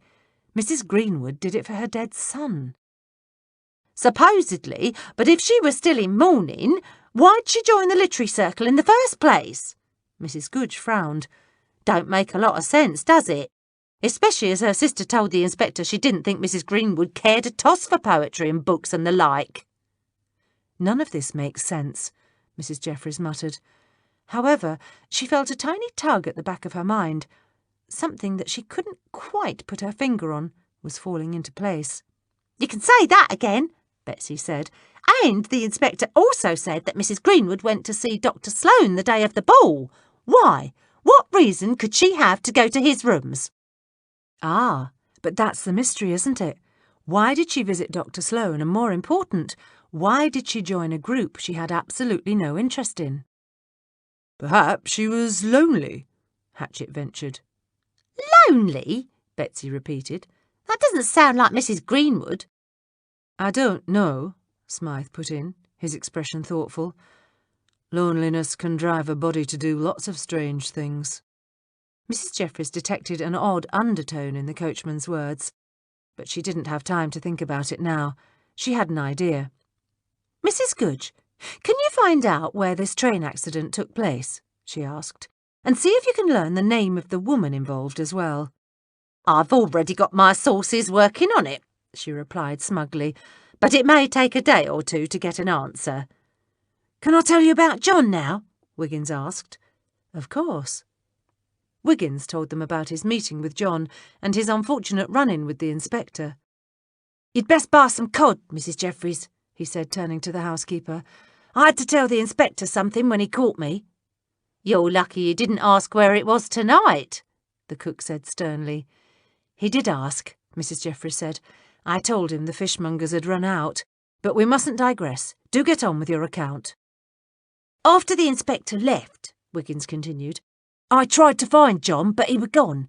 So I asked about and found out that he'd been seen leaving the Greenwood house carrying a bundle of clothes. One of John's friends said he'd probably gone to his cousin's in Clapham. But this same lad also said he weren't in the least surprised that the boy had gone, seeing as how Mrs. Greenwood got murdered right under his nose." Smythe leant forward. "John had spoken to this lad you were talking to?" "Right. The lad's name is Timmy Reston. His mum's the washerwoman for the Greenwood house. This morning John was jumpier than one of Fred's fleas. Remember how bad his fleas were this summer?" He glanced fondly at the dog who wagged his tail. Yes, get on with it," Mrs. Goodge snapped irritably. "We haven't got all night." "Anyways," Wiggins continued, "as he were leaving, John told Timmy he wouldn't spend a minute more in that house, not with Mrs. Greenwood getting herself done in. He said he was scared the killer had seen him in the Marlowe house, and he weren't hanging about waiting for the murderer to come after him." "Let me see if I understand you," Mrs. Jeffries clarified. "Are you saying that John was with Mrs. Greenwood in the Marlowe house during the ball?" Wiggins frowned impatiently. "Didn't I tell you that at the beginning?" There was a collective moan. "No, you most certainly didn't. Or if you did, you didn't make it clear this young man was actually in the house with the victim." "Oh," Wiggins looked embarrassed. "I must have left that bit out." "How the blue blazes did this lad get himself in the house?" Smythe asked. "Or are you trying to tell us he was Mrs. Greenwood's escort for the evening?" "John got in like he always did. He nipped round the back and slipped in through the kitchen. Timmy told me that John boasted about how he got the kitchen maids and serving girls to feed him every time he went somewheres with Mrs. Greenwood. John even did it a time or two when Mrs. Greenwood went to her literary circle meetings. According to what John told Timmy, the Greenwood household was a bit on the stingy side with food. The boy had learnt a few tricks to get him a bit on the sly, so to speak." "Are you sure this Timmy was telling the truth?" Mrs. Goodge asked, her expression suspicious. "It's not unknown for young boys to stretch the truth a bit either." Mrs. Jeffries wasn't sure it was a good idea for everyone to start questioning one another's sources. "I think," she stated firmly, "that it would be in all our interests if we assumed that people were telling us the truth. Otherwise, we'll never make any headway on any of the inspector's cases." "You're right, Mrs. J," Smythe said, glancing apologetically at Betsy. "Sorry, lass. I didn't mean anything earlier. You're a smart one. You'd be able to tell if this Rupert person were having you on." "Me too," Mrs. Goodge admitted. "I'm sure that Wiggins would know if this lad were telling tales." Wiggins nodded. "Timmy was telling the truth. Mrs. Greenwood took John with her everywhere. I know he were with her at the ball. Timmy saw him getting in the carriage." "She took a carriage to the Jubilee Ball? Not a hansom?" Smythe asked. "It were a hired one," Wiggins replied. "But it was a carriage." Smythe's expression grew thoughtful. "Did this Timmy happen to know which livery Mrs. Greenwood used?" Wiggins shook his head. "Timmy didn't say, and I didn't think to ask. But Berry's livery is just round the corner from the house." "I'll pop round there tomorrow," the coachman muttered. "Isn't that a bit odd? A young servant boy going with her to a fancy Jubilee ball?" Betsy murmured. "I suppose it is," Mrs. Jeffries said. "But there are many odd people involved in this case and in that particular literary circle." "For one thing, none of them seems overly much interested in literature," Hatchett said, "except perhaps for Shelby Locke and Dr. Sloane." "I expect for most of the members the circle was merely a good excuse for a social occasion," Mrs. Jeffries said. "However, that reminds me, we really must find out more from the other members of the circle." "But what about John?" Wiggins cried. "I thought you said he'd gone to his cousin's house," Smythe said impatiently. "No, I didn't. I said Timmy thought John went there, but he didn't. That's why I'm so late. Fred and me went all the way to Clapham, and we couldn't find hide nor hair of the boy." "Did you actually go to the cousin's house?" Hatchett asked calmly. "Course I did," he protested. "But no one answered the door." "Then I think we really ought to go back, don't you?" The butler smiled and turned to the housekeeper. You don't mind if I accompany young Wiggins on his search for the missing boy, do you? I may have some resources that can help, should the relatives of the young man not be forthcoming concerning his whereabouts." Mrs. Jeffries heaved a sigh of relief. In truth, she didn't like the idea of Wiggins searching for what could well be an eyewitness to murder on his own. Hatchet, she had found, was a good man to have about if trouble started. "I don't mind in the least," she replied warmly. "We'll be very grateful for any assistance you can give us." "It will be my pleasure, Mrs. Jeffries," he assured her. He reached into his coat pocket and withdrew a cream-coloured envelope. "Before I forget," he said, handing it to her, "I must give you this. Should Mrs. Livingston Graves return earlier than expected, this will no doubt keep her busy for a while." Mrs. Jeffries grinned. "What is it this time?" "An invitation to Lord Willoughby's Jubilee picnic. There will be several hundred guests, and, even better, it's in Richmond." "Thank you, Hatchet." Mrs. Jeffries glanced at the others around the table. She supposed she really ought to give them an explanation.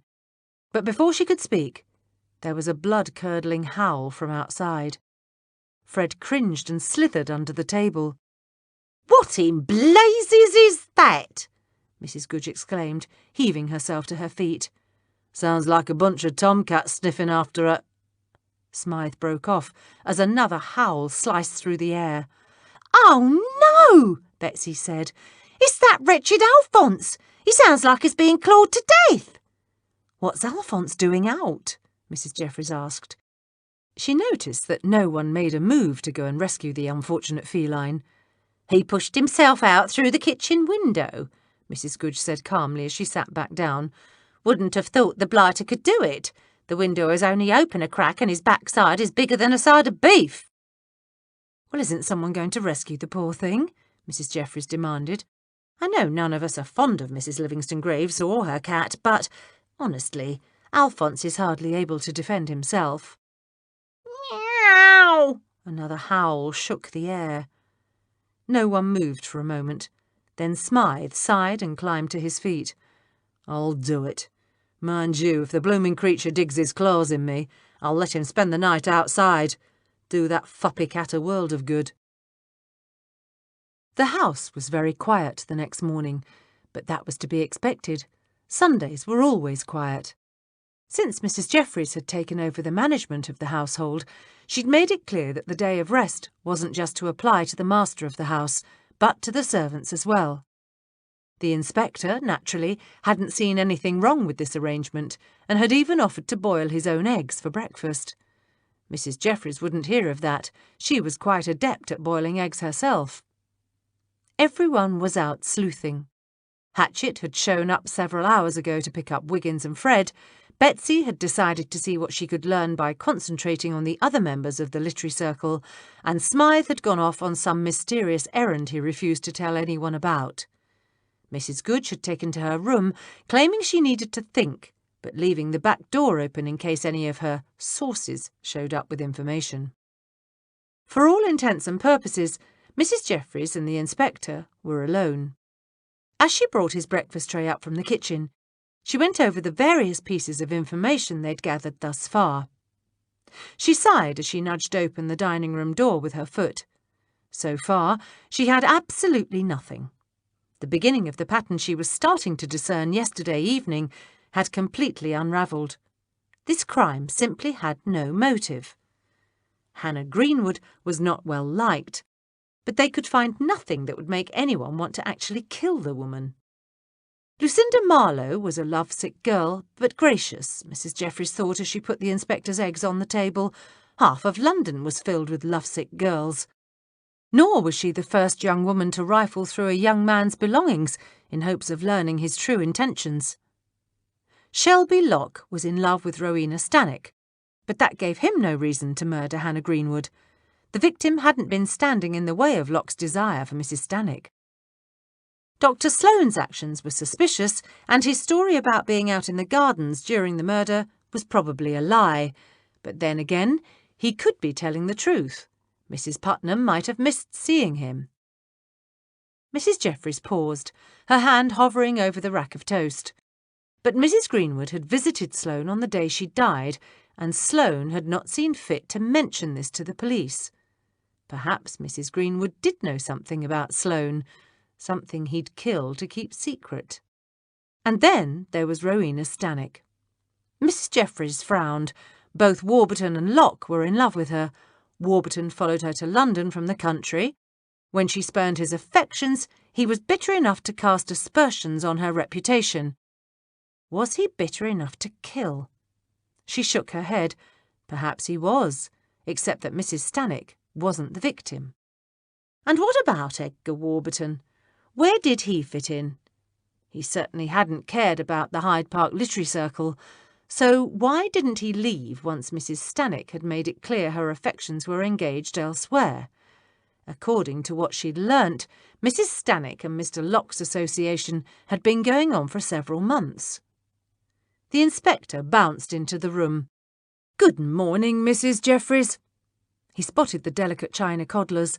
"I say, coddled eggs this morning. That is most good of you." "Not at all, sir. You need a hot breakfast."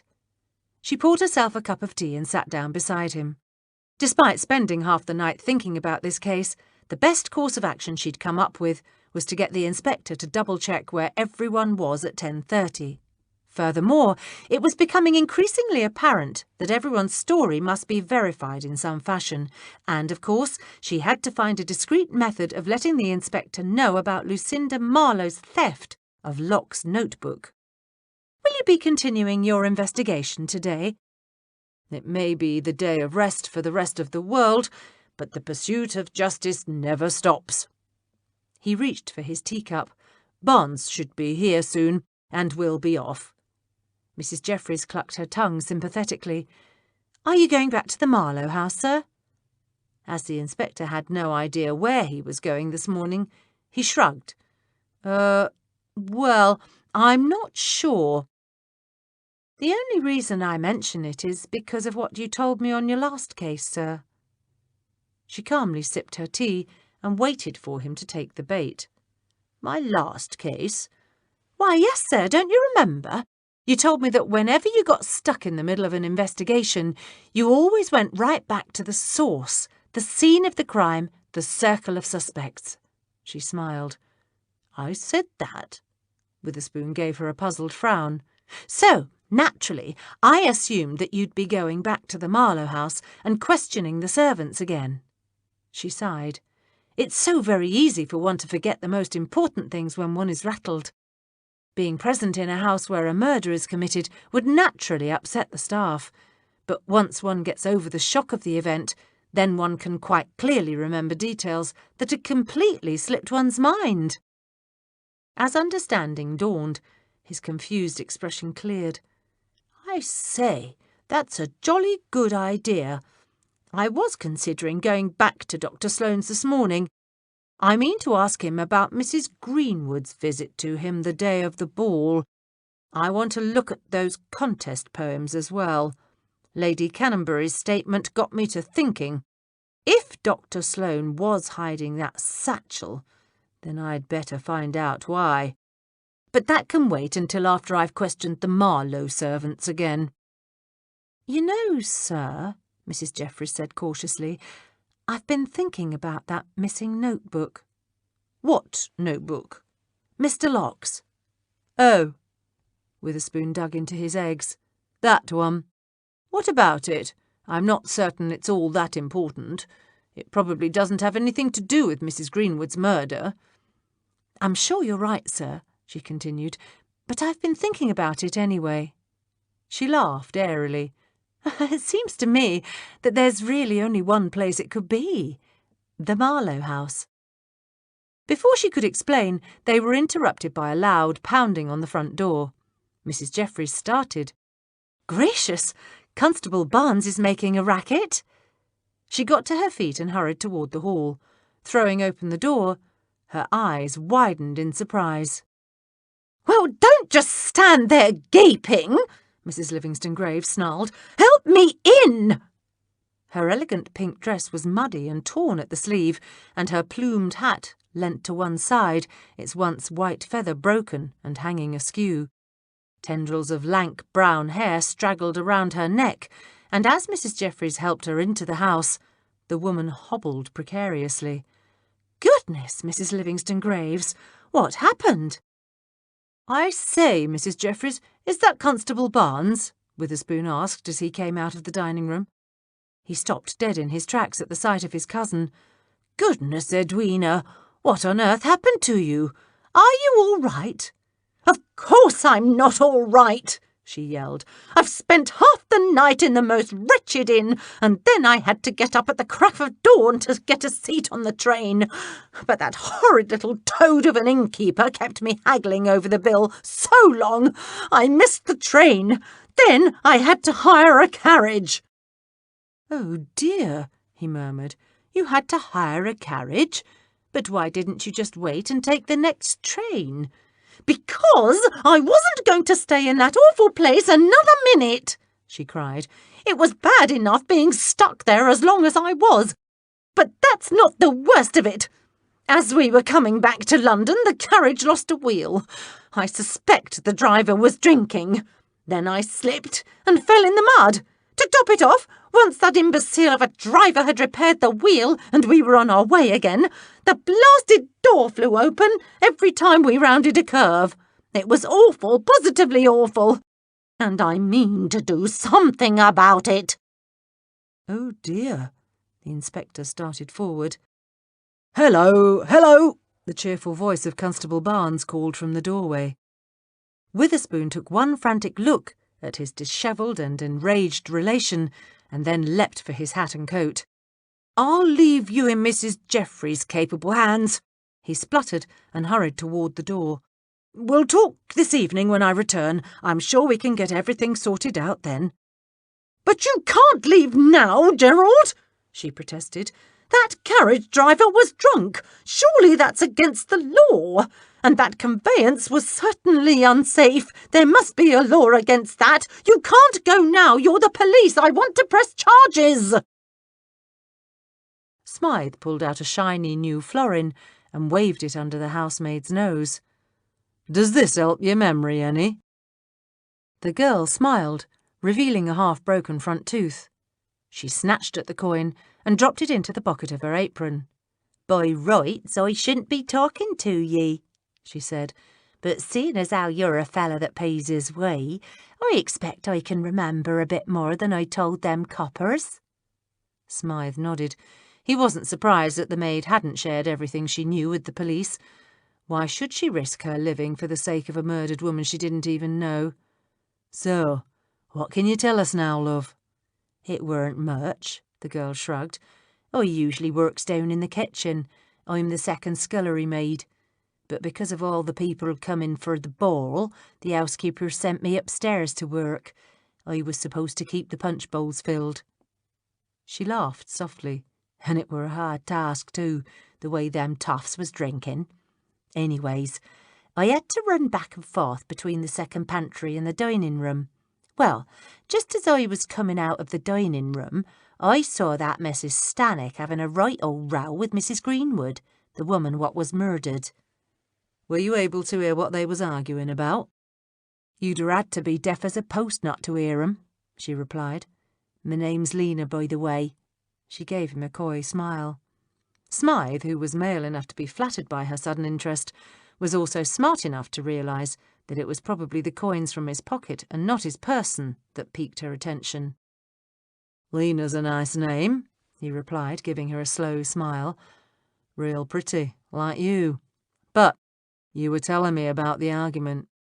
"Oh, yeah, like I was saying, they was going at it something fierce.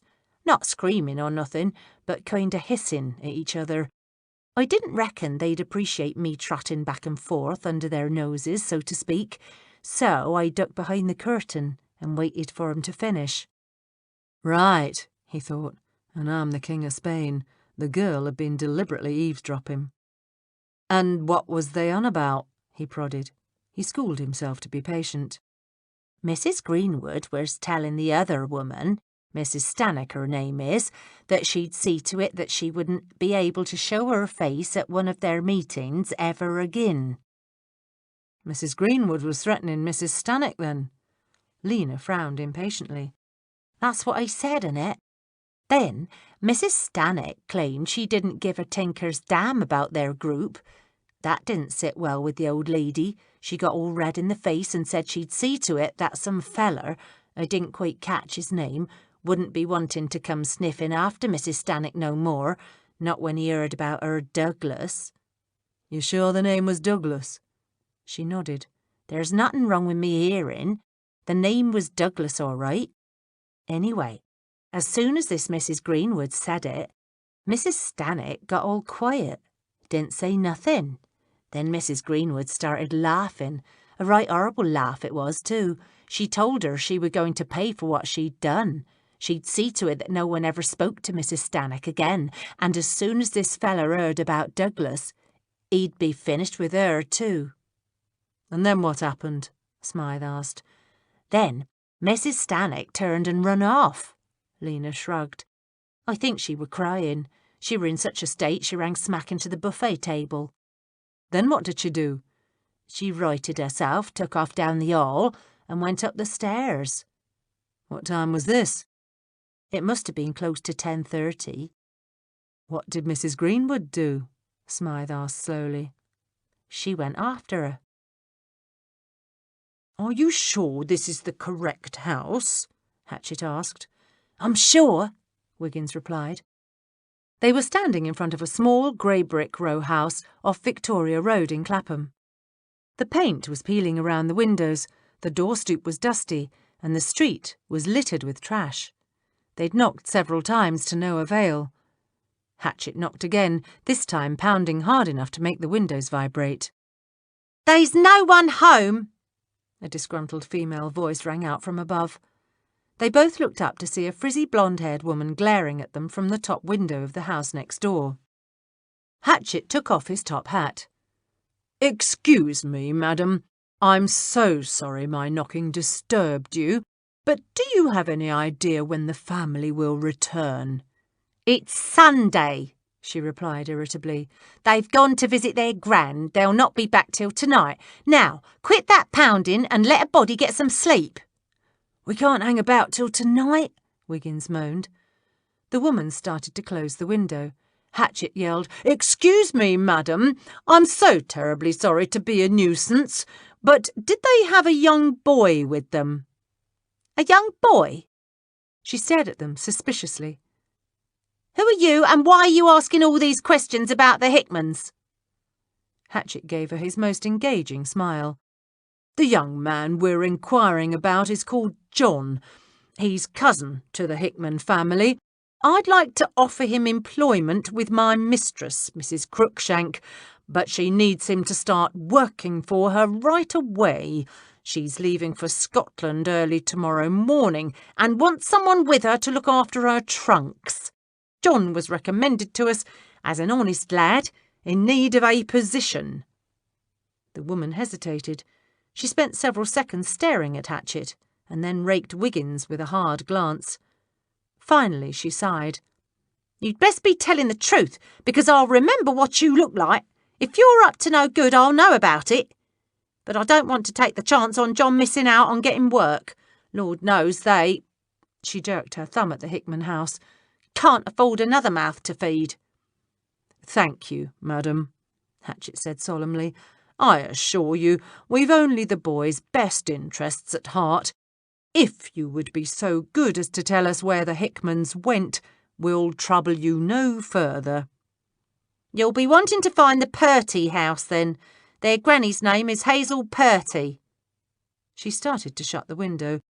"Could you be more precise, madam?" Hatchett called. "She lives at Haggard's Lane in Clacton-on-Sea," she yelled. With that, she slammed the window shut. "Clacton-on-Sea?" Wiggins whispered. "Blimey, that's miles from here."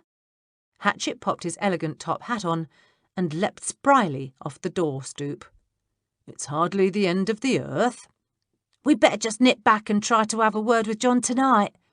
"Don't be ridiculous," Hatchett said as he hurried up the stone path toward the street. "We're not going to waste our whole day." "Where are we going, then?" Wiggins asked. He practically had to run to keep up with the stiff-backed butler. "To Clacton-on-Sea." Chapter 8. Inspector Witherspoon wished the young man would sit still. He gave the footman a kindly smile, hoping the poor soul would relax. Gracious, he was only asking a few questions. He tried again. "Now, Ronald, you say you were too busy to notice anyone picking up the knife from the serving table. Is that correct?" Ronald's left shoulder twitched. "That's right, sir. There were so many people milling around the cold buffet, I could barely keep up." "And how did the knife come to be lying beside the plate?" Witherspoon asked. "I mean, if you were serving such a great number of people, shouldn't the knife have been in your hand so that you could carve?" That sounded like a good question. "Oh, no, sir. We couldn't do it that way. We'd have people lined up all the way to Hyde Park." He entwined his fingers and began to rotate his thumbs around each other. "We'd carved off part of the beef down in the kitchen. I was heaping it on the plates as fast as I could, you know, as the guests come up. Every time I had me a bit of a lull, I'd hack off a bit more. I'd just run out of the last of the meat and I was reaching over to pick up the knife. But just then I heard all the commotion outside." Ronald stopped twirling his thumbs and began to pump his knee up and down.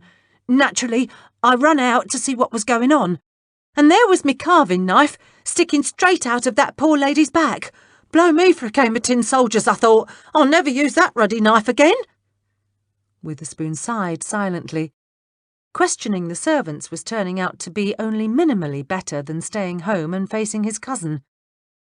Ronald drummed his fingers against the table. The inspector concentrated fiercely, trying to think of some questions that would get the footman past his nervousness. Prime the pump, so to speak. But he'd been talking to the servants now for several hours, and he'd learnt nothing new, nothing that seemed to have any bearing whatsoever on Mrs. Greenwood's murder. No one, including Miss Marlowe, had seen or heard anything amiss until the victim had come tumbling off the balcony with a knife in her back. Miss Marlowe had not been pleased to see them again, but he could hardly blame her for that. Having a murder take place at one's ball did tend to make one less hospitable than usual. "Do you know which guests are members of the Hyde Park Literary Circle?" the inspector asked. Ronald nodded. "They meet here all the time, so I know most of them by sight." "Did you see any of them anywhere near your serving table from the time you put the knife down until the time you heard the commotion outside?" The inspector tried another smile. "Take your time before you answer. Take a deep breath and try to remember." "Let me see," he murmured, a look of intense concentration spreading across his thin, pale face. "Miss Marlowe come up to check that we had plenty of food, but she'd done that all evening." "Isn't that the butler or the housekeeper's responsibility?" Barnes asked softly. "Usually, yes," Ronald explained. "Miss Marlowe ain't one for interfering most of the time, but she was very anxious about this ball. Wanted it to go right and all. She watched over the preparations herself, even down to checking the linens and looking for spots on the crystal. But as for seeing any other members of the circle, well, I don't think—" He stopped. "Wait a minute. I did see Dr. Sloane scarpering up the stairs." They'd already established that Ronald had a full view of the stairs from his position behind the buffet table. Unfortunately, Ronald was not the most observant of witnesses. Witherspoon and Barnes glanced at each other. Finally, the inspector asked, "Was he carrying anything?" "Yes, he had some sort of satchel or case in his hand." "Now, Ronald," the inspector said gently, "think carefully before you answer this question. Prior to your seeing Dr. Sloane go up the stairs, had he come anywhere near the buffet table?" "Now that you mention it," Ronald chewed his lower lip, "he did." A proud smile spread across his face. "Of course, that's why I remember seeing him go up the stairs. He'd been standing by my table only a minute before. He knocked into the leg with his foot when he scarpered off. That's right. I were a bit nervous, seeing as how Miss Marlowe had just come by to make sure everything was running smoothly. Witherspoon nodded encouragingly. So both Miss Marlowe and Dr. Sloane had been by the table. Do you know what time this was? Near as I could tell, it were probably about 10:15, maybe 10:20. He shrugged, but I wouldn't want to swear to it. They continued questioning Ronald for a few more minutes, but were unable to get any additional information out of the young man. For the next hour, the inspector spoke to servant after servant, but it was the same as on the night of the murder.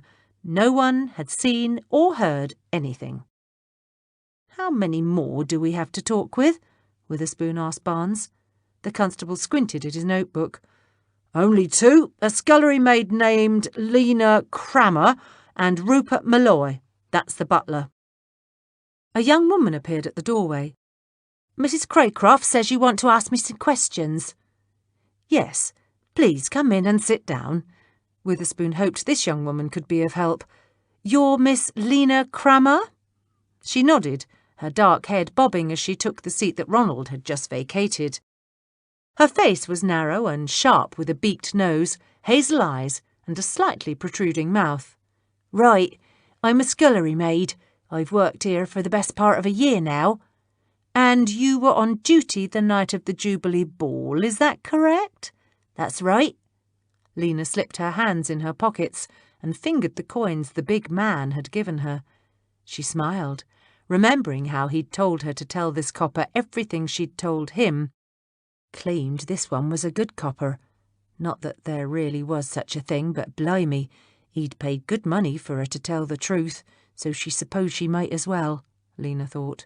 Strange feller he was. Tall and raw-looking, with shoulders as broad as a bridge, and muscles stretching from here to Sunday. She hoped she'd see him again. It weren't often a girl run into a fella that didn't mind splashing his money about. "Me job was to nip back and forth between the pantries and the buffet table. I was keeping the punch bowl filled and making sure we had plenty of china and the like." "On the night of the ball," the inspector began, "did you see anything unusual?" Lena smiled smugly. "I reckon I did." "Really?" "Course, I didn't remember it when you was talking to us before," Lena said quickly, thinking good copper or not, Peelers didn't much like it when you lied to him. "I was so rattled by the murder, I barely remembered me own name. We was all in an awful state." Witherspoon felt his pulse leap.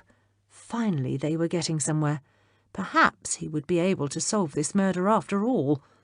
"I quite understand, miss. Now, what was it you saw?"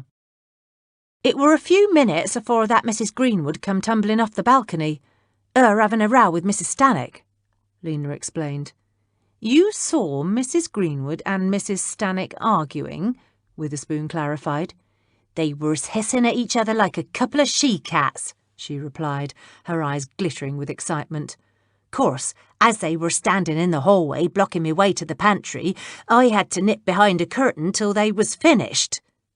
She went on and told them everything she'd told Smythe earlier. When she'd finished, Witherspoon pursed his lips. "Are you absolutely sure about the time?" "Course I am," Lena replied promptly. "I remember because I was supposed to have the rest of the champagne glasses upstairs to the ballroom by past. That's why I was on my way to the pantry in the first place. As soon as they was gone, I nipped on down to the pantry. If them glasses was late and the guests had to wait to drink their ruddy toast, Miss Marlowe would have me guts for garters. That's when I noticed the other funny thing." "Other funny thing?" Witherspoon prodded. "Why, Mr. Locke acting so peculiar.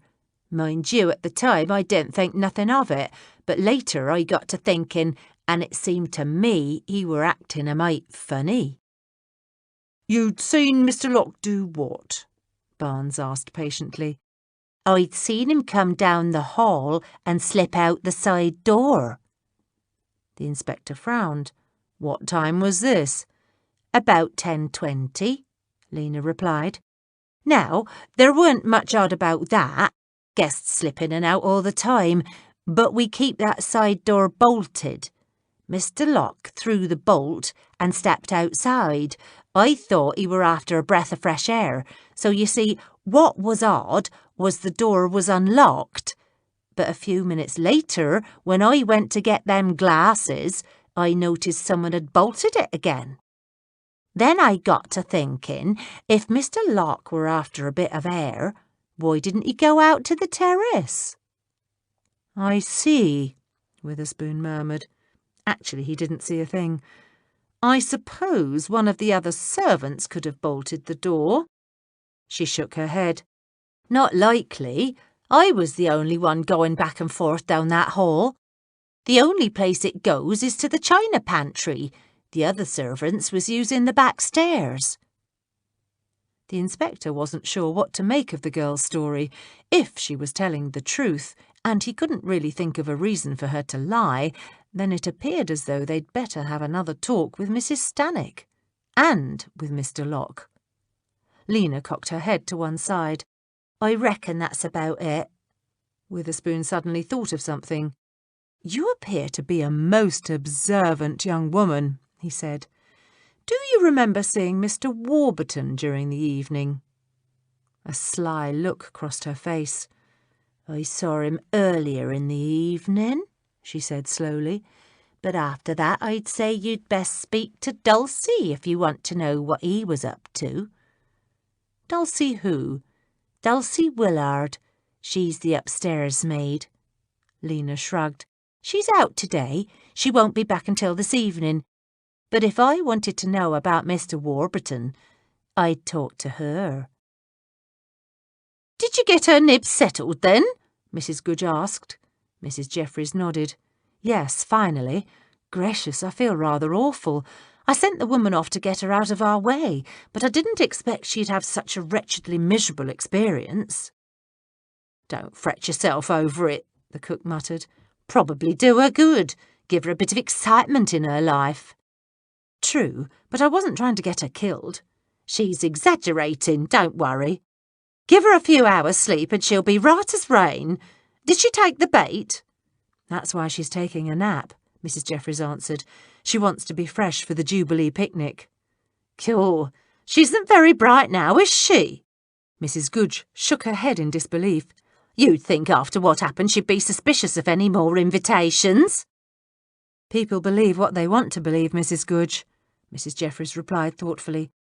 And Mrs. Livingston Graves desperately needs to believe that she's important enough to procure invitations merely on the strength of her connections.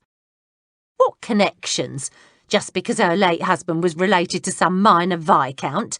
Nonsense! Mrs. Goodge put the teapot on the table. If you ask me, the woman's a half-wit. She poured them both a cup of tea. Anyways, enough about her nibs. I've got a bit of news. A couple of my sources came through for me this morning while you and the inspector was having breakfast. Excellent, Mrs. Goodge. What have you found out? To begin with, Miss Marlowe's had a few problems in her life. Seems that she's been sent off a time or two to one of them fancy places out in the country. She suffers from a nervous condition. Are you talking about an asylum? Nothing that horrible, Mrs. Goodge replied. More like a nursing home, I reckon. Mind you, there's good medical treatment there. It's one of them establishments the rich sends their relations when they're not quite right. I don't mean she were acting crazy or anything like that, but she used to get real melancholy sometimes. She'd quit speaking and wouldn't eat much. It used to be so bad her parents would pack her off to this place out in the country, make sure she got plenty of fresh air and rest. But she hasn't had one of her spells in a long time. How awful for the poor woman, Mrs. Jeffries replied sympathetically. As for this Mrs. Stannick, she isn't quite the lady she makes out, Mrs. Goodge said with relish. It looks like Mr. Warburton's nasty little comments might have more than a grain of truth to them. It seems Mrs. Stannick didn't leave her country house just to get away from her husband's memory.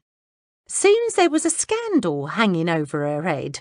According to what I heard, she were involved with some young man, flirting with him and God knows what else. And this weren't the first time she'd done it neither. What's so scandalous about that? Mrs. Jeffries queried.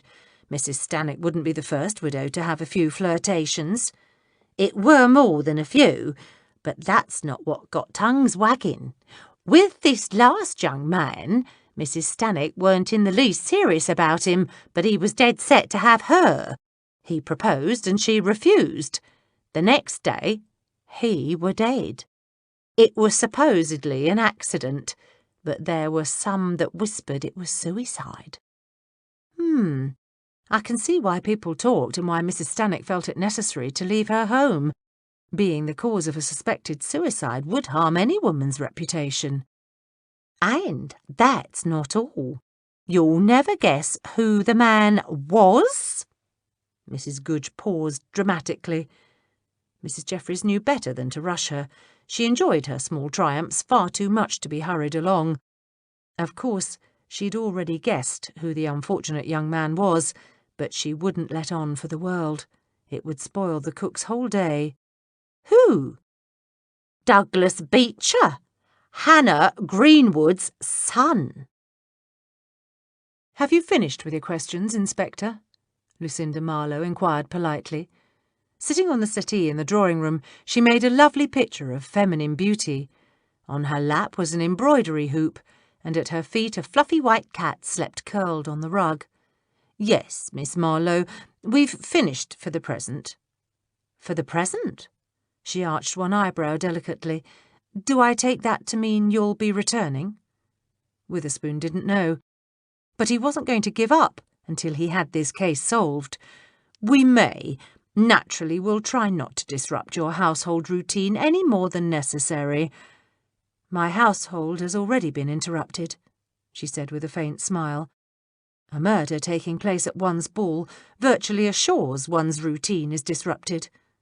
I'm very sorry, Miss Marlowe. He wasn't sure why he was apologising, but nevertheless, it seemed the thing to do. Now, I do have one question I'd like to ask you. She sighed delicately and picked up the embroidery hoop. Of course, I'll answer any question you like, but I don't see what good it will do. Your footman says you went to the cold buffet table a few minutes prior to the murder. Is that correct? I don't quite recall the time, she replied, but I did check the table several times that evening. Why? Is it important? Do you recall seeing the carving knife? She glanced up from her embroidery, her expression thoughtful. Now that you mention it, I don't recall seeing the knife. I think it must have been gone. Witherspoon stifled a spurt of irritation. Really, she should have mentioned this the first time she was questioned. Then he realised the poor lady was probably so distressed by having murder committed in her own home, it was a wonder she could recall anything. Women were such delicate creatures. Do you have any idea what time it was that you checked the buffet the last time? I can't say for certain, she said. She stuck her needle into the cloth and gave him her full attention. The nearest I could estimate is that it was quite close to 10:30, perhaps 10:25 or so. Oh yes, that's right. It must have been close to past because I was getting concerned about Mrs. Stannock. I was afraid she'd missed the presentation. Witherspoon's pulse leapt. Why were you afraid she'd missed the presentation? Well, you see, I'd forgotten until you mentioned me going to the table. She laughed, self-consciously. But that's why I went to the buffet. I'd seen Mrs. Stannock there only moments before, and I was trying to catch up with her. Of course, once I was there, I did check the food supply. Then, when I turned around to try and find her again, she'd disappeared. Cure, Barnes muttered. If this case isn't right muddled, then I'm not a grey-haired copper with sore feet. Are your feet still bothering you? Witherspoon asked. I was speaking figuratively, sir. Actually, I'm wearing my old boots today. Mrs. Barnes has got the new ones stuffed with coal. Barnes led the way up the stairs to Dr. Sloane's rooms. Coal? Yes, sir. If your shoes are too tight, you slip some goodly-sized lumps in an old sock, stuff the sock in the boot or shoe, and give the leather a good stretch." He raised his hand and knocked on the door. "Works every time." They waited for a few moments, but the door didn't open. "That's odd," Witherspoon muttered. "His landlady said Dr. Sloane hadn't gone out today. Try again, Constable." Barnes pounded harder. From behind the door they heard a faint moan. They looked at each other, and before Witherspoon could even get the words out, Barnes was racing down the stairs shouting for the landlady to come and bring her keys. "Dr. Sloane," the inspector shouted through the keyhole, "are you all right?" No answer. "Do hang on, sir," Witherspoon tried again. "We're getting your landlady." A moment later, a breathless Barnes and a red-faced Mrs. Tepler, a ring of keys in her hand, pounded up the stairs. "I do hope the gentleman's not gone off his head," she said, putting the key in the lock and giving it a turn. "They do that sometimes, you know." Barnes pulled her back and pushed the door open. He and the inspector hurried inside. Dr. Oxton Sloane lay on the settee. His hair stood on end, his shirt was pulled out of his trousers, and an empty whiskey bottle lay on the carpet. He blinked several times, his red-rimmed eyes focusing on the trio standing by the doorway. "Gracious me," Mrs. Tepler said irritably. "He's as drunk as a lord." "Ah, I've been expecting you," Sloane said, his voice slurred. He struggled to a sitting position. "Forces of law and order and all that. Wondered when you'd get back round to me. Wasn't my fault, though. Never touched the old bitch. Someone else got her first." "Well, I never," the landlady sputtered. "What's got into the man? He never used to drink." "Thank you for your assistance, Mrs. Tepler," the inspector said. "Perhaps you'd be so good as to bring us up a pot of coffee." He ushered her out of the room. "Blimey, looks like it's as tight as a newt." Barnes shook his head. "Do you want me to try and sober him up, sir?" Sloane laughed. "Sober me up? I'm not that drunk. I can hear you perfectly well. Who was it, then? That silly little housemaid? Or was it her nibs herself? Stupid, really. Should never have trusted her. God, I thought my luck had changed. Once she was gone, I thought I was safe." The inspector was totally confused, but he certainly didn't want it to show. "I take it you're referring to—" He hesitated, wondering who Dr. Sloane was babbling about, and afraid if he guessed wrong, it would shut the man up completely. Not that he was making much sense in the first place. "I'm referring to that silly cow, Cecilia Mansfield." Sloane hung his head. "She saw me, didn't she?" "Yes," the inspector said slowly. "I'm afraid she did." Sloane covered his face with his hands. "I heard her coming up the stairs behind me. I knew I was taking a risk, but God, I had no choice." Witherspoon wondered if he ought to caution Dr. Sloane. "She was going to ruin me, you know," Sloane continued. "Absolutely ruin me. Then she was dead and I thought I was safe. But I'm not. There is no safety when you've done what I've done." "Dr. Sloane, I must warn you that anything you say can be used against you in a court of law," the inspector said quickly. "Do you understand that?" Sloane raised red eyes and stared at the two policemen. "Caution me? What for?" Confused, Witherspoon said, "Well, you are confessing to murder, aren't you?" "Murder?" Sloane laughed. "Ye gods, Inspector! I'm not a murderer. I'm a plagiarist." "How much further do you reckon?" Wiggins asked Hatchett. He took a deep breath, enjoying the crisp sea air of Clacton. Gulls screeched overhead, the sun shone brightly between huge puffy white clouds, and the wind blew in off the water just enough to keep them from being too hot. They walked down a row of neat houses, each of them with their own front gardens filled with bright red, yellow and pink summer roses. "Hagger's Lane should be just at the end of the road," Hatchett replied. He walked faster. Once we get there, Wiggins, I do believe it might be best if you allowed me to conduct the conversation. Is that agreeable to you? You want me to keep my mouth shut, then? Of course not, my good fellow. Your insights and questions are, I'm sure, most invaluable. It's just that I have noticed people do tend to speak rather more freely to me. Perhaps it's because I'm older. They stopped at the first house, a small terraced building of brown brick, and asked where Hazel Purty lived. They were directed to the second-to-last house at the end of the road. Hatchett boldly knocked at the door. It was opened by a pale, middle-aged woman. "Excuse me, madam," he began, "but I'm wondering if you could be of assistance to me. We're looking for a young man named John. I believe he's your cousin." "What do you want John for?" she asked, wiping her hands on the front of her apron. "Has he done something? Well, if he has, that's hard luck for you, because he isn't here." Hatchett smiled. "Of course he hasn't done anything. I'm trying to locate him so that I can offer him employment." "Doing what? John's not trained, he can't read nor write neither." "Nevertheless, we do wish to offer him a position." "Are you daft?" "Madam," Hatchett said earnestly, "I assure you we're quite serious. Young John has been highly recommended to us, and I'd like to offer him a position." She stared at him. "Like I said, he ain't here." Wiggins glanced down the row of houses. He saw a movement in the bushes in the front garden of the last house. He turned and stared, his eyes narrowing as he saw the top of the shrubs moving in a steady, rhythmical motion that couldn't be the wind. "We'd be most grateful if you could tell us where the young man has gone," Hatchett continued. "The offer of a position is most genuine, I assure you." The gate at the end of the garden creaked. From where Wiggins stood, his view was blocked by the bushes, but, by standing on tiptoes and craning his neck, he did catch a glimpse of pork-pie hat and tuft of red hair. "There he is!"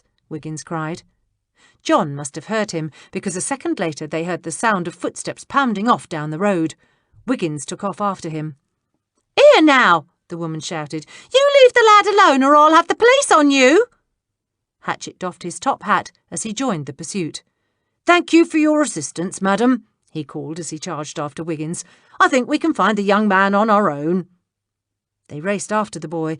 John's hat flew off, but he paid no attention, just continued hurtling toward the end of the road. "Just a minute now," Wiggins shouted at the rapidly retreating figure. "We ain't going to hurt you. We just want to talk." John ignored them and kept running. "Thank you, Mrs. Tepler. I'm sure Dr. Sloane will be fine in just a little while. The coffee smells delicious. It was so very good of you to bring it up," Witherspoon said. "Well, all I can say is this better not become a habit." She sniffed and glared at her hapless tenant. "Otherwise Dr. Sloane can find himself another set of rooms. This is a decent house." As soon as she'd left, Witherspoon poured a cup of black coffee and handed it to Sloane. The doctor's fingers trembled as he took the cup. "I suppose I should have told you everything before," he muttered. "Why don't you tell us now?" the inspector suggested. He wasn't terribly interested in recriminations. He just wanted to get some facts about this case. "Oh, where to begin?" Sloane laughed harshly. "You see, it's important that you understand." "We can't understand anything if you don't explain yourself," Witherspoon said kindly. "But we're not here to accuse anyone of anything. We're here to learn the truth." "Truth? What is truth?" Witherspoon sighed silently. He did so hope Dr. Sloane wasn't going to embark on a rambling philosophical discourse. That sort of thing gave him such a frightful headache. Really, even if he was supposedly brilliant at solving murders, it was moments like this when he longed for his old position back in the records room at the Yard. A wave of nostalgia washed over him as he thought of his neat rows of ledgers and file after file of tidy police reports. But he mustn't waste any more time wool-gathering, he thought, staring at Sloane's haggard face. No matter how distasteful, he really must get this over with. Truth was truth, and it was his duty to find it. "Dr. Sloane," he said patiently, The only truth we're interested in is what you saw or heard on the night of the murder. Please, this is no time to digress." Sloane nodded. "Yes, you're right, and I'm not digressing. I'm delaying. Admitting one's weaknesses isn't very pleasant." He closed his eyes briefly. "It all began the day of the ball. I was up here in my rooms working when Mrs. Greenwood arrived. She was in a state, very excitable, almost giddy. I asked her what she wanted, and she told me that if I didn't do as she asked, she'd make sure that everyone at the circle knew I was a plagiarist." "Does that mean you copied some other person's work and claimed it as your own?" Barnes asked curiously. "Precisely." Sloane laughed again, a terrible barking sound that didn't have a smidgen of humour in it. "That's exactly what I'd done, and Hannah Greenwood had found out about it. She had a copy of an American publication with her, a small, rather obscure one at that. God knows where she got hold of it. Unfortunately, it contained a poem I'd read as my own work less than a month ago at one of our meetings. I was amazed. I'd gotten the poem by corresponding with the author. He's a young fellow, very talented, lives in Colorado. Naturally, I had no idea he'd submitted the poem for publication. If I had, I'd never have claimed his poem as my own." "What did Mrs. Greenwood want you to do?" the inspector asked. He wanted to get on with it. Gracious, being a plagiarist wasn't very nice, but it was hardly in the same league as murder. He didn't really see why Dr. Sloane was making such a terrible fuss. "She threatened to expose me," Sloane murmured. "I couldn't let that happen. I just couldn't. I'd have nothing then, absolutely nothing. I've little money and no position. They haven't let me practice medicine for years. All I have in my life is the circle, being a published poet, and I didn't steal all of my poems. The first ones that were published were mine, all mine." "Yes, I'm sure you're a wonderful poet," Witherspoon began. "Don't you see? I know it was wrong. I know I shouldn't have done it, but I had no choice at all. But she wouldn't listen." "Dr. Sloane, you're getting off the point," the inspector interrupted. "But you don't understand. She was going to tell them. She was going to announce it that night at the ball." "Dr. Sloane," Barnes yelled, "you haven't answered our question." "Question?" He blinked groggily. "But I'm answering it now. For God's sake, I'm baring my soul to you." "What did Mrs. Greenwood want you to do?" Witherspoon persisted. "You haven't told us that yet." "What did she want me to do? But I just told you." "No, you haven't. You've told us what she planned to do to you if you didn't cooperate with her." The inspector took a deep breath and strove for patience. Really, back in the records room, he never had to talk to maudlin men who'd had too much to drink. "Oh, I'm sorry. I thought I had." He took another sip from his cup. "Well?" Barnes prodded. Sloane put his cup down on the table. "Hannah Greenwood wanted me to help her ruin Rowena Stannick." Chapter 9. Wiggins raced after the boy, holding on to his top hat. Hatchet threw dignity to the winds and doubled his efforts to keep up the pace. As they turned the corner onto a busy road, Wiggins saw John dodge behind a fruit vendor's cart and disappear between two buildings. "There he is!" They ran, oblivious to the stares of startled pedestrians as they rushed by. Wiggins reached the spot where the boy had disappeared and plunged after him, with Hatchet hot on his heels. They ran down a narrow passageway lined with dustbins and mounds of refuse. Their feet pounded against the dry dirt, raising clouds of dust.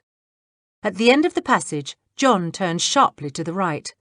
Wiggins, breathing hard, blinked as he shot out into the bright sunlight and found himself in a paved courtyard surrounded by buildings. "Blast!" he muttered, unable to see any spot where the boy could have escaped. "There he goes!" Hatchet yelled. He pointed to a narrow wooden gate that was just now slamming shut and dashed towards it, Wiggins right behind him. They emerged from the courtyard into the centre of the business district. Luckily, as it was Sunday, the streets were relatively empty. A few pedestrians wandered about, city folk up from London to take advantage of the sea air.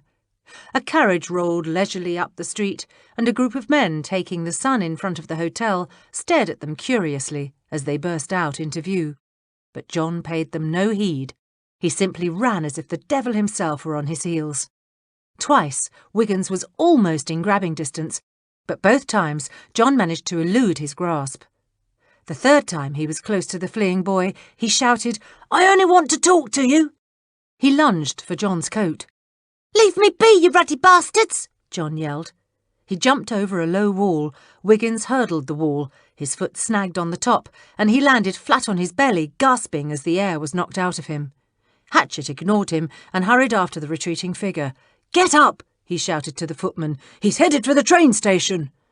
Wiggins grimaced, pulled himself to his feet, and loped off after the butler. They rushed up one street and down another, past shuttered shops and pubs and hotels, but no matter how fast they ran, the boy stayed well ahead of them.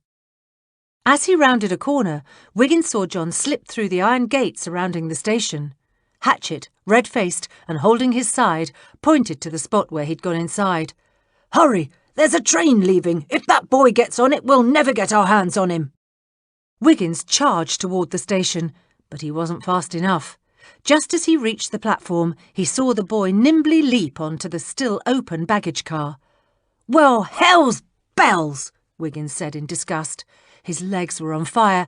He could barely breathe. There was a god-awful stitch in his side, and the ruddy train was on its way to bleedin' London. And John was on it. "Bloomin' Ada," as Smythe would say. They'd let the lad slip right through their fingers.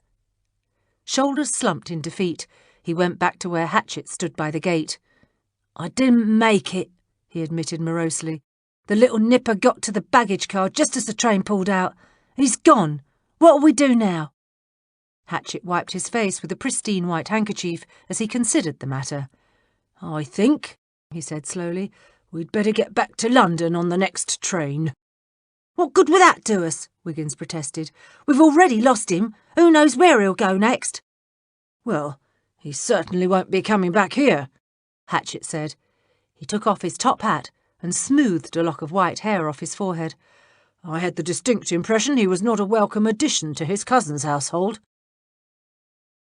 Mrs. Jeffries set the inspector's dinner in front of him. "I'm afraid it's just cold beef and salad," she said. "This will be fine," he replied. "I say, I think I'm finally beginning to make progress on this case." "But of course you are, sir." Mrs. Jeffries poured herself a cup of tea and took the seat next to him. "You always do." It never hurt to bolster the inspector's confidence.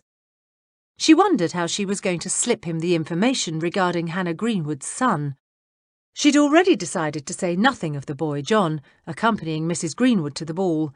They had acquired that information third-hand, so to speak, and before she involved a child in a murder investigation, she wanted to make doubly sure her facts were correct. But she really must tell the inspector about Douglas Beecher. At this point, it was all she had. Wiggins and Hatchet still weren't back. Betsy was snooping around the Hyatt and Putnam households, and God knows where Smythe had got to. "Thank you, Mrs. Jeffries. I do my very best," he sighed. "I dare say, though, sometimes what one learns in the course of a murder investigation is enough to make one, well, a tad cynical." "Whatever do you mean, sir?" "I mean, Mrs. Jeffries, that appearances can be deceiving. People are rarely what they seem," he said sombrely.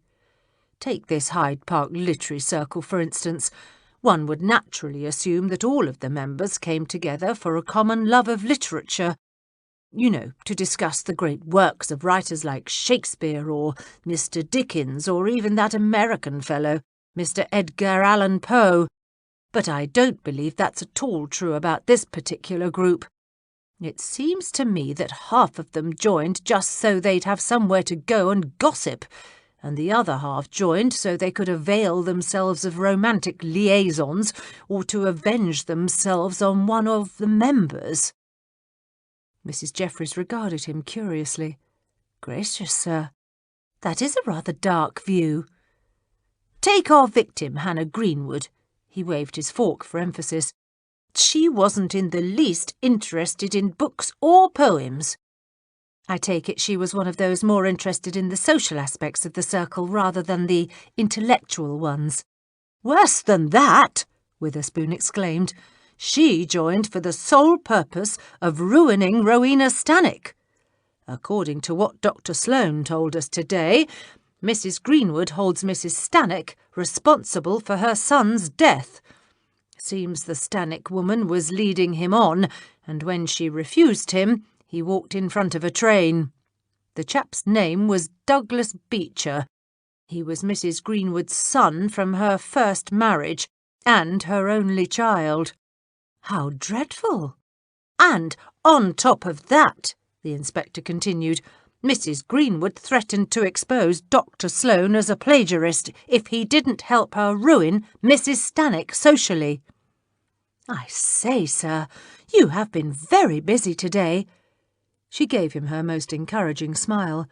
You've learnt an enormous amount of information. Why, now you've 2 members of the circle who had a motive to murder Mrs. Greenwood. Now, sir, do tell me what else you found out. For the next half hour, Mrs. Jeffries listened closely. She was delighted she wouldn't have to bring up the subject of Douglas Beecher herself. So you see, at least now we've one suspect with a reasonable motive, the inspector finished. Rowena Stannock, Mrs. Jeffries guessed. She wondered why the inspector had discarded Dr. Sloane. Correct, Witherspoon sighed. We know from the maid's evidence that Mrs. Stannock knew that Hannah Greenwood was going to ruin her, and we know from Miss Marlowe and the maid that Mrs. Stannock came close enough to the table to get the knife. But didn't the maid say that she saw Mrs. Greenwood follow Mrs. Stannock up the stairs? Mrs. Jeffries queried. Something about the sequence of events bothered her. If that's true, how could she have gotten the knife? Witherspoon frowned. I suppose she could have snatched it off the table when she bumped into it. The knife was sitting right on the end. His expression brightened. Yes, I'm sure that's what happened. She pretended to stumble into the table so that she could get her hands on the murder weapon. That's probably when Miss Marlowe saw her. Then she hurried up the stairs and waited for her victim. Did she know that Mrs. Greenwood was following her? I'm sure she did, Witherspoon replied. She'd just had a very ugly row with Mrs. Greenwood. I expect she knew quite well that the woman would come after her. Mind you, I'm not sure she planned the murder, but I do think she took advantage of the opportunity when it arose. Bumping into that table and seeing that knife lying so close to her hand was simply too much of a temptation to resist. But according to the maid, Mrs. Stannock was crying by this point. Wouldn't that indicate she was more upset than enraged? Mrs. Jeffries had no idea where her train of thought was going, but she was determined to follow it through. Logic, rational thinking, and deduction were all very well, but sometimes, she'd learnt, it paid to trust one's instincts. Witherspoon drummed his fingers against the lace tablecloth. Mrs. Jeffries, he said, you may find this difficult to believe. I mean, you're such an honest person yourself, I do think you find it hard to credit dishonourable behaviour in others. However, it has come to my notice there are some people who are very good at conveying one emotion while feeling another. Mrs. Jeffries stared at him incredulously. Where the inspector had come by this amazing insight, she couldn't deign to guess. What startled her the most was that he'd had it at all. He was such a delightfully naive fellow. So you think that Mrs. Stannock was, shall we say, faking her response to Mrs. Greenwood and hoping the woman would follow her upstairs so she could murder her? I'm afraid I do, Witherspoon replied. Several other people have told us that Mrs. Stannock's character is less than... He paused and blushed. Admirable. Are you referring to Mr. Warburton's statements? She asked, mainly because it annoyed her that a female who had gentlemen admirers was always credited with the worst of character, while a man was considered masculine because of his conquests. Not just Warburton's, Witherspoon protested. Several others have made comments regarding Mrs. Stannock's reputation, but that's not why I think she may be the murderer. We know she went upstairs, and we know that Mrs. Greenwood followed her. We also know she had access to the murder weapon. Besides, she's the only one with a genuine motive. What about Dr. Sloane? She argued. It seems to me he might have just as compelling a motive. You told me yourself, sir, that Sloane was convinced that if the others learnt of his plagiarism he'd be ruined. True, the inspector smiled. But the man was quite drunk when he made those statements. I'm sure he was being overly dramatic.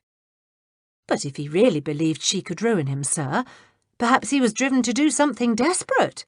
And what about Lady Cannonberry's evidence? She saw Dr. Sloane hiding Mr. Venerable's satchel under his coat. The footman stated that he saw Dr. Sloane going upstairs, and he also said that he'd been near the table as well. He could just as easily picked up the carving knife as Mrs. Stannock. Witherspoon, his mouth full of salad, nodded. Sloane explained all that, he finally said as soon as he'd swallowed his food. He admits to taking the satchel upstairs. That's why Mrs. Putnam couldn't find him. He'd taken it to try and get his poem back before the contest. You see, he'd realised that Mrs. Greenwood had only heard him recite the poem he'd stolen from the American chap at one of their earlier meetings. She didn't actually have any proof in hand, so to speak, except for the American magazine. I'm afraid I don't understand. She didn't have a copy of the poem he'd read aloud, Witherspoon explained. But Dr. Sloane had plagiarised another poem from this American fellow, and it was in the publication Mrs. Greenwood had. Sloane had changed a few words of the poem and submitted it as his Jubilee contest poem. He wanted to get the poem out of Venerable's briefcase before the winner was announced. You see, he had no intention of helping Mrs. Greenwood. He'd already decided he wouldn't say a word about Mrs. Stannock's past. Are you saying that Dr. Sloane thought that if he got the poem back before anyone saw it, Mrs. Greenwood couldn't harm him? Of course, Witherspoon smiled. Mrs. Greenwood confronted Sloane based on her remembering a poem she'd heard him recite. The only written evidence of Sloane's plagiarism was his contest poem. Once he retrieved that and destroyed it, he could easily say that Mrs. Greenwood was mistaken and that the poem she heard wasn't at all like the one in the magazine. So he pinched Venerable's satchel and nipped up to an empty bedroom on the second floor so that he could search it in private. Did Dr. Sloane find his poem? She asked. Oh, yes. Of course, by then he'd heard the screams and Mrs. Greenwood was dead. I see, she said slowly. Do you believe Dr. Sloane is telling you the truth? To her way of thinking, confessing to a bit of plagiarism would be far less dangerous than being arrested for murder. Witherspoon hesitated before answering. I think so, but naturally I'm going to try and verify his story. He claims he left the satchel in the bedroom. He kicked it under the bed when he heard all the commotion outside. So, if the satchel's still there, or one of the servants found it, you'll assume his story is true? Yes. Are you going to arrest Rowena Stannock? Perhaps, the inspector hedged, but I'm not sure we've really enough evidence at this point. Of course not, sir, she said quickly. Forget I even asked that silly question. I know your methods. You would never arrest anyone on the minuscule amount of evidence you have now. I don't believe it's all that minuscule, he said quickly. Naturally, we'll keep digging to obtain more. But what about Mr. Warburton? Mrs. Jeffries continued relentlessly. We don't know where he was when the murder took place. He may have had a motive as well.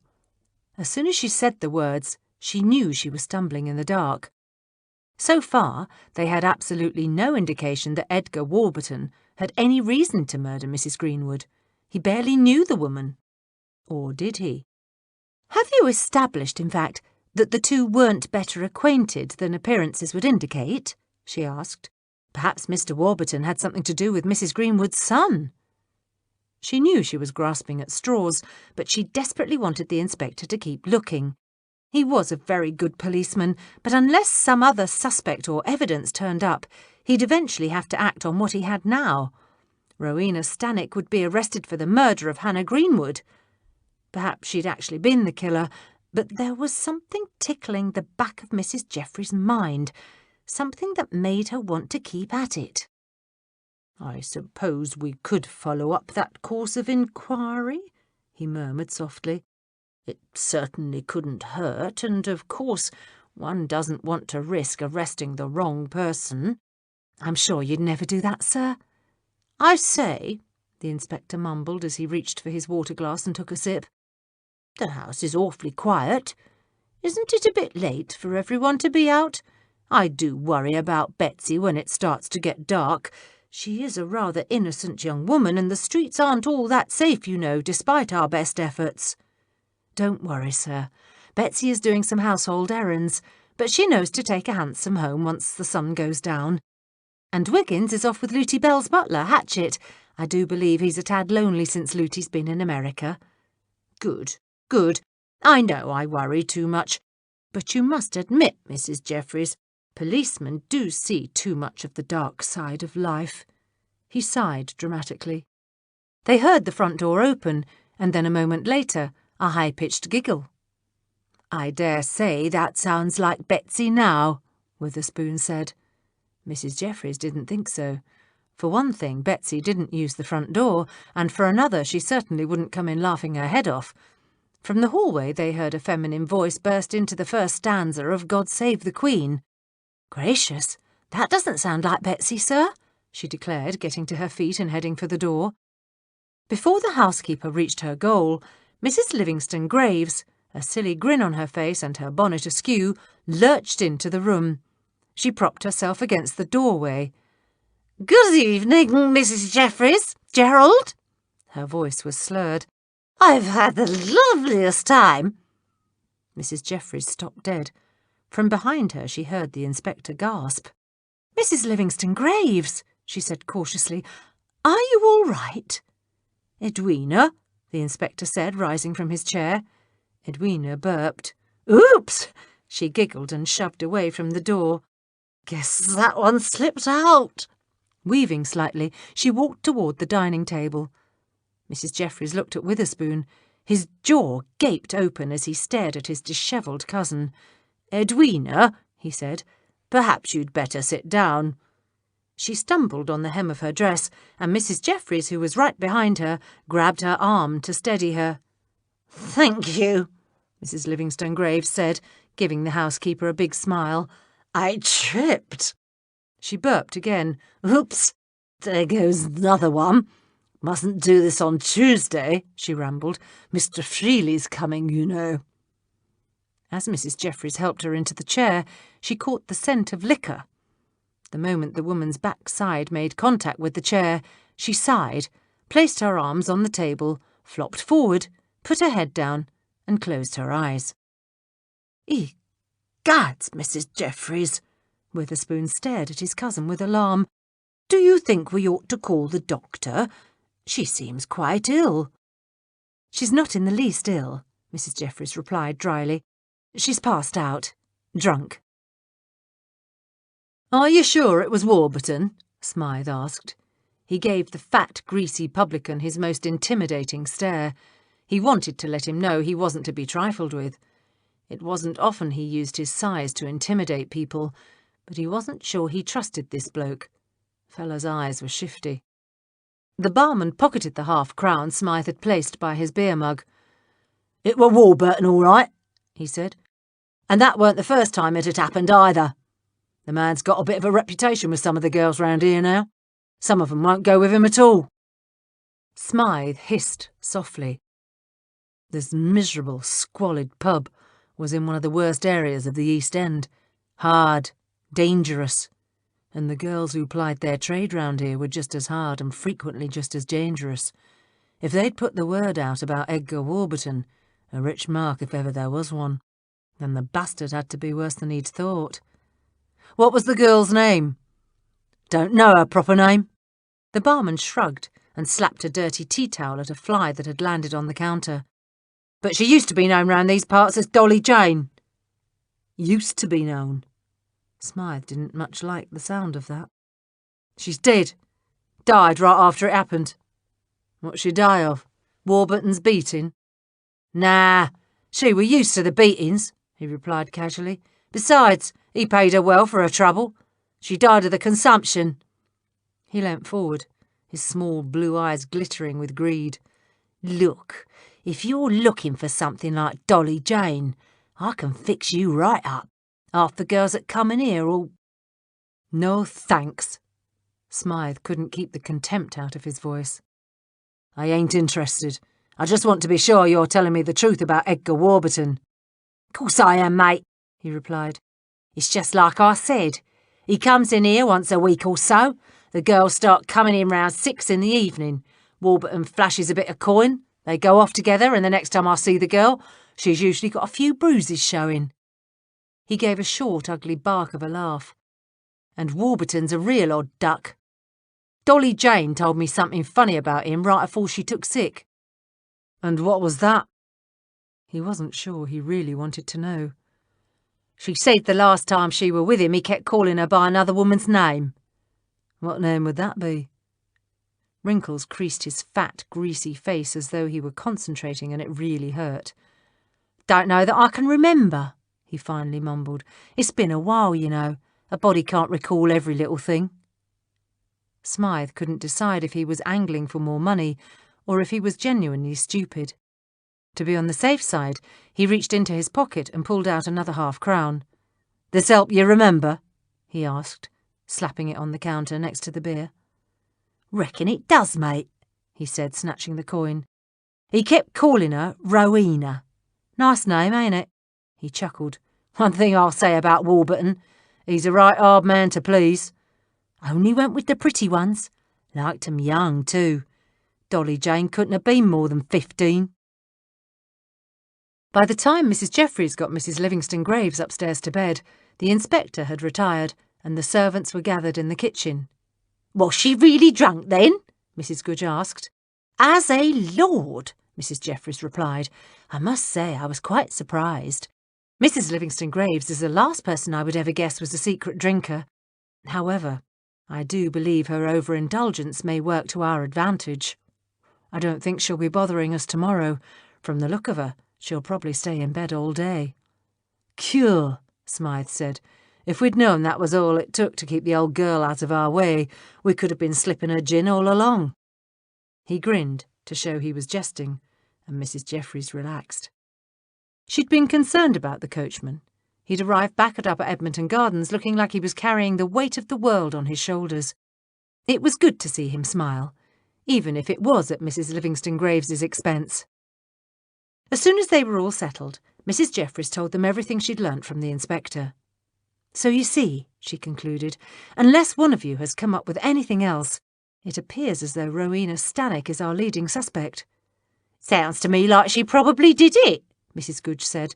Like the inspector said, she had a blooming good motive.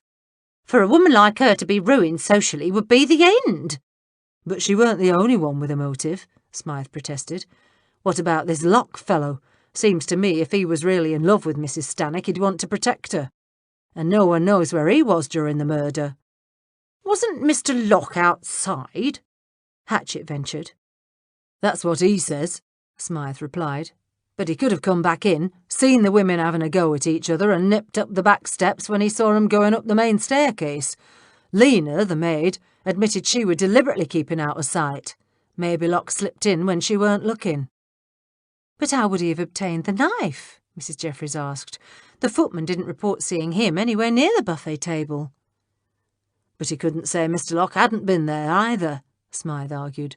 For all we know, Locke could have gotten the knife before he let himself out that side door. But what about the maid? Wiggins said. She claimed she saw Locke slip outside, and then a few minutes later the door were bolted, so how could he have gotten back inside? Smythe shrugged. That's my point. Locke could have nipped back in and bolted the door himself. Why did he go outside in the first place? Mrs. Goodge asked. That's what I want to know. Could be, Smythe mused, that he saw Lena coming and going from the pantry. Maybe he went out deliberately when he knew the maid would see him leave. You think he was deliberately arranging an alibi? Mrs. Jeffries thought the coachman might be onto something. Shelby Lock did have an interest in Rowena Stannick's reputation. He was planning on marrying the woman. It's possible, ain't it? He leant forward, crossing his elbows on the table. If Lena overheard Mrs. Greenwood and Rowena Stannick going at each other, isn't it possible that Locke heard 'em too? I suppose, she replied doubtfully, but I'm not sure the timing is right. According to the maid, she was quite certain of the time. If she's correct, then Shelby Lock would have already been outside when the argument occurred. However, the inspector is going to be talking to Mr. Locke again tomorrow. She turned to Smythe and said, and I think it might be wise for us to try to find out exactly who is telling the truth here. If Mr. Locke was outside, someone might have seen him. I'll ask some of the drivers, Smythe said. See if they saw him skulking about, and more important, exactly what time it was. Were you able to learn anything today? Mrs. Jeffries asked. She was wildly curious as to what he'd been up to. He hesitated, and a slow blush crept up his cheeks. Not much, he mumbled, looking down and studying the tabletop. Just a bit about Warburton. But I didn't hear anything that has any bearing on what went on the night of the murder. Well, I found out plenty about Edgar Warburton, Betsy added, and it's not very nice either. Smythe shot her a quick, sharp look. Betsy ignored him and went right on. I had a little chat with Dulcie Willard. You remember, the other maid at the Marlowe house? And what did she tell you about Warburton? Smythe demanded. Like I said, it's not nice, but I think she was telling the truth. Betsy sighed. It seems he does have an alibi for the time of the murder. He were with Dulcie. Her voice faltered, and a rosy blush crept over her cheeks. They was in a bedroom up on the 3rd floor. I think we all understand what you're saying, Betsy, Mrs. Jeffries said hastily. Hearing about Warburton and the maid's amorous activities didn't particularly embarrass her, but she wasn't so certain about the rest of them. Mrs. Gooch was listening with wide-eyed amazement. Wiggins's mouth was hanging open, Hatchett was staring straight ahead at a non-existent spot on the wall, and Betsy and Smythe were both blushing furiously. Was Dulcie sure she was with Warburton at the time the murder actually took place? Not before or after? She was sure, Betsy replied. She glanced at Smythe. Unless Smythe heard differently, she'd have no reason to lie to me. No, lass, he said softly. I heard nothing about that night. Just a minute now, Mrs. Gooch said before anyone else could protest. I thought we were all agreed that we'd share everything we learnt. Seems to me Smythe isn't telling us all he knows. I would if I'd learnt anything worth repeating, he snapped. But what I heard today don't have nothing to do with the murder. It was just the same nasty old gossip I told you earlier, and I ain't repeating it in front of decent folk.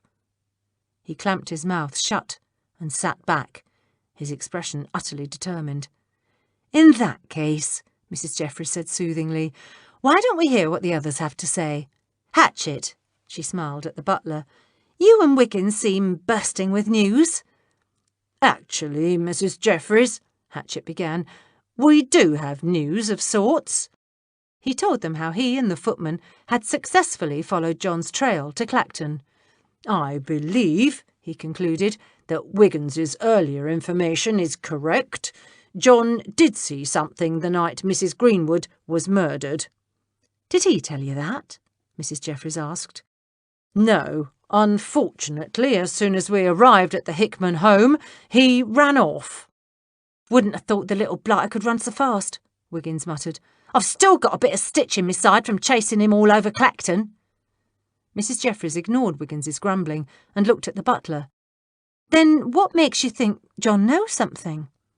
Hatchett smiled. He ran, madam.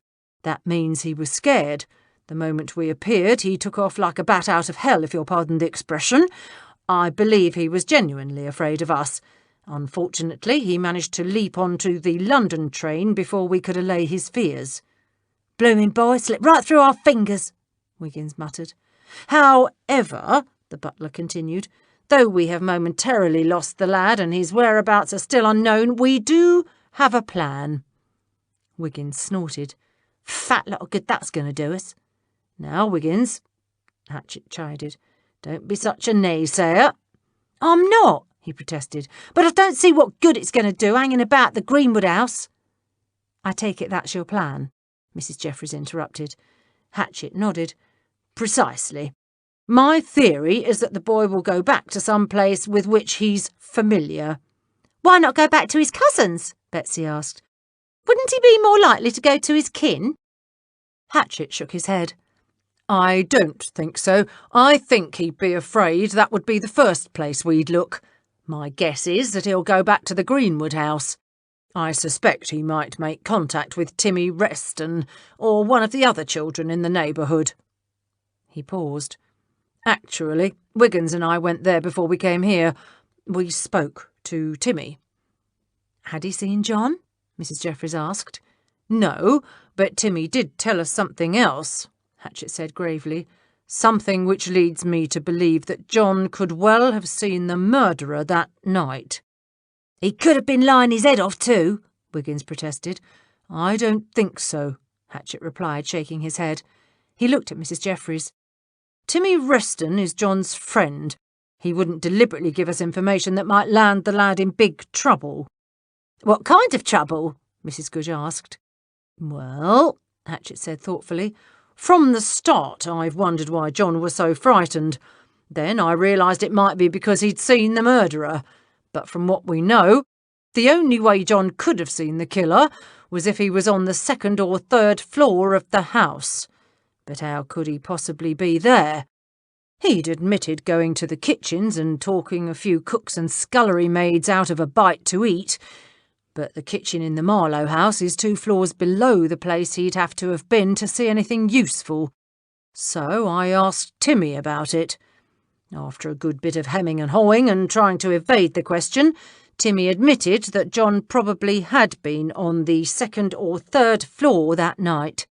He occasionally did a bit of petty pilfering." "You mean the lad's a thief?" Smythe exclaimed. "I'm afraid so," Hatchett replied. "According to Timmy, Mrs. Greenwood was so stingy with food the lad was often hungry. John pilfered a bit here and there, sold the goods, and used the money for food." "That's disgusting," Mrs. Goodge snorted. Hatchett held up his hand. "Don't judge the boy too harshly," he said. "John didn't just feed himself. He bought food for Timmy and some of the other children. Once he even bought a bottle of cough medicine when one of younger Restons had the croup." "That's no excuse," the cook protested. "Thieving is thieving." "It bleeding well isn't," Betsy cried. "Not when you're starving to death."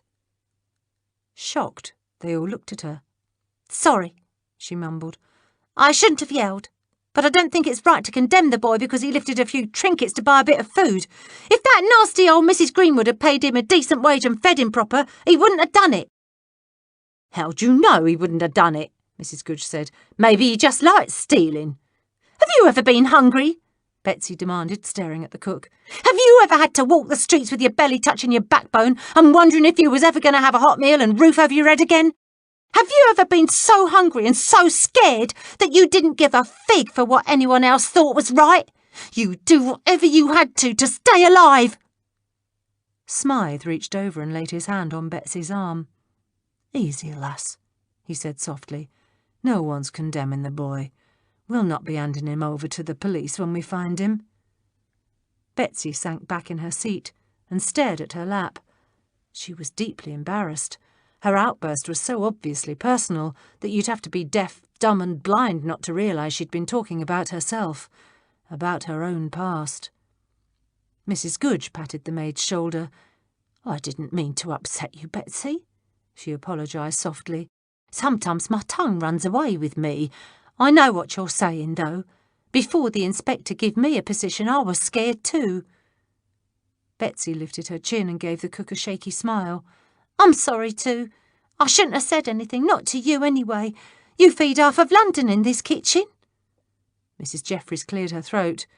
"Well, now that we've cleared the air, so to speak, Perhaps Hatchet can continue. There isn't really much else to tell you, he said, except to say that Timmy claims John was quite familiar with the Marlowe house. He'd accompanied Mrs. Greenwood there many times. Lifted a few trinkets too, Wiggins murmured. Tomorrow I'll go back to the Greenwood house and Wiggins will keep an eye on the Hickman house, just in case John does show up there. We'll take care to conceal ourselves. When the lad shows up, we'll do whatever we can to earn his trust. Hatchet looked at Betsy. I promise you, we won't scare him or threaten him, and we certainly won't be handing him over to the police. Chapter 10. Has Mrs. Livingston Graves come down? Witherspoon asked Mrs. Jeffries. He pushed his empty breakfast plate to one side. Not yet, sir, she replied, turning her head slightly to hide a smile. When she'd walked past their house-guest's bedroom on her way downstairs, she'd heard the woman snoring loud enough to shake the walls. I expect she'll sleep quite late this morning. Yes, well, that doesn't surprise me, but I do hope she's well enough to attend the festivities tomorrow. Festivities? Witherspoon dabbed at his lips with a white linen napkin. The Jubilee, he reminded her. Tomorrow's the royal procession. Surely you haven't forgotten. Why, the West End is ablaze with colour. There are flags in Trafalgar Square, all the clubs along the Pall Mall have put up box seats, and the houses along the procession route are decorated with crimson banners and festoons. Gracious, they're even going to have a gigantic mound of fresh flowers in the middle of Piccadilly Circus. It will be a magnificent spectacle. I want the entire staff to have the day off. Everyone must get out and enjoy themselves. Why, thank you, sir, Mrs. Jeffries replied honestly. How very kind of you. I'm sure it will be delightful. Actually, in light of the fact that they were investigating a murder, she'd quite forgotten about the Jubilee celebration. Will you be continuing your investigation today? Witherspoon made a face. I'm afraid I must. Duty before pleasure. I thought I'd pop around and have another chat with Shelby Locke. Are you going to tell him you have witnesses that saw him going outside? She asked. If I must. Naturally, I'd prefer the fellow tell me the truth straight out. He sighed, but I've not much hope of that. He seems very much in love with Mrs. Stannock. I suspect he'll try and give her an alibi until the bitter end. From what you've told me, Mr. Locke does appear to be quite enamoured of the lady. Mrs. Jeffries reached for her teacup. I suppose being in love makes some men forget their principles, he muttered. Understandable, really. But still, we can't have people dashing about and committing murder, can we? The inspector cleared his throat. Mrs. Jeffries, I've a favour to ask. She looked up sharply. Of course, sir. What is it? Well, you see, I'm thinking about inviting Lady Cannonberry round for tea next Sunday afternoon. What a splendid idea, sir. She hoped they'd have this case solved by then. It seemed the least I could do, he mumbled, his cheeks turning pink. After all, our evening at Miss Marlowe's Jubilee Ball certainly didn't end very well. I was hoping you might write the invitation for me, he said, giving his housekeeper a pleading look. I'm not very good at that sort of thing. And if you'd be so kind as to plan the menu, I'd be ever so grateful. I'd be delighted, sir, she smiled broadly. Mrs. Goodge and I will plan a splendid tea party for you and Lady Cannonberry. Just leave everything to me. As soon as the inspector and Constable Barnes had left, Mrs. Jeffries hurried down to the kitchen. Mrs. Goodge looked up from the pan of bread she'd just pulled out of the oven. Is the inspector gone, then? He and Constable Barnes are going to interview Shelby Locke this morning. Where is everyone else? Wiggins and Hatchet took off right after breakfast to try and lay their hands on that boy. She carefully eased the loaves onto a cooling rack. Betsy went upstairs to air out the linen cupboard, and Smythe's round back getting a bucket of coal. From the staircase they heard the heavy thump of slow footsteps, then a low moan. That'll be her nibs. Mrs. Goodge smiled diabolically. Too bad she's missed breakfast. I'll have to do up something special for her, won't I?" "Mrs. Goodge," Mrs. Jeffries whispered sharply, "what are you up to?" "Keeping her nibs out of our hair," she hissed back, just as Mrs. Livingston Graves shuffled slowly into the room. "I want a pot of tea," she croaked, glaring at them. Pale face a chalky white, thin hair straggling around her ears, and eyes bloodshot and ringed with purple, the woman looked like death warmed over. "What are you two staring at?" she snapped. Then she groaned and leant against the cabinet. "I'm not well this morning." "Morning, Mrs. Livingston Graves," the cook said cheerfully. She winced, and her hand flew to her temple. "Morning," she muttered. "How are you feeling?" Mrs. Jeffries asked softly. "Would you like some fried bread for breakfast?" Mrs. Goodge said loudly. "I've just baked a fresh loaf, and I've got some really good bacon grease. Fresh, too. Cooked 1/2 pound just this morning. You just sit yourself down and I'll fry you up a few slices in no time." "Oh, God!" Mrs. Livingston Graves put her hand to her mouth and fled the kitchen. "I'll spend the rest of the day in my room," she choked out as she hurried down the hall. "Good one, Mrs. Goodge," Smythe said, strolling in from the back hall, a bucket of coal dangling from each hand. He chuckled as he walked over to the stove and put the buckets down. "With the way her stomach's probably rumbling, just the thought of fried bread ought to keep Mrs. Livingston Graves hanging over a chamber pot for the rest of the day." "Really, Mrs. Goodge?" Mrs. Jeffries tried hard to be stern, but her eyes twinkled. "That was most cruel." "No, it wasn't." The cook grinned from ear to ear. "We've got a lot to do today. I didn't want her nibs hanging about, sticking her nose in our business." "What did you do to Mrs. Livingston Graves?" Betsy asked as she dashed into the room. "I just saw her on the stairs and she was positively green." "She's not well," Mrs. Jeffries replied, "but that at least will serve to keep her out of our way today. Now, what are we all going to do?" "Since I've aired them bloomin' linen cupboards," Betsy said, picking up a tea towel and starting to dry the plates, "I thought I'd slip back over to the Marlowe house and see if I can find out anything else." "What are you going to do, Mrs. Jeffries?" Smythe asked. He leant against the doorway. "Actually, I'm going to do some thinking," she replied. "There's something about this case that's been niggling me from the start, but I can't quite think what it is. Perhaps I should dust the drawing room. Mindless, repetitive activity frequently helps me to think better. Are you still planning on going to see what you can find out about Shelby Lock?" The coachman shrugged. "Might as well. I'm still not convinced he's innocent. Protecting a woman you're in love with is a powerful motive for a man, and he's definitely crazy about Mrs. Stannock." Smythe fiddled with filling the coal bins until Mrs. Jeffries, the feather duster neatly tucked under her arm, went upstairs. A moment later, Mrs. Goodge trotted off toward the cooling pantry, mumbling something about gooseberries. He and Betsy were alone. He looked at her. She stood with her back to him, stacking dishes in the cupboard. Smythe silently took a long, deep breath and gathered his courage. He couldn't stand the way she'd been avoiding him since her outburst yesterday. It was as though she were ashamed that he and the others had had a glimpse of her life, her past. At breakfast this morning she'd kept her head down, staring at her lap like it was a newspaper, and then bolted from the table the minute she'd finished one blooming cup of tea. She hadn't even tried to eat Mrs. Goodge's home-made sausages. He wasn't having any of that. What they'd shared together, all of 'em, was too precious. Betsy had no call to be embarrassed because she'd let something about herself slip out, and she should know them well enough to understand that there was nothing in her past that would change the way he, or any of the others, felt about her. He was blooming tired of seeing her walk around with her eyes down and her shoulders hunched. "Betsy," he said softly, "I'd like to talk to you, lass." "What about?" she asked, without turning around. "About what happened last night." He faltered, unsure of exactly what was the best way to say what he thought needed saying. "I've already said I'm sorry for losing my temper," she said defensively. He sighed. This wasn't going to be easy.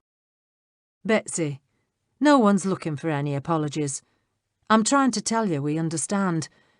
I can tell you're still smarting over it, and you've no need to. It's not like any of us hasn't been, well, hard up a time or two in our lives." Slowly she turned and stared at him. "It's nice of you to try and make me feel better, but I still feel a right fool. It were bloody obvious I was talking about myself." She gave him a shaky smile. "And it's embarrassing." "There's no shame in having been poor," he protested. "You did the best you could. You had to survive." She looked down at the floor. "Blast and damn," he thought. "I'm going about this all wrong. Maybe I should have kept my big mouth shut." "So you don't think any less of me?" she murmured so quietly he almost didn't hear her. He took a step closer. "Not at all, lass. I'm just glad you're here with us now." He reached out a hand, intending to touch her shoulder, but he snatched it back quickly as they heard the pantry door crash against the hallway wall. "I'm going to skin that boy alive when I get my hands on him!" Mrs. Goodge cried as she charged into the kitchen. She stopped in surprise when she saw them. "You two still here, then?" "Who are you going to skin alive, Mrs. Goodge?" Smythe asked, giving her a cocky grin. "Wiggins, that's who, and when I'm finished with him I might skin that ruddy Fred. They've been into them gooseberries again." "Mr. Locke," the inspector said politely, "we'd like you to tell us again about your movements on the night of the ball." Locke arched an eyebrow. "I've already told you. Rowena and I were together the whole time except for those few moments when I was in the library with Miss Marlowe. For goodness sake, do you want me to give you a blow-by-blow account of every step we took?" "That would be most helpful, sir," Barnes said politely. "Don't be absurd." Locke got up and began pacing the room. "Is this inquisition necessary? Rowena's waiting for me in the drawing-room. We're going out." The inspector sighed. He did so wish that people wouldn't persist in lying. It was so very demeaning. "Mr. Locke, we've had statements from several people who saw you leave the ballroom and go outside, alone." Locke stopped in front of a balloon-back chair. "Who told you that?" "That isn't important. What is pertinent is that you weren't with Mrs. Stannick at the time of the murder, and we can prove it." Witherspoon stared him directly in the eye.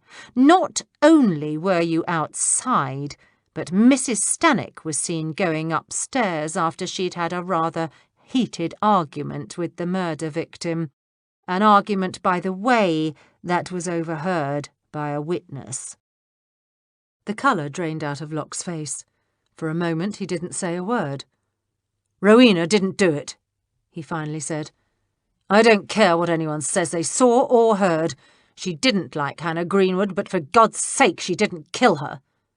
"Mr. Locke, why don't you sit down and tell us the truth?" the inspector suggested kindly.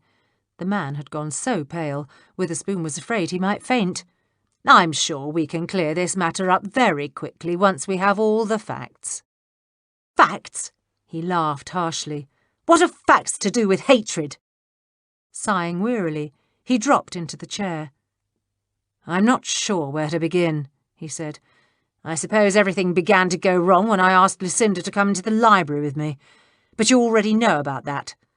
What you don't know is that I wasn't discussing my missing notebook with Lucinda. I was telling her that I'd proposed to Rowena." Locke closed his eyes briefly.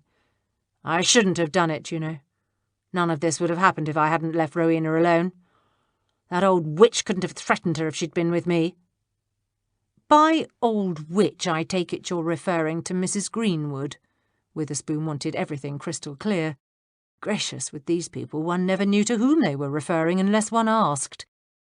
"Absolutely, and I don't care if she's dead," Locke said angrily. "She was an old witch. She couldn't wait to ruin Rowena's life." He paused and brought himself under control. "But that's not important now. I left Rowena alone in the ballroom, and I asked Miss Marlowe to come into the library." "So you were in the library longer than you originally led us to believe?" Witherspoon asked. "I'm afraid so," he replied. "You see, I didn't want to admit that I'd been away from Rowena for such a long period of time. I was actually talking to Miss Marlowe for a good 10, perhaps 15 minutes. "I take it Miss Marlowe didn't take the news of your impending marriage very well," the inspector suggested. "No," he shook his head. "She was actually very kind about it, wished me well and all that. But dash it all, I was concerned about her, you see. I mean, she was saying all the right words, yet her expression was so very odd that I kept right on talking to her. I suppose it was guilt on my part. I did at one time have an understanding with Miss Marlowe. Anyway, she finally insisted she had to get back to her guests, and we left the room. So how did you come to be outside, sir? Barnes asked. I went outside to get some fresh air. Locke rose to his feet. Look at it from my point of view. I'd just behaved abominably to a lovely young woman, and she'd taken it with the best of grace. I was ashamed of myself. I wanted to get away where no one could see me and pull myself together. He began pacing the room again. So I went down the hall, unbolted a side door, and slipped outside. How long were you out there? Witherspoon asked. I didn't come back inside until after Mrs. Greenwood was killed, he said softly. After I'd been outside a few minutes, I tried to get back in, but someone had bolted the door on me. That side of the house leads off onto an alley, and the only way back in is to walk round to the front. It's a long walk, Inspector. Where was Mrs. Stannick when you arrived back? She was coming down the stairs. And Mrs. Greenwood was already dead? Locke nodded. But Rowena didn't kill her. Did you see anyone else come down the stairs? Witherspoon prodded. A number of people. He flung his hands wide. They were all coming down to see what the commotion outside was about. Rowena Stannick clutched Shelby Locke's hand. Her face was pale and her lovely eyes wide with fear. Shelby's telling the truth, Inspector. I saw him coming in the front door as I came down the stairs. Do you admit you had an argument with Mrs. Greenwood? Witherspoon asked, and that she followed you upstairs? Don't admit anything, Locke told her. Don't say another word until we've talked to your solicitor. She shook her head. It's all right, Shelby. We don't need to send for Mr. Borland yet. She straightened her spine and looked at the two policemen sitting in front of her fireplace. We did have an argument, a vicious one. She was going to ruin me. She was going to tell everyone that her son Douglas had committed suicide because I'd refused to marry him. Rowena, don't, Locke pleaded. It's all right, darling, she said, giving him a sad smile. I must tell the truth. I'm not afraid any more. Douglas Beecher didn't kill himself because of me. He had a terrible problem with alcohol. That's why I refused him. I'm not all that certain he committed suicide at all. When he was drunk, he did the most appalling things. Stepping in front of that train was most likely an accident, I'm sure of it. But Mrs. Greenwood was sure you were responsible, Witherspoon said, and she threatened to tell the rest of the world. A scandal like that would have ruined you socially. Yes, she agreed. It would have, but I knew it wouldn't cost me the one thing that really mattered to me. Shelby's love. She looked at him again. It hasn't, he promised softly. So after the argument, you went upstairs, the inspector prodded. Yes, I wanted to get away from her. Rowena crossed her arms over her chest. She was half out of her mind that night. The things she said to me, it was unbelievable and very upsetting. When I realised I was losing control, I knew I had to get away from her. I went upstairs to the second floor. Did you hear her behind you on the stairs? Barnes asked. No. I'd no idea she was following me. All I wanted to do was find a quiet place to calm down, she explained. I was in tears, and I didn't want Shelby to see me like that. So I hurried upstairs and popped into an empty bedroom. A few minutes later, I splashed some cold water from the wash basin on my face and started down. By that time, someone had murdered Mrs. Greenwood. People were running about and shouting. I hurried downstairs to see what the commotion was, and that's when I saw Shelby coming in the front door. Are you certain you went no further than the second floor? Witherspoon asked. He wasn't sure what to make of her story. Dash it all, unless the lady was a superb actress. It sounded as though she were telling the truth. I'm certain. Did anyone see you go into or come out of the bedroom? No, she smiled bitterly. Unfortunately, no one can verify my story. I was alone when I reached the top of the stairs. There was no one about. I didn't like Hannah Greenwood, she said earnestly. But you've got to believe me, Inspector. I didn't kill the woman. Wiggins poked Hatchet in the side and pointed toward the row of tiny houses. Over there, he whispered. There's someone moving about in that passageway. Stealthily they scurried out from behind their hiding place behind a heavy wagon loaded with rubbish and dashed across the road. They heard the sound of feet again, in the narrow space between the last two houses. "Go round the end," Hatchet hissed, pointing toward the end of the road. "Double back to the passageway. We can trap whoever's in there." "But what if it's not John? What'll we say?" "Get on with it, Wiggins," Hatchet snapped. Really, the lad was very good-hearted and all that. Sometimes he was a bit of a trial. "If it's not John, then it's probably a cat and we won't have to say anything." Wiggins nodded and took off. Hatchet gave him what he hoped was enough time to complete the circuit before he moved to his end of the opening. The tiny space, barely wide enough for a broad-shouldered man to get through, was shrouded in deep shadows despite the afternoon sunlight. Hatchet stepped inside. He heard a scrape like a foot dragging against the ground. "John," he called out, "if you're there, don't be afraid. We only want to talk to you. I promise you no one's going to hurt you." There was no answer. At the far end he heard, rather than saw, Wiggins move into position, but the overhanging roof made the passage so dark he couldn't quite see. That, and the fact that his eyesight wasn't what it used to be. Squinting, he plunged further inside. Suddenly he heard the hammering of footsteps as whoever it was made a run for it. Hatchet took off after them. "Got you then, you little blighter!" Wiggins cried as a bundle of terrified boy exploded out of the passage and rammed into him hard enough to knock the wind out of him, but not hard enough to make him let go of the lad's arm. Mrs. Jeffries had dusted the furniture, polished the brass candlesticks on the mantel, and buffed the banister until it gleamed in the late afternoon sun, but she was no closer to a solution. This case was simply baffling. She had the horrible feeling that she was missing something, but for the life of her, she couldn't figure out what it was. Placing her tin of Adam's furniture polish on the table, she sat down and stared blankly at the rows of copper pots hanging below the window. Mrs. Gooch had retired to her room to have a nap before dinner, and the rest of the staff was still out. She hoped they were having a better day than she was. She sighed and forced herself to go over everything one last time. Hannah Greenwood had been viciously murdered by one of the other guests at the ball. There was no reason to believe a servant or an outsider had done the killing, because the victim was an isolated, lonely woman who didn't much care for people. She'd joined the circle only to have an opportunity to avenge her son's death. Most of the members of the circle could account for their whereabouts at the time of the murder, so that let them out. Of the members that were left, the only ones that could have a reason to murder the victim were Dr. Sloane and Rowena Stanek. Unless, she reminded herself, you included Shelby Locke.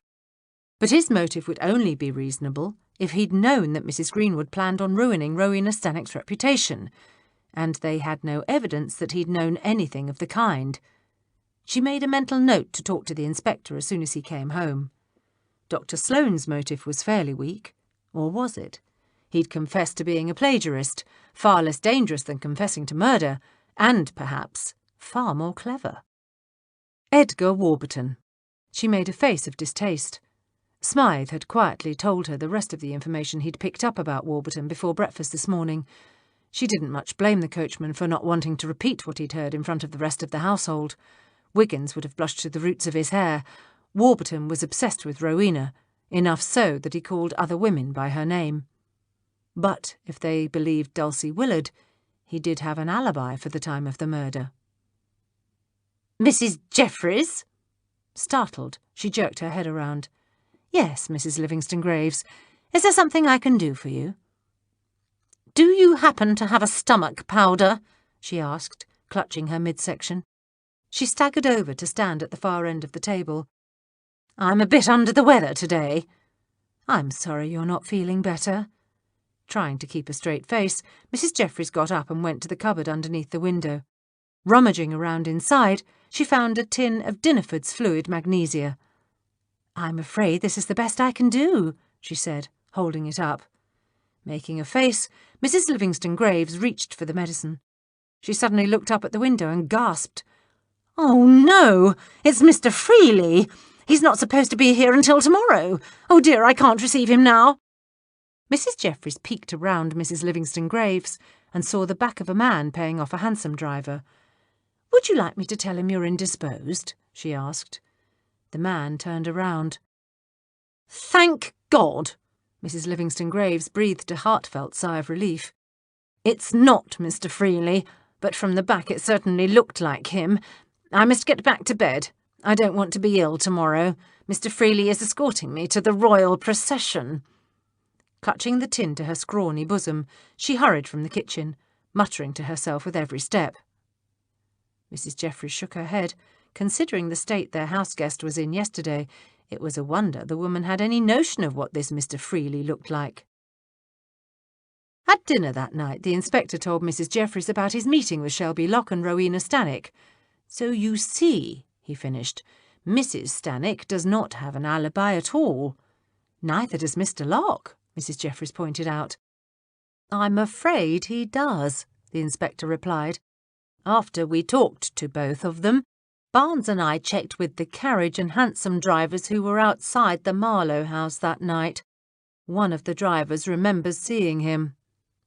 "The driver is sure it was Shelby Locke?" "Oh, yes. He knew Mr. Locke on sight, you see. He'd driven Mr. Locke and Mrs. Stannick to the ball earlier." Witherspoon crumbled his napkin and tossed it next to his plate. "He also drove them home that night. He said Mrs. Stannick was in an awful state." "Are you going to arrest her?" Mrs. Jeffries asked. She held her breath. "I'm afraid I may have to," he replied softly, "though I must admit I tend to believe she's telling the truth. At the very least I'll have to bring her in tomorrow to answer some more questions." "But tomorrow's the Jubilee and the royal procession." "That makes no difference." He smiled sadly. "Nothing, not even a celebration of Her Majesty's ascension to the throne, is more important than justice." His words would have sounded pompous, but Mrs. Jeffries knew he sincerely meant them. She sat back in her chair and tried to think. She could quite understand the inspector's reasoning, but something was bothering her, something that was probably right in front of her, but she couldn't see it. She glanced up and saw Betsy standing in the doorway of the dining room, waving frantically. "Excuse me, sir," she said, getting to her feet. Betsy jerked her head toward the hall. "Hatchett and Wiggins is back," she hissed as soon as they were out of earshot. "They've got John with them, and they want to speak to the inspector."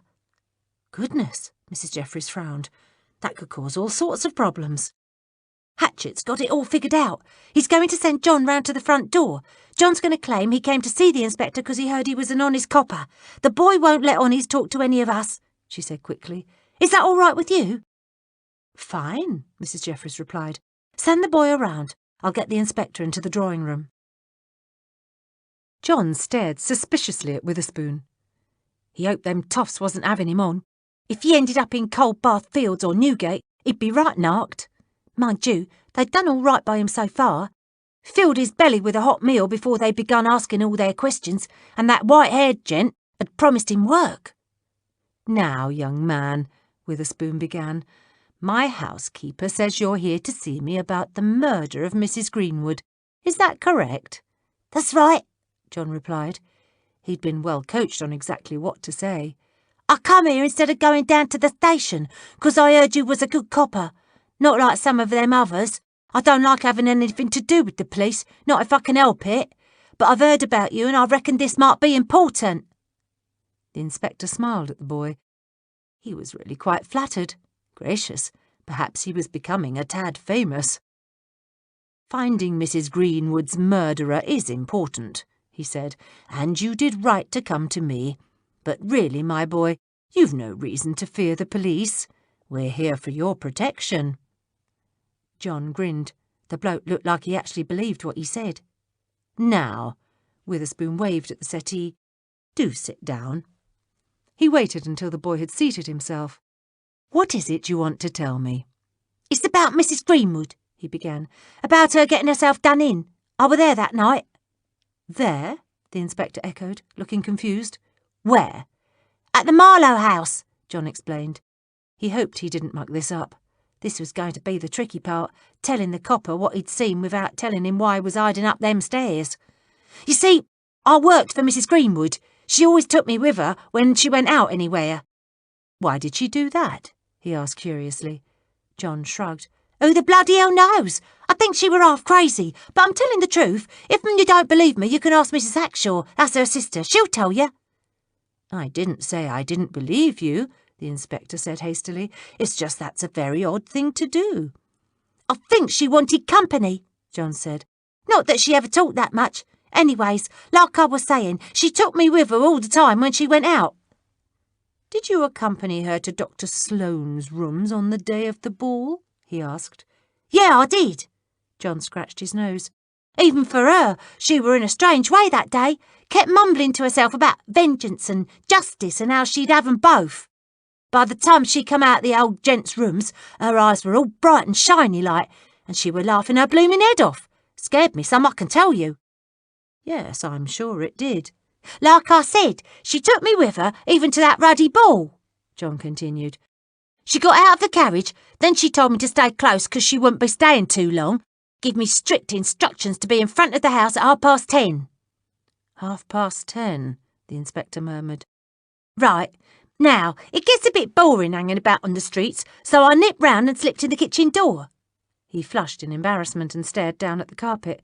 Sometimes the cooks or one of the maids will slip me a bit of food and, well, I was hungry. Of course you were, my boy, Witherspoon said kindly. No one can fault you for wanting a bite to eat. Why, I've done that sort of thing myself when I was a lad of your age. John looked up sharply. He couldn't imagine this gentleman ever being cold or hungry. But maybe he was wrong. Maybe the bloke did understand. They was all busy in the kitchen. No one even noticed I was there. He didn't add that he'd deliberately ducked behind a table and hot-footed it up the back stairs. John cleared his throat to give himself a moment to think. He had to say this part just right. Nice bloke or not, this gent was still a copper. Anyways, like I said, I was right hungry. Mrs. Greenwood were on the stingy side. There were never enough food round there, and all I'd had for me dinner was a bit of hard beef and bread. Witherspoon clucked his tongue. Really, the way some people treated their servants, it was an absolute disgrace. I'm sure you were dreadfully hungry, he said sympathetically. He nodded. They were so busy in the kitchen I didn't think they'd take kindly to me bothering them for something to eat, so I nipped up the back stairs. I'd been there before, you see, and I was hoping there might be some food in the pantry.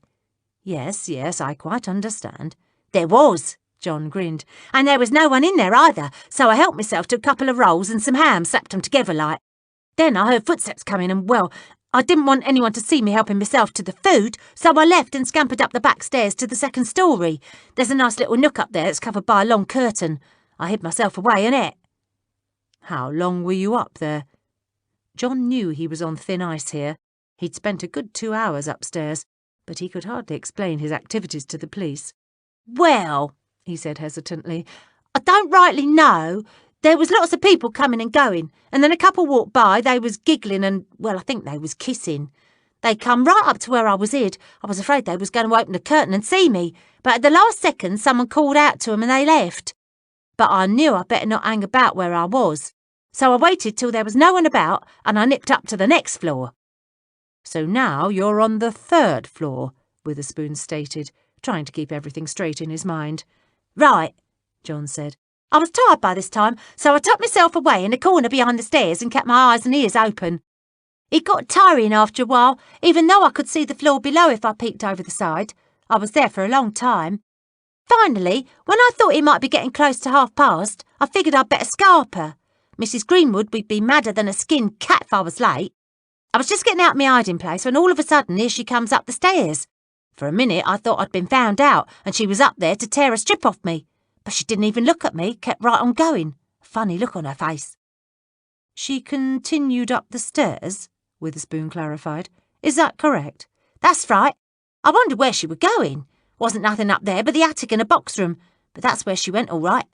A minute or two later I heard more footsteps. By this time I'd come out from behind the staircase and I didn't reckon I could make it back before whoever was coming up those stairs saw me, so I flattened myself behind a set of curtains over the window at the end of the hall and prayed that whoever it was wouldn't see me feet. And who did you see coming up the stairs? The inspector asked quietly. A pretty lady in a blue dress. She was carrying a knife. Chapter 11. The day of the Jubilee dawned clear and beautiful. Mrs. Jeffries smiled as she pulled open the drawing-room curtains and let the sunshine fill the room. She still wasn't certain about this case. That tiny niggle at the back of her mind refused to go away. and she didn't understand why. John's statement had made it quite clear that Rowena Stannick was the killer. Why, even the inspector had remembered Mrs. Stannick's spectacular blue gown. She shook herself.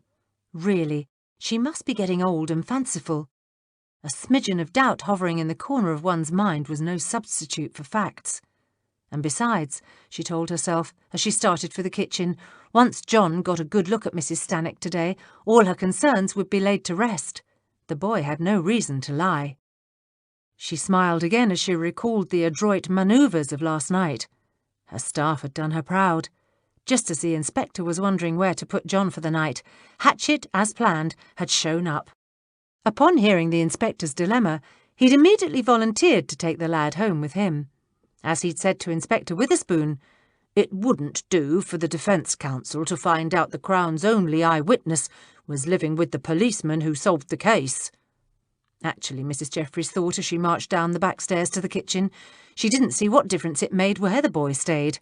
But the inspector had seemed to think Hatchet was correct, and John had gone off quite happily. In the kitchen, Betsy and Mrs. Goodge were sitting at the table drinking tea. "Is Smythe back yet?" Mrs. Jeffries asked. "Not yet," Betsy replied. "It might take him longer than usual. The streets are packed with people. You can barely move out there. All the main roads are closed because of the royal procession." She frowned. "I hope he doesn't have any trouble getting back. I won't really be able to enjoy myself today unless his case is solved." "Don't worry about Smythe," Mrs. Goodge said. "He'll not have any problem getting through the mob. He knows this city like the back of his hand. He'll not need the main roads. The man knows every back street and mews from here to Liverpool Street." "I hope you're right, Mrs. Goodge." Mrs. Jeffries cast a worried glance at the kitchen clock. "Hatchet and John are due here in a few minutes." As it would be impossible for the inspector to find a hansom today, considering the number of people clogging the streets of the West End, Smythe had volunteered to bring round the inspector's carriage and drive him and John to Rowena Stannick's home. Naturally, the inspector had protested, not wanting his coachman to have to work on a day the rest of London was celebrating, but Smythe had assured him he didn't mind in the least. "Are they going to take John straight to Mrs. Stannick's house, then?" Betsy asked, "to see if he can identify her?" "That's the plan." "Mrs. Jeffries!" Mrs. Livingston Graves's voice screeched down the stairs. "Could you come up here, please?" "Right away, Mrs. Livingston Graves." Rolling her eyes, she got to her feet. "She's got no call to be ordering you about like that," Betsy mumbled resentfully. "At least she said please," Mrs. Goodge put in mildly. "Not to worry," the housekeeper replied cheerfully as she hurried toward the door. "Her Mr. Freely should be here soon, and she'll be out of our way for the rest of the day." She paused in the doorway. Let's hope that today she can recognise the man. Betsy and Mrs. Goodge laughed. "What took you so long?" Mrs. Livingston Graves whined as soon as Mrs. Jeffries appeared at the top of the steps. "Mr. Freely will be here any minute, and I can't get these silly buttons done up." She lifted her arms, revealing the unbuttoned sleeves. "Let me help you," Mrs. Jeffries said. Deftly, she pushed the tiny black buttons through the grey fabric. "There," she said, "you're all done, and I believe I hear footsteps coming up the front stairs now." "Answer the door, then," Mrs. Livingston Graves ordered. She stepped back and smoothed her skirts. There was a timid knock. Mrs. Jeffries threw open the front door. Before her eyes stood a short, rabbity-faced man in spectacles, wearing a brown bowler hat, brown suit, and carrying an umbrella. "Good morning. I'd like to see Mrs. Livingston Graves." He smiled hesitantly. "Please, come in," Mrs. Jeffries said politely, "and I'll announce you." As Mrs. Livingston Graves had dashed into the drawing-room, Mrs. Jeffries had to go get her. "Your escort is here," she said formally. Nose held high, Edwina Livingston Graves waltzed into the hall. She stopped dead, her small eyes blinking in surprise. "Mr. Freely?" He smiled broadly. "Edwina," he said, "how delightful to see you again, but I did ask you to call me Harold. My, don't you look lovely today?" Mrs. Jeffries wondered if he needed new spectacles. She also wondered exactly how much Mrs. Livingston Graves had had to drink before she made Mr. Freely's acquaintance. Hatchet and John arrived a few minutes later. Mrs. Jeffries had started up the stairs to get the inspector when Smythe burst into the room. "Something funny is going on at the Stannick house," he said without preamble, "and I think the inspector ought to hear about it." Hear about what? Witherspoon asked as he strolled into the kitchen. Smythe shot Mrs. Jeffries a quick, hard look. Well, sir, I were on my way back from the livery with the coach, and I had to pass by the Stanek place. I saw the oddest thing. That Mr. Locke were at her front door, arguing with the maid. You saw all this from the coach? Witherspoon asked in confusion. No, sir, he admitted, shooting another uncertain glance at the housekeeper. Oh, it's all right, Smythe. The inspector smiled. I know how you and the rest of the staff are always looking after my interests. It's quite all right for you to admit you stopped the coach and did a bit of snooping. Mrs. Jeffries held her breath. Gracious, had the inspector cottoned on to what they had been doing? That's right, sir, Smythe replied. That's exactly what I did. A bit of snooping, as you call it. He took a deep breath and plunged ahead. I overheard the maid telling Mr. Locke that Mrs. Stanek weren't at home. The maid said Mrs. Stanek had just left. She'd gotten a message saying there was an emergency meeting of the Hyde Park Literary Circle. Gracious. Mr. Locke got right angry, said he was a member of the circle and he hadn't had any message. Where was this meeting to take place? Mrs. Jeffries asked. At the Marlowe house. Mrs. Jeffries saw Betsy start in surprise. Oh dear, the inspector murmured. This does complicate matters. What are they talking about, Gov? John said to Hatchet. I thought I was going to identify the woman that come up them stairs. That's right, boy, Hatchet replied, throwing Mrs. Jeffries a rather puzzled look. And so you will, but I do believe we may have to postpone that for an hour or two, at least until the inspector decides what he wants to do. I say, Witherspoon shook his head, this is getting muddled. Dash it all, what should he do now? He couldn't go herring all over London looking for Rowena Stanek. Goodness knows where the woman had gone. There was no point in sending a message to the Yard either. With the mobs of people in town for the Jubilee, it would be pointless for the uniformed lads to even try spotting her at the train station or the coach houses. Drat. All right, John muttered. I don't mind waiting. Betsy rose and went into the hall. Mrs. Jeffries went after her. Mrs. Jeffries, the maid whispered. Something's wrong, very wrong. What do you mean? Mrs. Jeffries had great respect for the maid's intelligence, and even greater respect for her instincts. There can't be an emergency meeting at the Marlowe house, Betsy said earnestly. Rupert told me yesterday that Miss Marlowe was giving them all the day off. A woman like her don't have guests round unless there's a house full of servants to wait on 'em. But why would Rowena Stanek... Mrs. Jeffries suddenly stopped. A vision of Mrs. Livingston Graves standing in front of the kitchen window flashed into her mind. The last puzzle piece fell into place. Oh, Lord, she exclaimed. We've got it all wrong. Turning, she dashed back into the kitchen. They all looked at her in surprise. John, she said, what colour hair did the lady have, the one coming up the stairs with the knife? John, who was reaching for one of Mrs. Goodge's currant buns, snatched his hand back when he heard his name. Huh? I asked what colour the lady's hair was. Brown, he said promptly. She had brown hair. But that can't be right, Witherspoon exclaimed. Mrs. Stanek has fair hair. He stared at John. Are you absolutely certain? John nodded and snatched up a bun. Course I am. I'd have told you last night, but no one asked.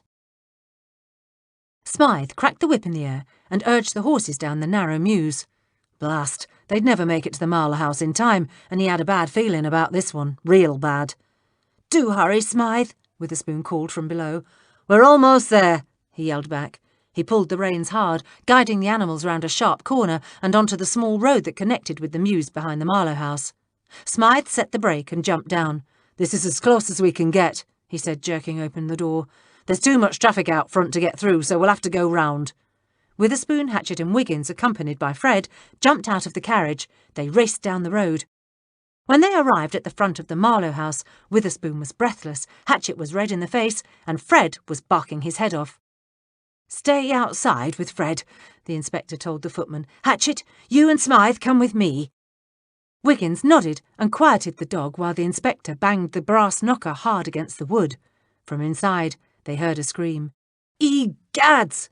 Frantically, Witherspoon tried the doorknob. It was locked. Smythe shoved the inspector out of the way. "Let me have a go at it," he said, bashing his shoulder against the door. He winced in pain, but the door didn't budge.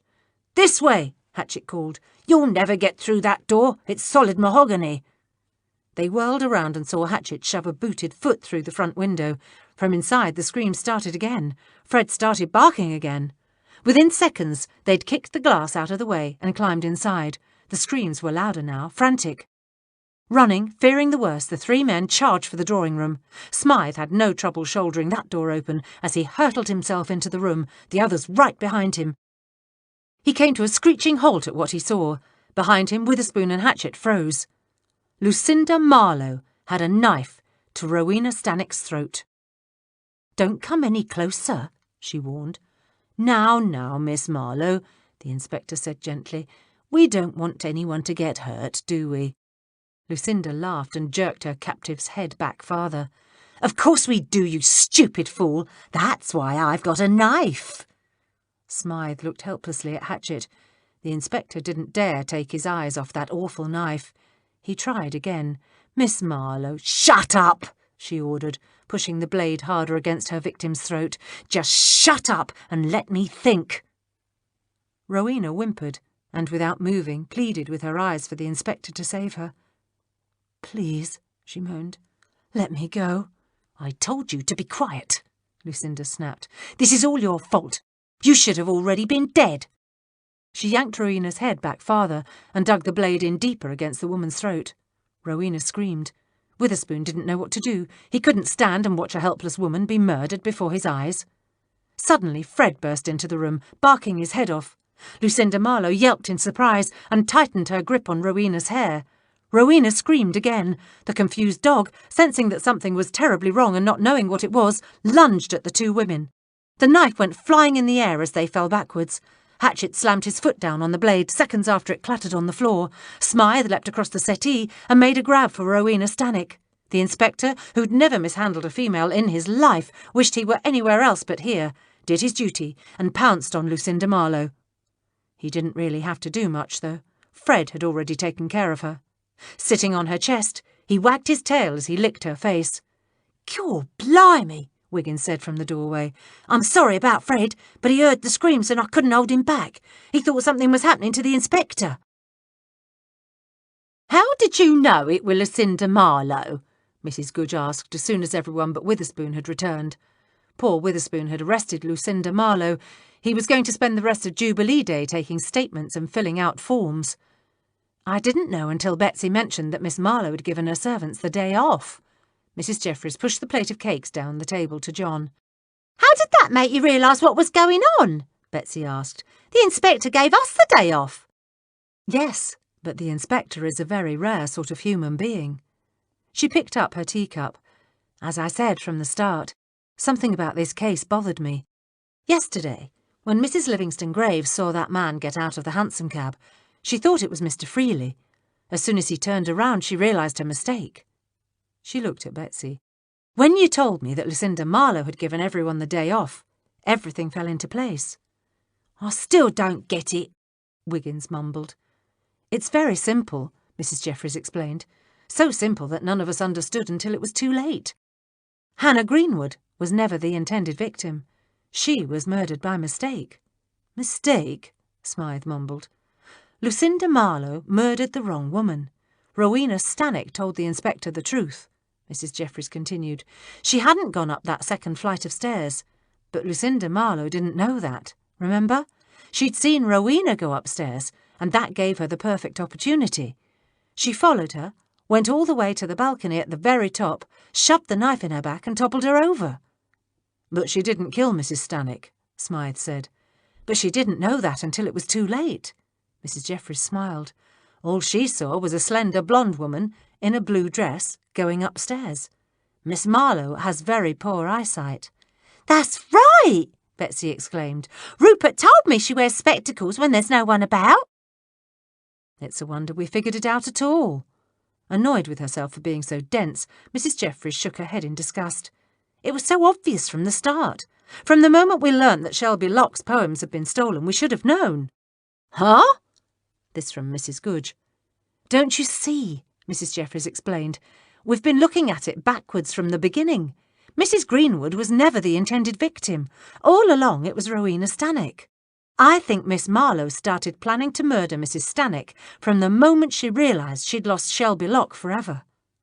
"But the murder weren't planned," Smythe pointed out. "Or if it were right messy." "The actual crime itself wasn't planned," Mrs. Jeffries said, "but I think from the moment Miss Marlowe realised Locke was genuinely in love with Rowena Stannick, she planned to kill her. Look at it this way. Locke told Miss Marlowe of his intentions that night in the library. According to what Locke said, she took it very well.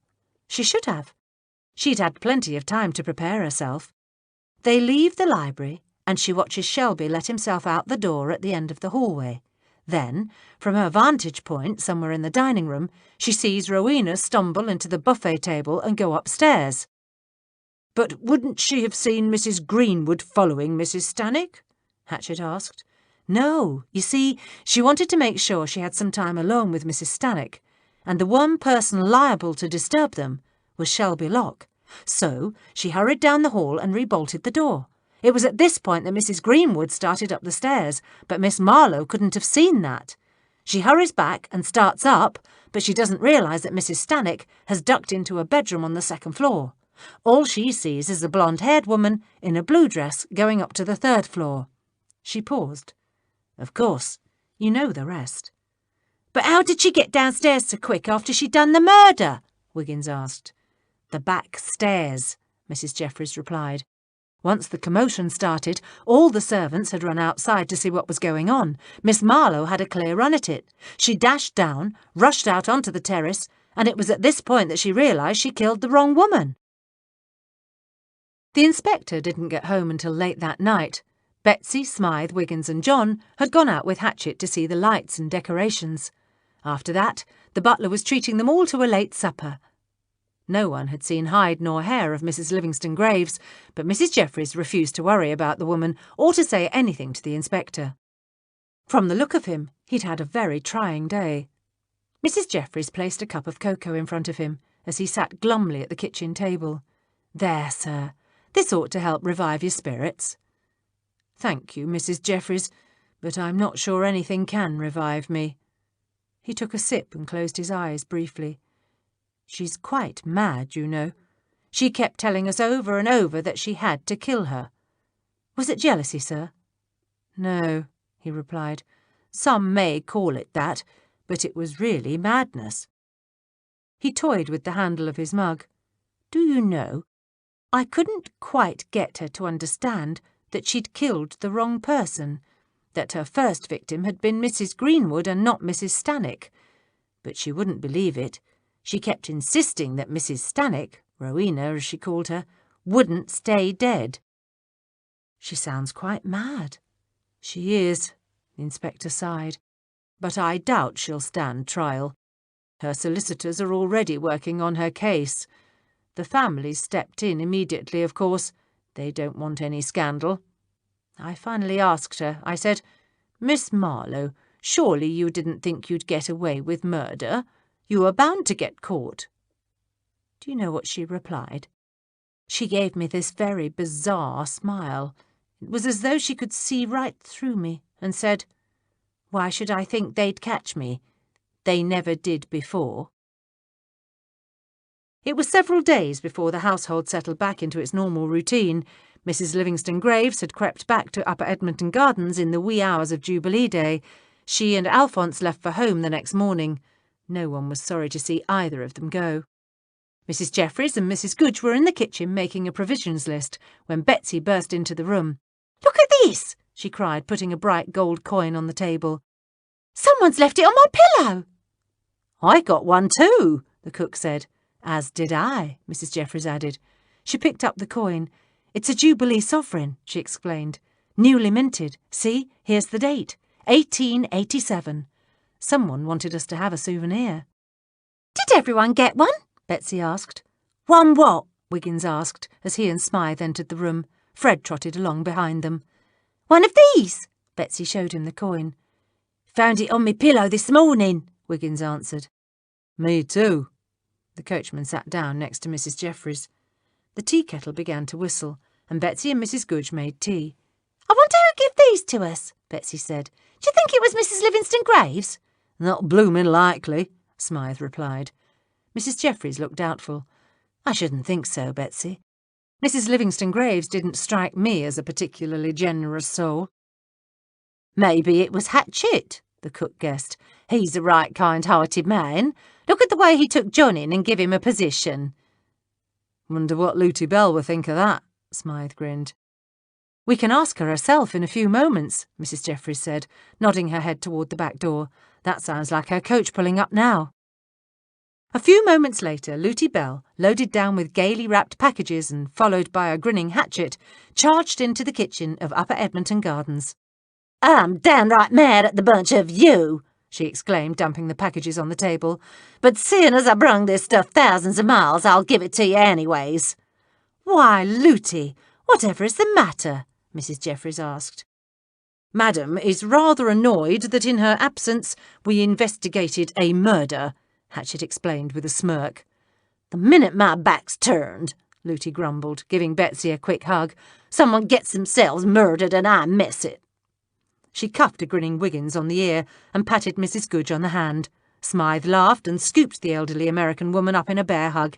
Lutie snickered, caught herself having fun, and sobered instantly. "Put me down, you sneaking varmint. I knows you all did it a purpose. Couldn't wait till I was gone so you could start having a good time." She glared at the smug smile on her butler's face. "And you can wipe that gloat off your face, Hatchet," she called as Smythe released her, and she swung into a chair next to Mrs. Jeffries. "I'm not gloating, madam," Hatchet replied. Lutie snorted. "Stop lying, man. You'll grow warts on your tongue. But enough of this. Now you all open them presents I brung you, and then you tell me every single thing. Just 'cause I weren't here don't mean I don't want to know everything." Laughing and chatting, they did as she ordered. Mrs. Jeffries opened her box first. "Why, Lutie, this is magnificent," she said. "How very kind of you." She drew a pair of binoculars out of the box and held them up. "And they'll be so very useful." "That's why I brung 'em for you," Lutie chuckled. "They's the best kind made, not like them piddly little opera glasses. Considering all the snooping you do on the inspector's cases, I figured they might come in handy. Bought myself a pair, too." Mrs. Jeffries appeared stunned. "I don't know what to say. These must have been dreadfully expensive." "Pish-posh," Lutie snapped. "Just say thank you and leave it at that. Betsy, girl, you open yours now." Betsy tore the paper off the rather large box, popped open the lid, and gasped.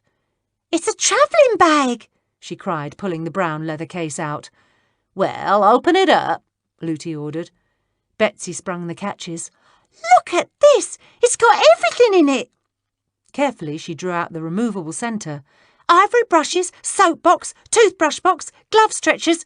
Goodness, Lutie, it's got blooming everything in it. Oh, thank you so much." Lutie acknowledged her thanks with a wave. "Your turn, Mrs. Goodge." The cook opened her package and let out a squeal. She held up a watch and shiny gold chain. "It's a lady's watch and a Victorian chain.